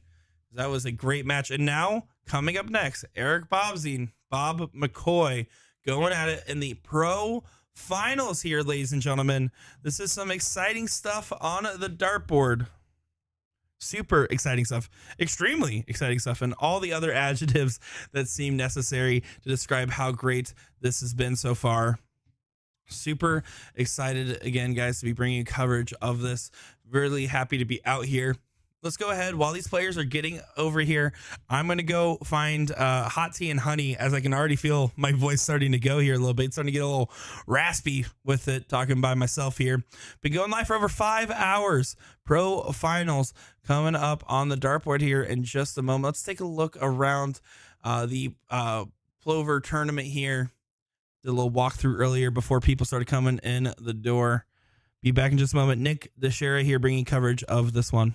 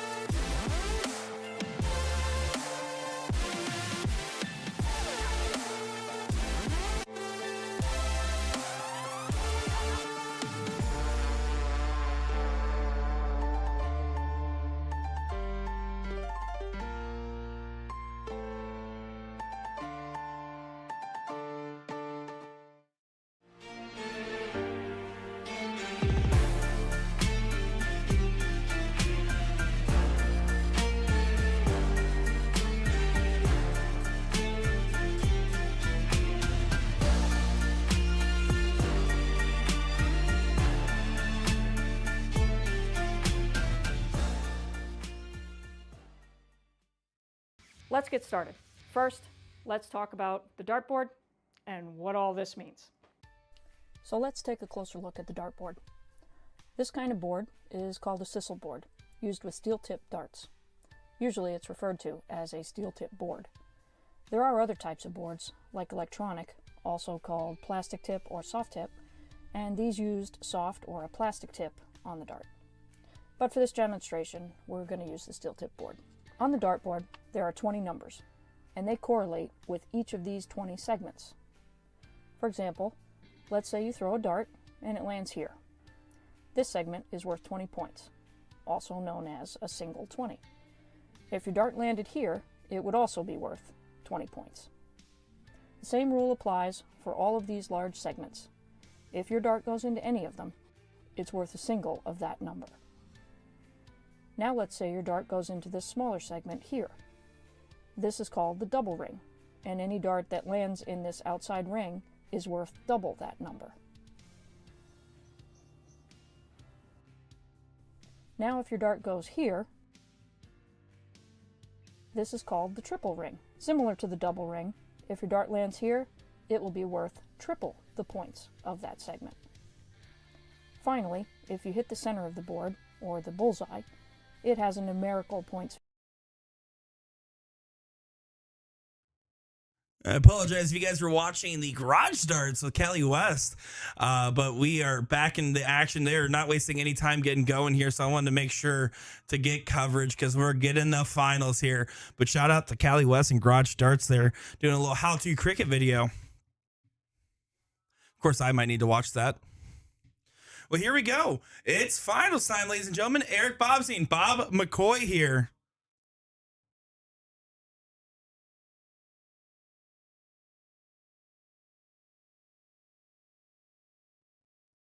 Bob McCoy to start us off.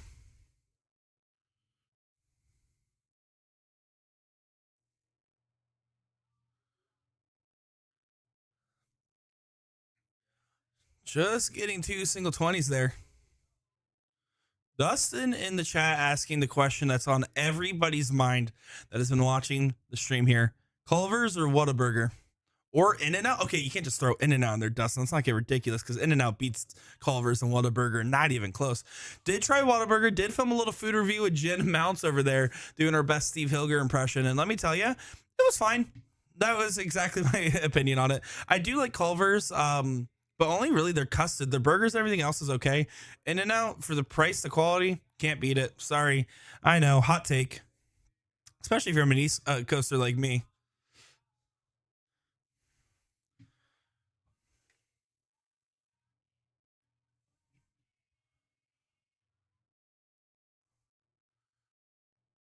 Eric does find the trip on the last and needed it, right? Because it only gives him a 1 point advantage. And Bob McCoy, especially that second leg there, I mean, was putting on quite the show for us. Again, this is the finals of the pro singles bracket here, guys. This is a do or die. Eric Bobstein holding the seat. We're in the top 6 in the non-pro. So that's what we're going to be covering after this. Currently, Nate Horan and Mike Tritt are going against each other there in the 5th 6.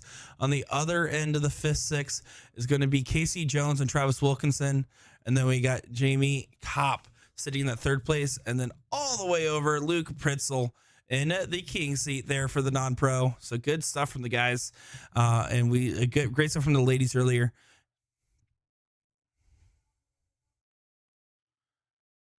McCoy finds 7, up 136 points now, meaning basically a 9 mark is needed.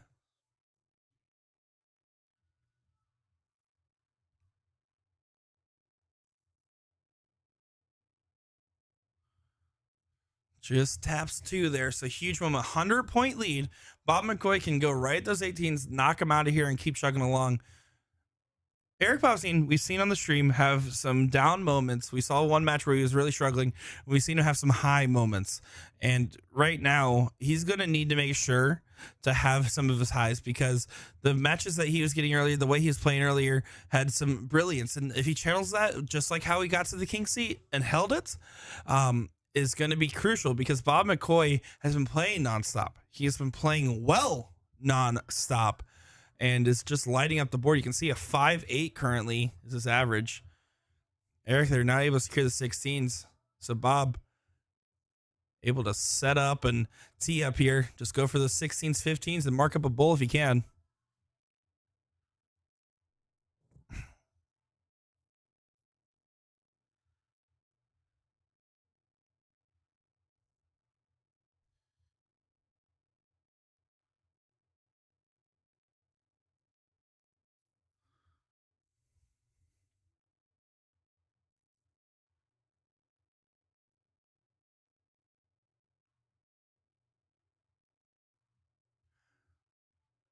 The 15s were left as an opportunity to sneak away in, but still with a strong advantage. I mean, McCoy's heavily favored, but you can see there, Eric tries to do what he can. Finds 7, bringing it back up to a 4-0 there, but just a single 15 and 3 bulls. 15 close with extra credit. Low on the bull, so able to find the double. Yep, there it is. Bob McCoy getting leg number 1 here. 1-0. If Bob McCoy wins this next leg or the tie-breaking leg, if Eric wins the second leg, guess what? We go to another dip. It is a double elimination format, and Eric Bobstein is your king seat holder.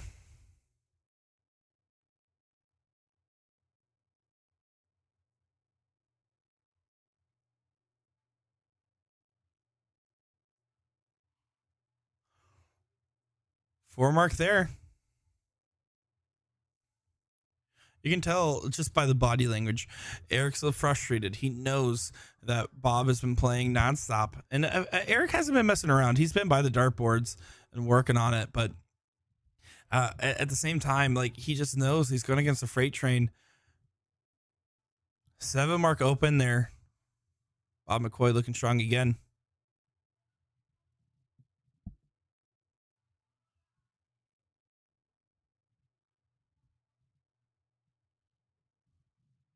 Great last start there from Eric. Picking up some steam, going for a dagger dart. And I honestly am not upset. You right now, right? If you're on the seat and you have to get beaten a subsequent best 3, if you do lose, take a riskier shot. Take the dagger. Try to get your confidence in your game, because we both know that either one of these guys is capable of winning this final. 5 mark there for Bob. Keeping a 6-0 versus a 5-5.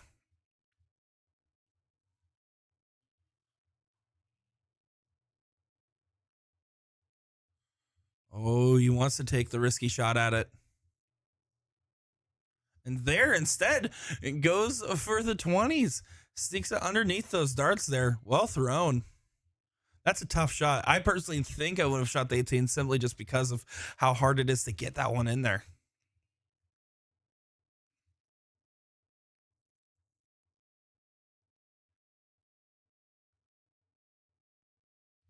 Huge last start there. Getting 2-point lead. Now, I know it's late at night, 2 a.m. on the East Coast, 1 a.m. here. I understand it's late, guys, but we're watching some excellent darts from some guys playing some of the best of the best, and throwing some of the best I've seen in darts. So seriously, if you are not here and you're watching right now, share it around. Let your friends know, wake up your neighbors, whatever you need to do, because we're excited to be seeing this match right here. And we still got another final to go after this. I can tell you, I opened my second energy drink for the day, and plus my morning coffee. Guess what? The cardiologist is not happy with me, but I'm certainly going to make sure I have plenty of energy for you guys.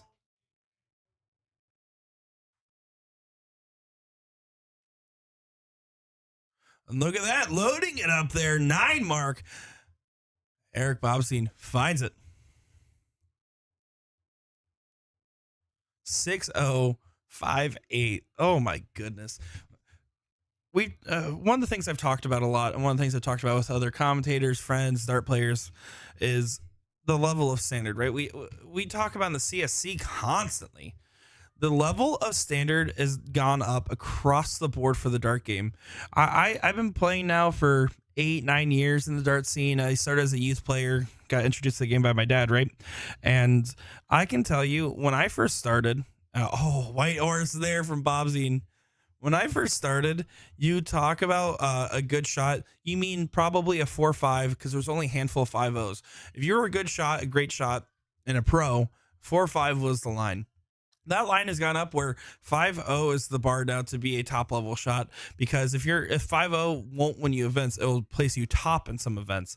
And really 5-5, 5-6, we see a 5-9 finishing average for Mike Maloney in the CSE.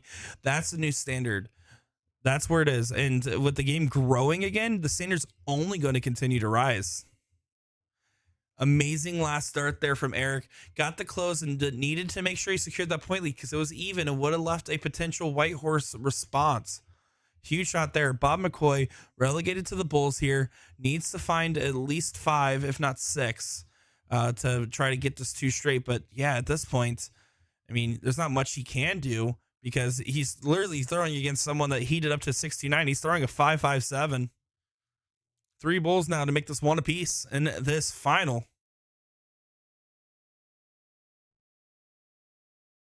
And Eric Bobzine clicks it together, plays some great darts there, and it's on to the diddle here. If Eric wins it, it's all over for the pro bracket. If Bob wins it, there's going to be another best of 3. And secretly, I'm cheering for Bob just because I want to keep seeing this match. It's a great placement for Bob the second on top as well. But then if it goes to a second dip, I'm cheering for everybody. Neutral party here. Like both these guys. They're both nice. Is it tied? Double checking if it's tied real quick. Oh, nope. Eric did get it because you saw Bob was set up. He was about to throw it again and realized that Eric did get it there. Eric Bobzine needs this start to be big because he only won because he played near perfect against someone else that's playing near perfect. And that's the level of expectation we set. And that's a first start that he's not happy with. Has to move way over because he knows that's hanging on the bed. Uses as a backboard, though. Well thrown darts there. And that's a level of expertise that you see in this high level play. That's what it takes to be a top shot, right?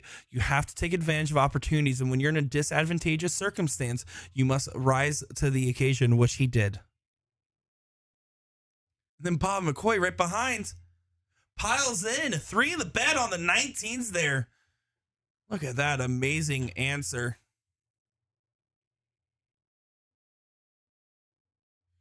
Rocket said, I'm loving this match. Want to see more of this? Yeah, this is some great stuff here.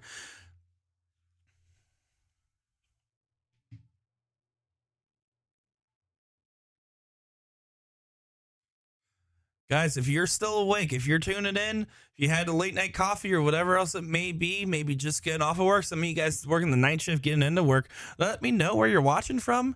And of course, let these players know who you're cheering for. Oh, he wanted the back-to-back 9s. He wanted it. Well thrown on the last, but doesn't connect. Now handing the chance back over to Eric. Eric going to need to find the bed twice. Gets a 5, so still down 8 points. Bob McCoy trying to flip this match on its head here, or this game, excuse me. This match has been pretty even keel, especially the second leg.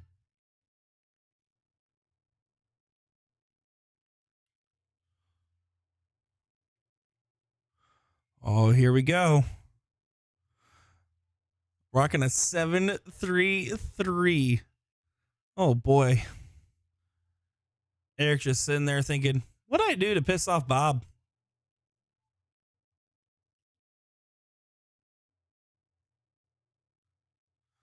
Fires a 7 mark back. 5-2-5 plays 7-3-3. 1 point difference in Bob's favor.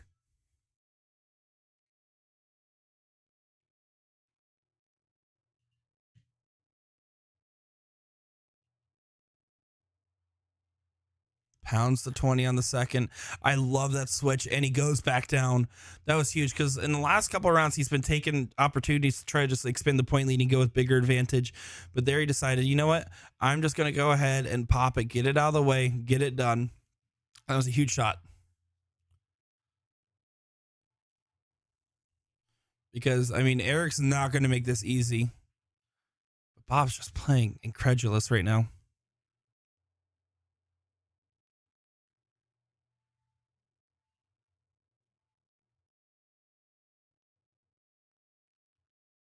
James saying Bay St. Louis. And then he said a graveyard shift, definitely helping to stay alert. So glad I'm helping stay awake. You guys in the chat helping me stay awake, although it wasn't much of a question if I'm going to stay awake or not. I mean, I'm watching some amazing darts here. It's pretty easy. Sometimes I sit back, take a moment, and realize that right now my job is sitting down and talking about darts, and that wouldn't happen without each and every one of you giving us the support over at USA Darts, Eagle Eye Sports, of course, all the Doug's Sports Pub people as well, and everybody else. Seriously, thank you guys for all the support. It means so much to me, Will Stewart, everybody else I work with, because this is a crazy reality. Not too long ago, I was a terrible dart player, and I still am, but at least now I get to talk about it.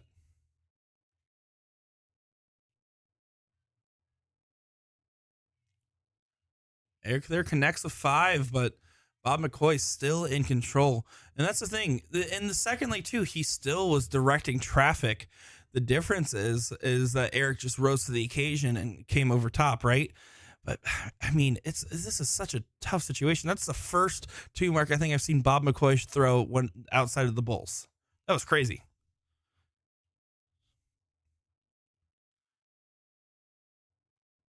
Lewis saying hello from Pennsylvania. I'll be over there for the bullshit, I believe February 2nd through the 4th, if I'm not mistaken there.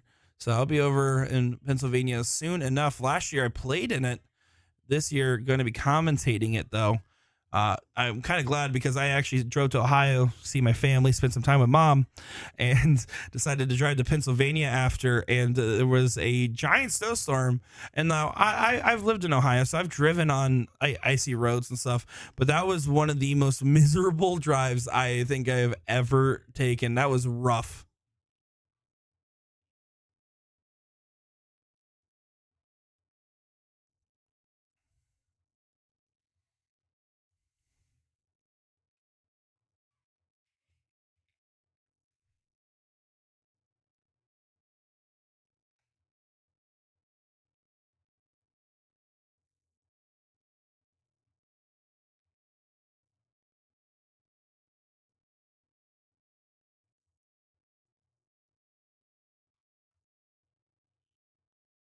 Bob just gets a 2 mark there.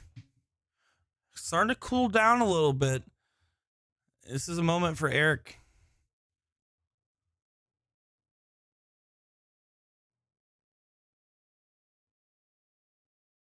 Who's saying I'll be playing England in steel tip darts for Team USA at the ADA. So awesome. Well, best of luck there. Good to see. Good to see. Yeah, there's so many different places and scenes and everything. I mean, you have the ADA, you have the ADO, you have all these new WDF spots that are going on, the gold and silver events. And there's so many different ways to play steel tip darts now that also enable you to play overseas players in the US. It's better than ever. I love to see it. I mainly commentate soft tip because my verbal math sucks, but I grew up playing adult youth and youth steel tip leagues, and that's what got me into the game. So some real steel and seeing the game grow on both aspects, soft tip and steel, is great to see.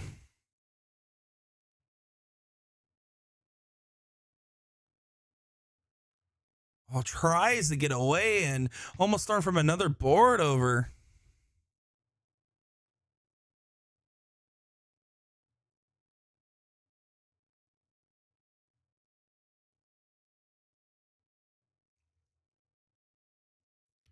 Oh, Bob McCoy doing what he needs.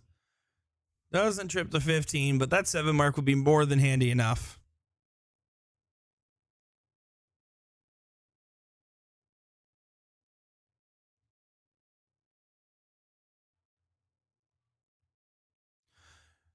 Eric collects 6, but right now Bob's looking like he's gonna do the first dip here in this final for the pro cricket.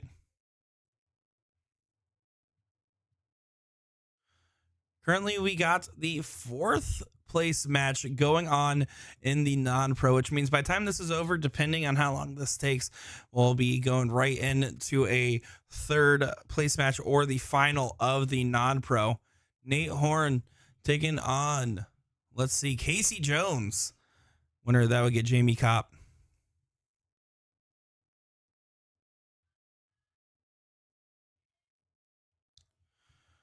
To be on Team USA after 5 years is certainly an accomplishment. It shows. I mean, I've told people time and time again, yes, experience helps. It helps more than any other form of practice. But let's be honest here, right? If you are good and spend the time practicing, it will come to form. You see Jules Van Dongen, after 2 years of playing darts seriously, gets a PDC Tour card and has now qualified for the darts championships, the Ali Pally. So doesn't matter how long you've been playing, doesn't matter who you are, darts does not discriminate. Bob McCoy, one bull.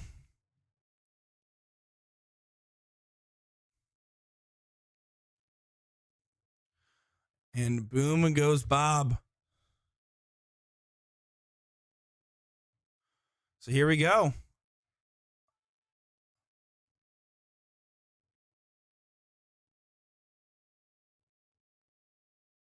Looks like maybe they had to take a restroom break here. Let's kind of take a better look at what's going on. Yeah, I think they're taking a quick restroom break here. Seems to be the case, or maybe refilling the refreshments. So I want to see what's going on here with these guys real quick. Please don't go far, folks. We have a second part to this final about to take underway. Be back in just a moment here. Let's see what's going on our fourth place match and see if we can zoom in on that in the meantime.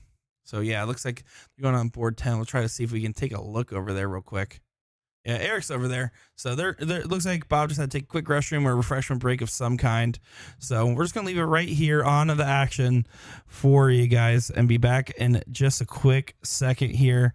Of course, Nick DiChiria bringing coverage of this. We have one more dip of the final to see, will Eric Bobzien come back and finish what he started after holding the king seat, or will Bob McCoy complete the double dip? It's only a question that will be answered here in just a moment's time. Seriously, do not go anywhere. I demand it. Actually demand it. Be right back, guys.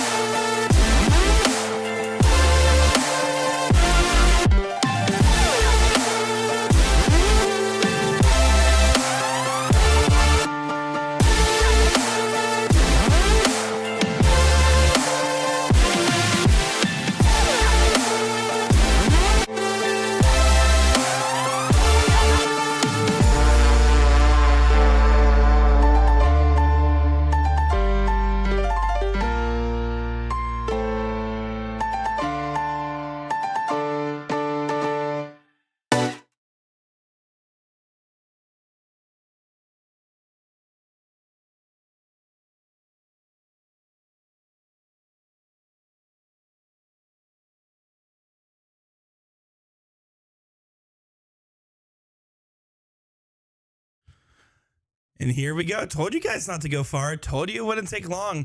It is time to see the second part of this final here. Excited to be bringing you coverage of the Doug's Sports Pub Dart Championship here in Plover, Wisconsin. The final of the pros. Bob McCoy completes the first part of the dip. Can he complete the second? Eric Bobzien wants to deny that. I mean, well, let's be honest. The numbers right now that Bob is putting up is just so impressive at the moment. It's going to be hard to beat.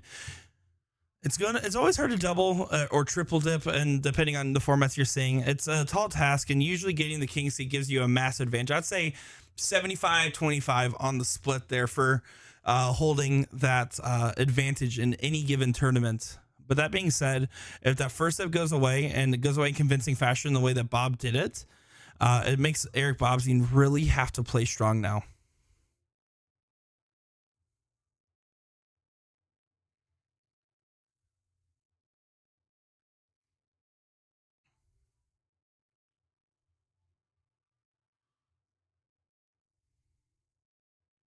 Great switch on the last serve. Very risky switch. The way he shot, he kind of wipes his forehead there as a gesture saying, "Oh boy, needed that." So doesn't get a massive advantage by any means, but did do what he set out to do there.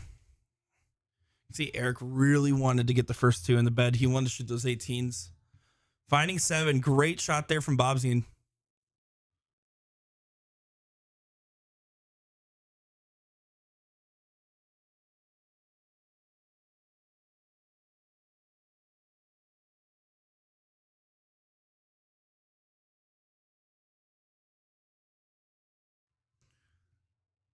Well, that will do.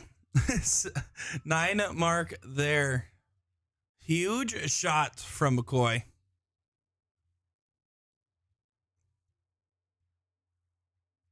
Oh, and Eric's not finding the 15s. Does kick it in the field goal between the two posts, but that was not enough in that round. 5-7-5, Bob McCoy. And can we just say, other than that very first leg that we saw in this final from Eric, he has played great every one of these legs. Just Bob has just been in control and not giving many opportunities, if any. Even there, hits the dagger dart when he needs to. The averages may be close, but the timing's incredulous on McCoy.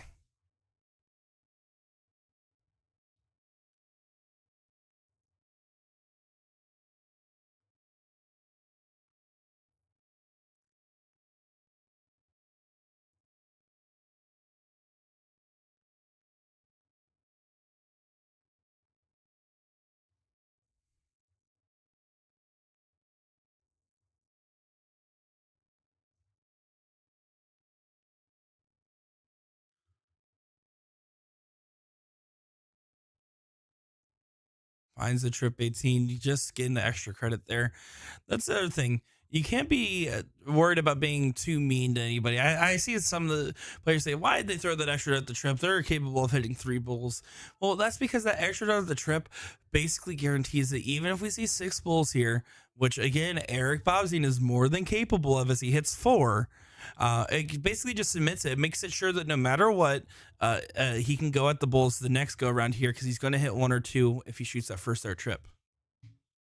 There we go. Leg number 1. And now on match point here, Bob McCoy. Eric Bobzien to start us off.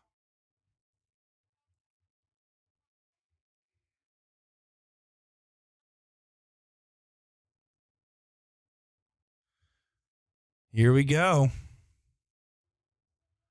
Catching the right side of the 20 bed. Underneath, needs to kick it up in. Does do so. Uses the marker that the second dart was for him to his advantage. We'll see, though.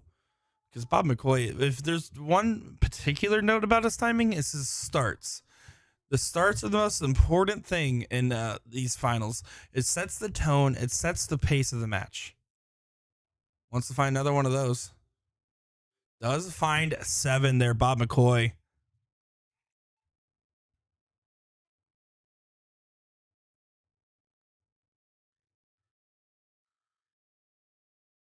Eric just has to kind of walk off there. He's a big proponent of moving around the Aki if you need to, right? And does collect on that last dart, but I mean, it's also a sign of just not feeling as comfortable with certain darts and the placements of them on the dartboard.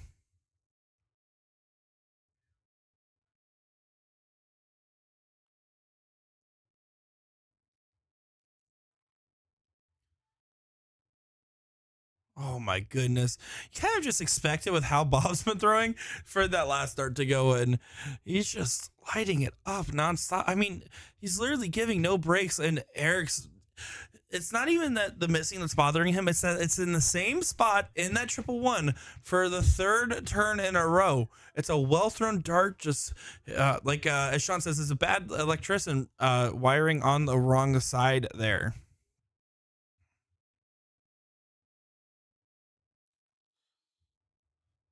220s. These 20s are going away this turn.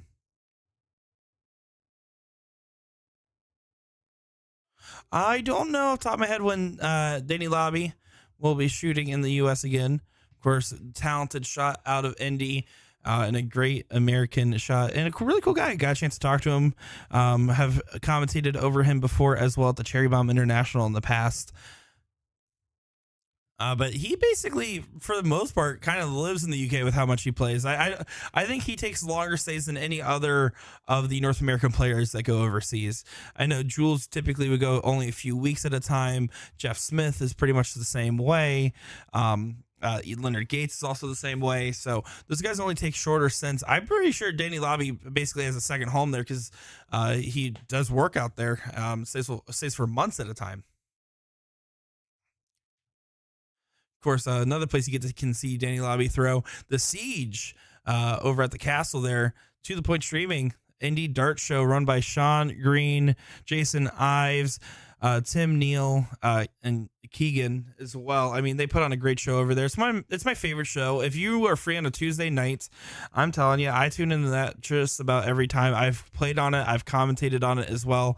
Let me tell you, it's a great show. If you like steel and you want to watch something more casual and homegrown about the indie darts community, it's a fascinating show. Bob McCoy gets on the pony, hits the white horse, and looks like he's going to take two straight here and complete the double dip. 6.8. It is currently local time 1:23 in the morning. This event here started at 7:30. That is incredible to be throwing at this standard for so long, considering he wasn't the seat holder. It's not like he got to go rest for a while. He's been playing basically nonstop.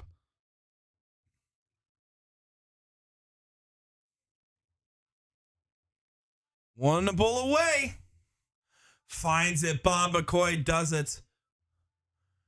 You can see Eric just giving him a clap. He knows that it was just his day there. What a game. What a shot. Congratulations to Bob McCoy there. Eric Bobsing getting second place. Congratulations to him as well. Amazing stuff from the guys. You can see Bob saying, what's going on? He's excited. He's pumped. And that was some great performance from those guys. Seriously, congratulations once again. I'm going to see real quick here. Let's take a peek on our Eagle Eye camera. And it looks like, yep, they are underway on the third place match. So the winner of this will play Lucas Pritzel in the finals here. So we're going to try to get a look over at this board. So sorry, it's not the best view. These cameras aren't really designed for this use, right? But here we go. We're going to get this third place match going on in the background. We'll throw some music up for you guys. We have one match left to go after this one's concluded. The finals of the non-pro. Guys, it has been 5 hours and 45 minutes since the stream has started, and we got just one match left for today, and we got a full day of coverage tomorrow. And reminder, breaking news. If you're going to be watching this tomorrow and you want to see it, guess what? You got to go over to Eagle Eye Sports. You got to give them a like, got to give them a follow, because that's going to be our page where we're streaming all day tomorrow. Of course, that is our sister company to USA Darts. I am Nick DiChiria, happily bring you coverage of this one. Going to let these guys finish out this match, and then we're on to the finals. Don't go far, folks. Finals up next.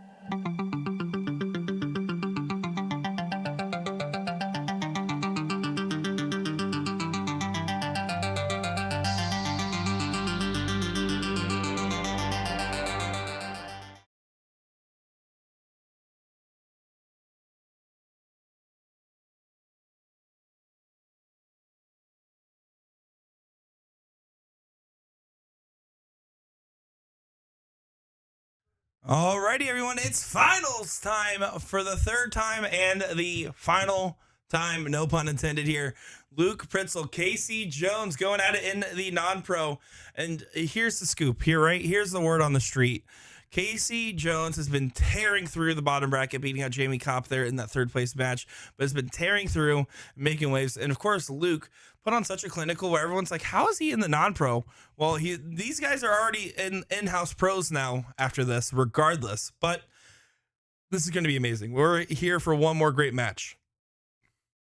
Of course, I am Nick DiChiria here at the Plover Tournament Doug Sports Pub Dart Championship 2023. Been bringing coverage now for 6 hours straight, basically non-stop action. So, guys, I know it's late. I know it's been a long night, and I know a lot of you guys are tired. Well, guess what? If I'm here, you're here. Let's give these guys some love and see a great show here at the end. Well, let's just start off with threes. You can see Luke giving a little celebration there. Of course, Luke, when we saw him, right, earlier today in the king seat match, he threw 5/8 or higher basically every time. Now it's just a little bit about the late night fatigue. I don't think that either of these guys, Casey or Luke, are really feeling pressure about winning the final. It's more so just about trying to find the energy and being able to be coherent enough to throw the darts after what is a long day of shooting, knowing that there's a long day ahead tomorrow, because if they're winning tonight, they're going to be doing great tomorrow as well.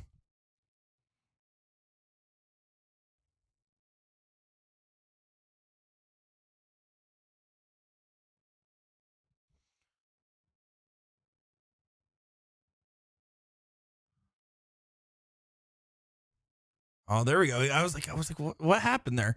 Finds a 9. Luke Pritzel does. Great shot there from Luke.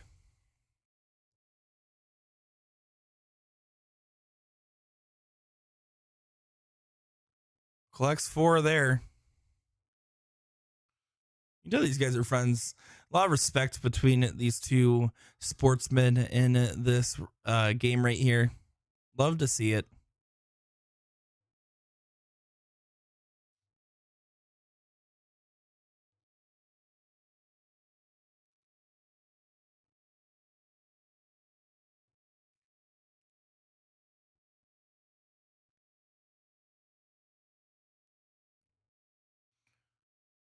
Oh, Casey wants another.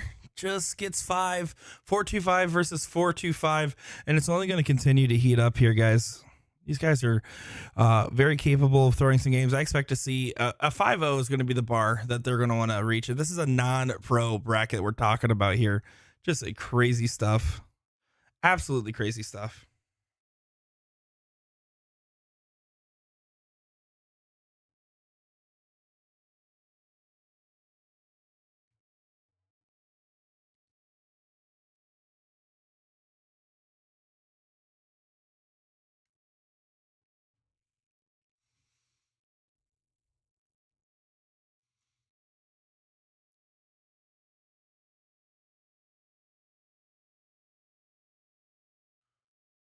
Ooh, good 7 mark there for Luke.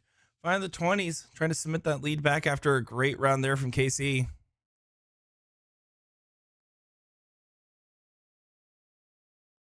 Casey wanted to go bing, bang, bop and try to get rid of those 20s. Brandy saying late night fatigue and aiming fluid probably would have done me in at this point. Man, I can tell you the fatigue is real right now. And this room went from packed earlier and a bunch of people here, loud music, to just these guys left on the dartboard. Even the luck of the draw finished up actually. So it's just this match left and it's closing time.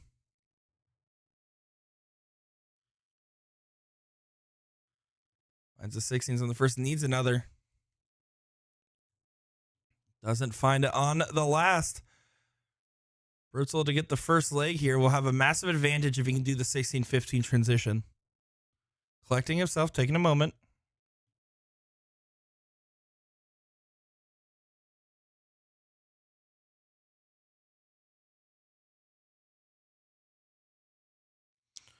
See, went for the 50 in the second dart. I don't have an issue with that, especially because you already have a 2-house advantage. It applies a lot of pressure.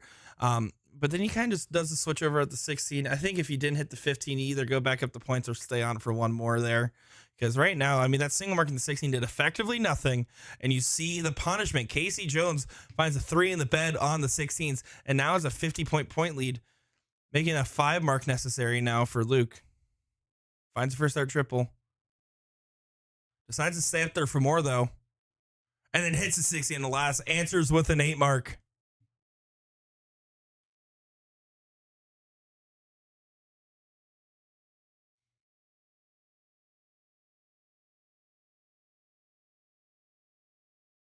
And then answers back with a 7. Whatever. What was that fatigue conversation? They just needed a little bit of this first leg to get going here. And now they're back in fuego. 5-0, 4-7-8 for these guys. Luke's going to take a shot at the 15s here. Collects it. 7 mark right back. 5-0 plays 5-0 now. And like I said, 5-0 is the number. If you're shooting a 5-0, you're looking pretty strong, and maybe not even enough because they're both shooting 5s right now, but that's the number needed. That's the average expected to become champion in the non-pro here, which again is incredible standard. We talk about it. To be a pro is minimum 5-0 now. It's not the 4-0, 4-5 that we've talked about in the past. Sorry, I just got jump scared there by the best mustache I've ever seen. So sorry about that. Yeah, the 5-0 is the new standard. That's what you see in the non-pro. 4-8-2, Luke Pritzel now up 1-0 here in this final, holding the seat, looking strong. Casey Jones not slacking off though. 4-7 for him.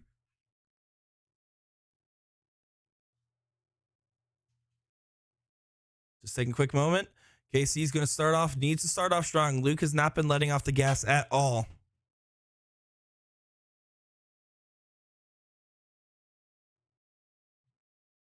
Finds on the last there.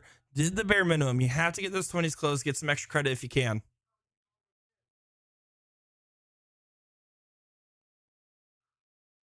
But yeah, Luke finding the 19s with ease. Plenty of room to work with it. Is working with it. Oh, tries to pop up at the 20. Kind of got away from him there just a little bit the way he threw it. You can kind of tell left his hand just a tad funny. Do like the shot, though.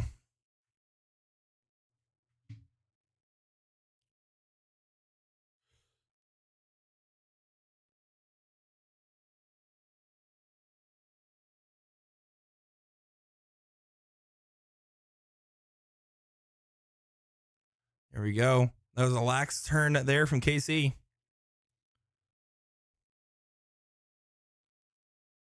Luke finds the 19 to get the point lead. Is he going to take the shot again?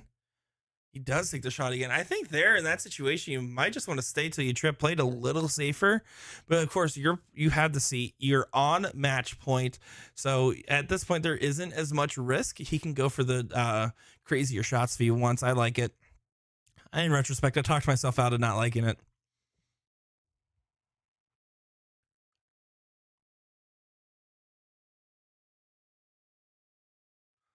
Luke down 45. Kind of blocked himself. Is moving to the side now.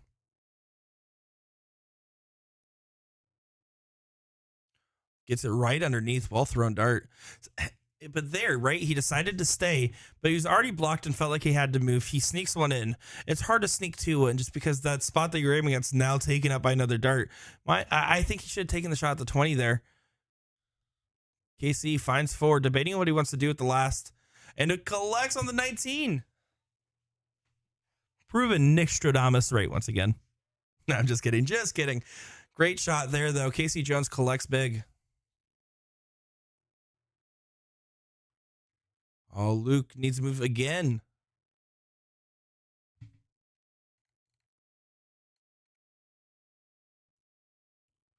Gets it on the last.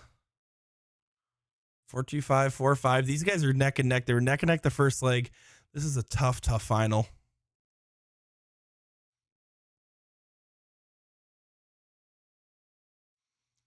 Five mark there for Casey Jones. 93 points, so 2 trips of the 18. Won't be able to get the point lead. Does collect 5, gets it back within 3. We saw the same thing with the last leg, right? They started off a little bit lower, starting in those low fours, and progressively got better until they were ending in the high fours, which really were 5-0s going into the Bulls. That standard just got better for them. Bare minimum, that was a 3 mark there to close those 18s up and hands an opportunity to Luke Pritzel. Finds the first start, plenty of room. Down 6. Does he take the shot? Does he stay? He's staying. Just finds 5. He wanted more. He knew when that first start hit, he was like, if the second one hits, I'm going to take that swing. He wants those 20s out of here. 2 attempts at him, only collecting a single when he has shot it. Because every time Casey's gone at it, he's collected really well and hits a dagger dart on the third there, making the task ever so stronger.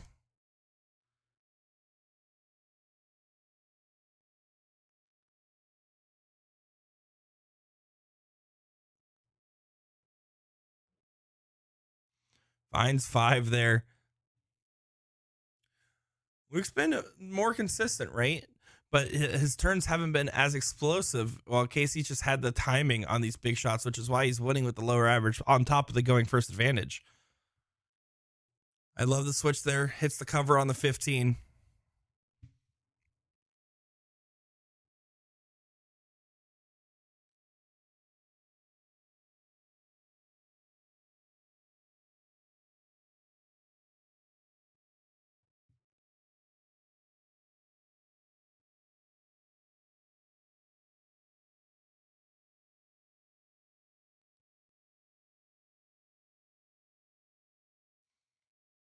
Casey Jones looking good.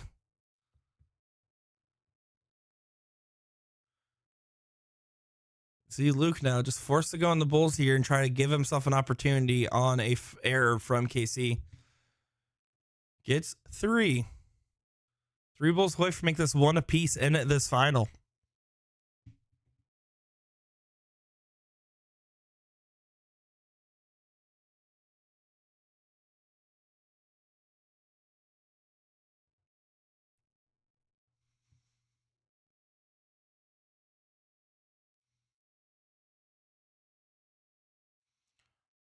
This is getting interesting.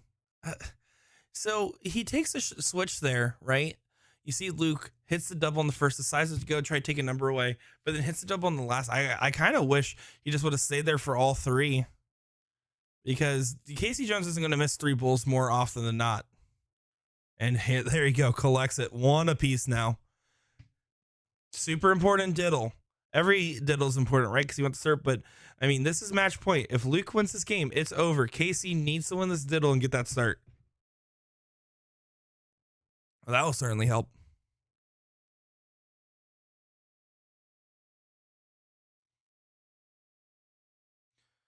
Yeah, it doesn't hit for Luke. See there, just kind of wings up a couple more. Well, here it is. Casey Jones to start us off in this final here. Last leg decider for the first dip. Casey starts off right. It set the pace for the whole rest of this game. Throws the first one low, stacks it on the second, stacks it on the third. Well done on his adjustments here. Hitting a 5 mark open. Solid opening. Luke has been so consistent on those 19s. If he throws at the 19s, his first start has found the trip more often than not. More so, I would say his first start triple percentage on 19s is higher than any of the other numbers on the board for him currently.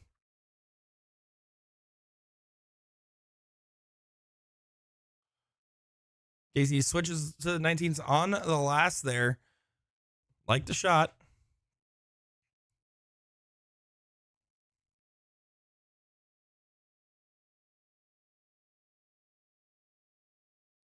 And that's a huge moment there. Luke Pritzel decides, you know what beat me in the last game? The fact that I never got a clean shot at the 20s after those first 2 attempts. So if I get an opportunity to get it even within a couple points, I'm taking the swing. And then Casey Jones like, by the way, I can hit other numbers. Hits an 8 mark. Casey Jones. Good shot there.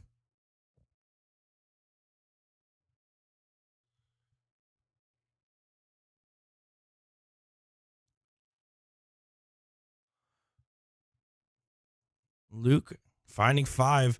Both these guys are on fire in the 6s.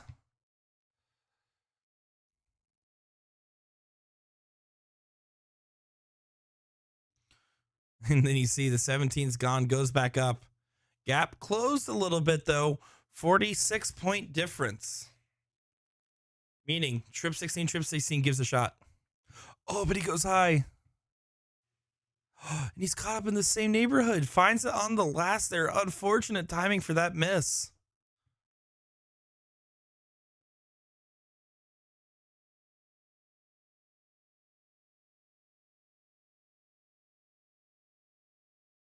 And double 16 on the last start there. Casey Jones, 6 mark, keeping that 6-0 consistent.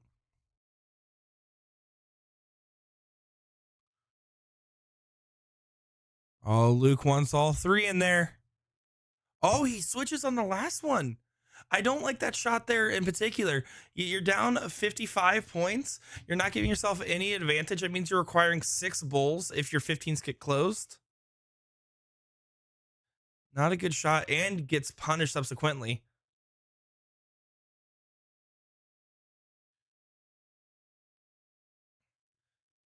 Down 73 points now. Finds the double. Gets a single. Can he get another bowl in there? Decides to go up, try to get rid of those 18s. He's kind of wipes away. Would have left him with a decent shot on the next go. Casey finds the first bowl. Second, needs this one. And hits the double there. Gives a little side hand and says, let's go one more time. 5-2-9. Beats out a 5-5 there. Taking that going first advantage. We have one more match. One more best of 3. And it's over. Folks, this is what you want to see. This is the non-pro final. And they are both shooting 5s. Non-pro. Non-pro. I want to keep saying non-pro final. This is insane. Guess what? These guys are pros now. It's definitely an in-house list, and I expect on many other lists soon. Here we go. Luke Pritzel, Casey Jones. Let us know who you're cheering for. Let us know who you got. Nick DiChiria in the booth here, trying to keep hold of my sanity as I am certainly awake, aware, and excited to see how this final shapes up. Oh, no. Oh, no. Big error. The first start just kind of went wayward for him, well off where you see Luke normally hitting. How much is it going to hurt? Last one helps a lot, but definitely basically just said, okay, I'm not going first anymore. Going second. You just need to regroup. It's honestly not the end of the world. 5 mark there. Hurts, but is nothing crazy. Oh, no, but you can't do it again. Collects the trip 19 in the last, but this is a bad time for Luke Pritzel to catch a cold streak.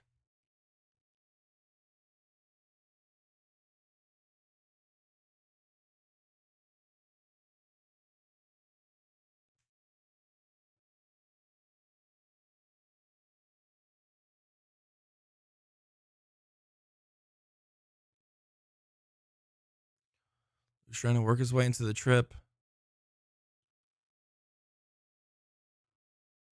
Needs to take a deep breath. Take a walk here for a second. Yes, there's a good chance that Casey can really make this hurt. He seems like he's keen to, right?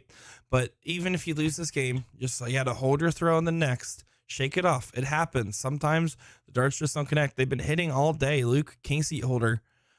We did see Abby Spot hold her seat and win the women's finals.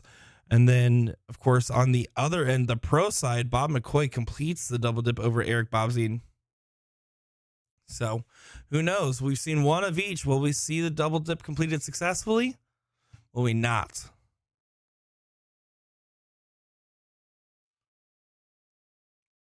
Expands the point lead, but does not close the 15s or the 16s here. Luke trying to pave himself a little bit of an opportunity. Needs to bed one of these numbers now.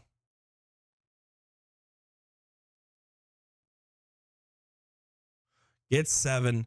So doesn't quite get the point lead, but starting to get a little bit of an opportunity. At any point, these guys can just start playing perfect. We've seen it. It's happened. And it will happen again. So having that never say die mentality and giving yourself a chance is all you can ask for.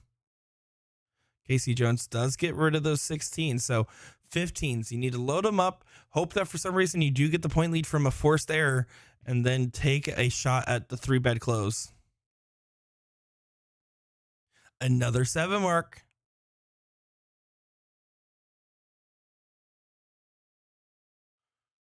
$56-point difference here. Point lead is gone. And does stay up there.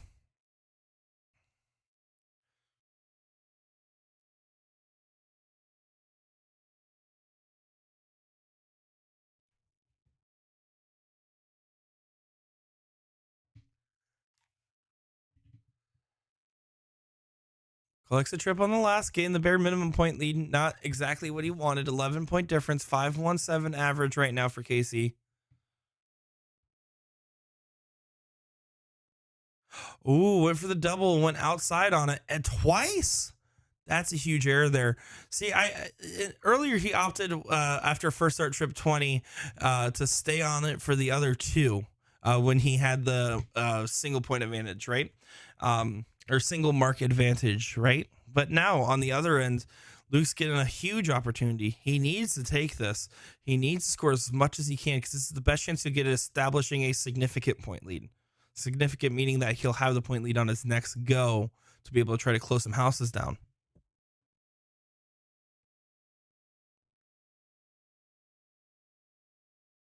Casey needs a trip. And this is the opportunity that Luke's been working on. He's been cooking up in the kitchen. Single 18, double 20, trip 17. Decides to go for the points first, so he's going to try to establish more of a point advantage and grab one of these numbers here. Decides to grab the 20s and hits it successfully. A well-timed 6 mark, expertly done there. Again, forcing a 6 mark or more now out of Casey Jones.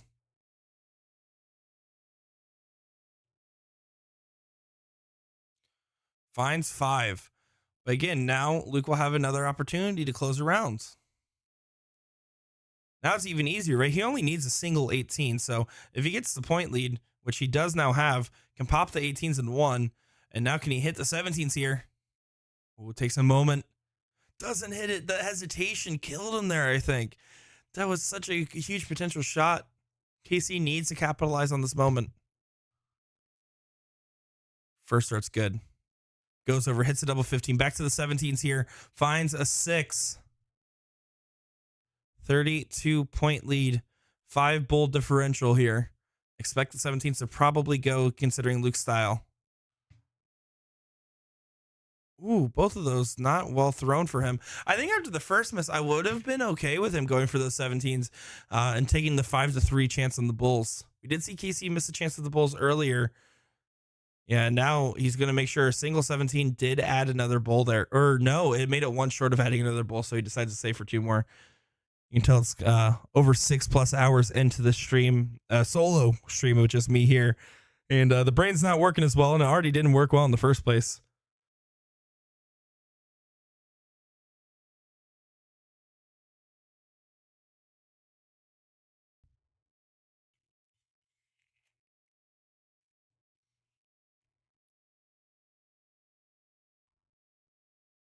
Casey finds the first, and 1, 2, and 3 now has match point advantage in this final.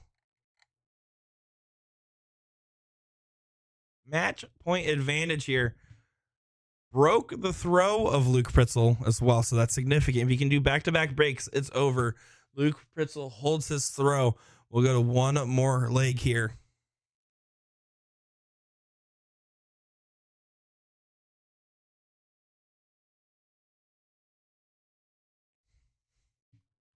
Solid 5. I think he's playing a little bit more aggressive, trying to mix up his strategy. And honestly, Luke having those 20s out of the way early is going to be a godsend for him. But with the way Casey is hitting them, 7 marks though to start off on the 19s.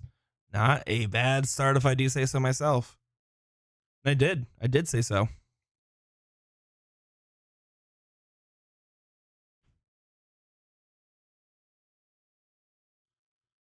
Goes 19 and less. I think with the mark on the 18, take the second house. You hit the first star triple, grab the second number up, expand that point differential. Instead, kind of handing opportunity to get rid of the 20s. Yeah, you can see he grabs the 18s here. And the 20s. Casey Jones, little pump to the side there. Huge shot there from Casey. Punish, though, what I do think is a strategical error.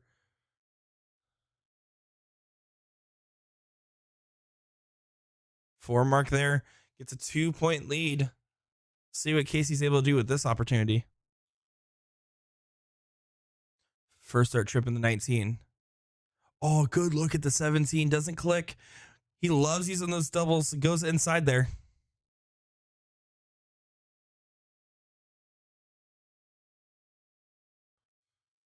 Oh, let's see what Luke's able to do. That will help. And there we go. 3 in the bed. Luke Pritzel twists it in.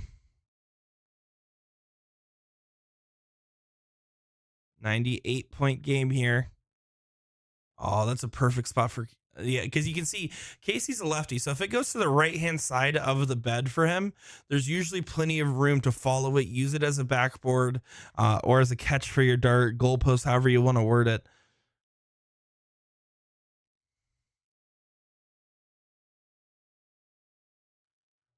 Luke not able to get those 16s open with the point lead there. Was hoping to get a first start trip and then able to pop the 19s. Yeah, this is huge. Casey is really turning it on when he needs to. What a shot from Casey Jones. A 9 mark showing a 6-6. It's 2 in the morning here, and he is just on fuego.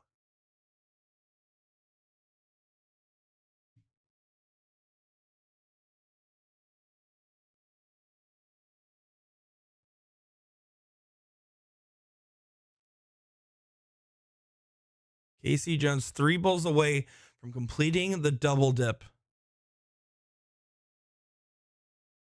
Doesn't quite do it yet. Luke Pritzel needs to make some magic happen at the moment. Needs to find as many bulls as he can and try to get a close at some point here because he's down 4 houses. I wonder if he's debating about trying to get another bull or popping one of the numbers. I think because if he felt like he had to move, popping a number there on the off chance Casey misses, which he probably isn't, to try to give himself an opportunity. Uh-oh. Gets a double, needs the points. Doesn't get the points, but down up 4 houses. Luke can't close it out here. 15 points away from having the non-pro title here at the Doug's Sports Pub Dart Championship.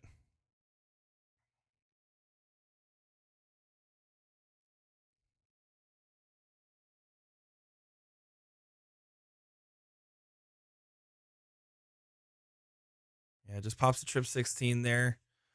Tries to pop what he can, but it's just about over. This is all she wrote, folks.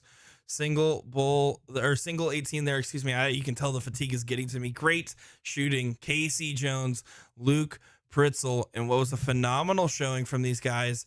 And Casey Jones really just puts on a show.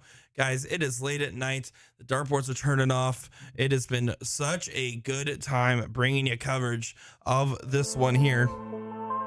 Of course, everybody, I want to thank everyone for bringing me out. We will be here tomorrow covering, again, last reminder, last time I'll say it today, until you hear me say it all day tomorrow. We are covering only on Eagle Eye Sports tomorrow and the Doug Sports Pub page. Go over to Eagle Eye Sports on Facebook or YouTube. That's where you're going to see coverage of this tournament tomorrow. And that's where all the action will be taking place here. So, guys, that is where you'll find it. Eagle Eye Sports. Give us a follow. Huge shout outs to everybody here running this tournament. We're excited to continue bringing you coverage of the Doug's Sports Pub Dart Championship here in Plover, Wisconsin. Of course, I am Nick DiChiria. Everyone, thank you for tuning in. Looking forward to seeing you guys all tomorrow. Have a good night, everyone.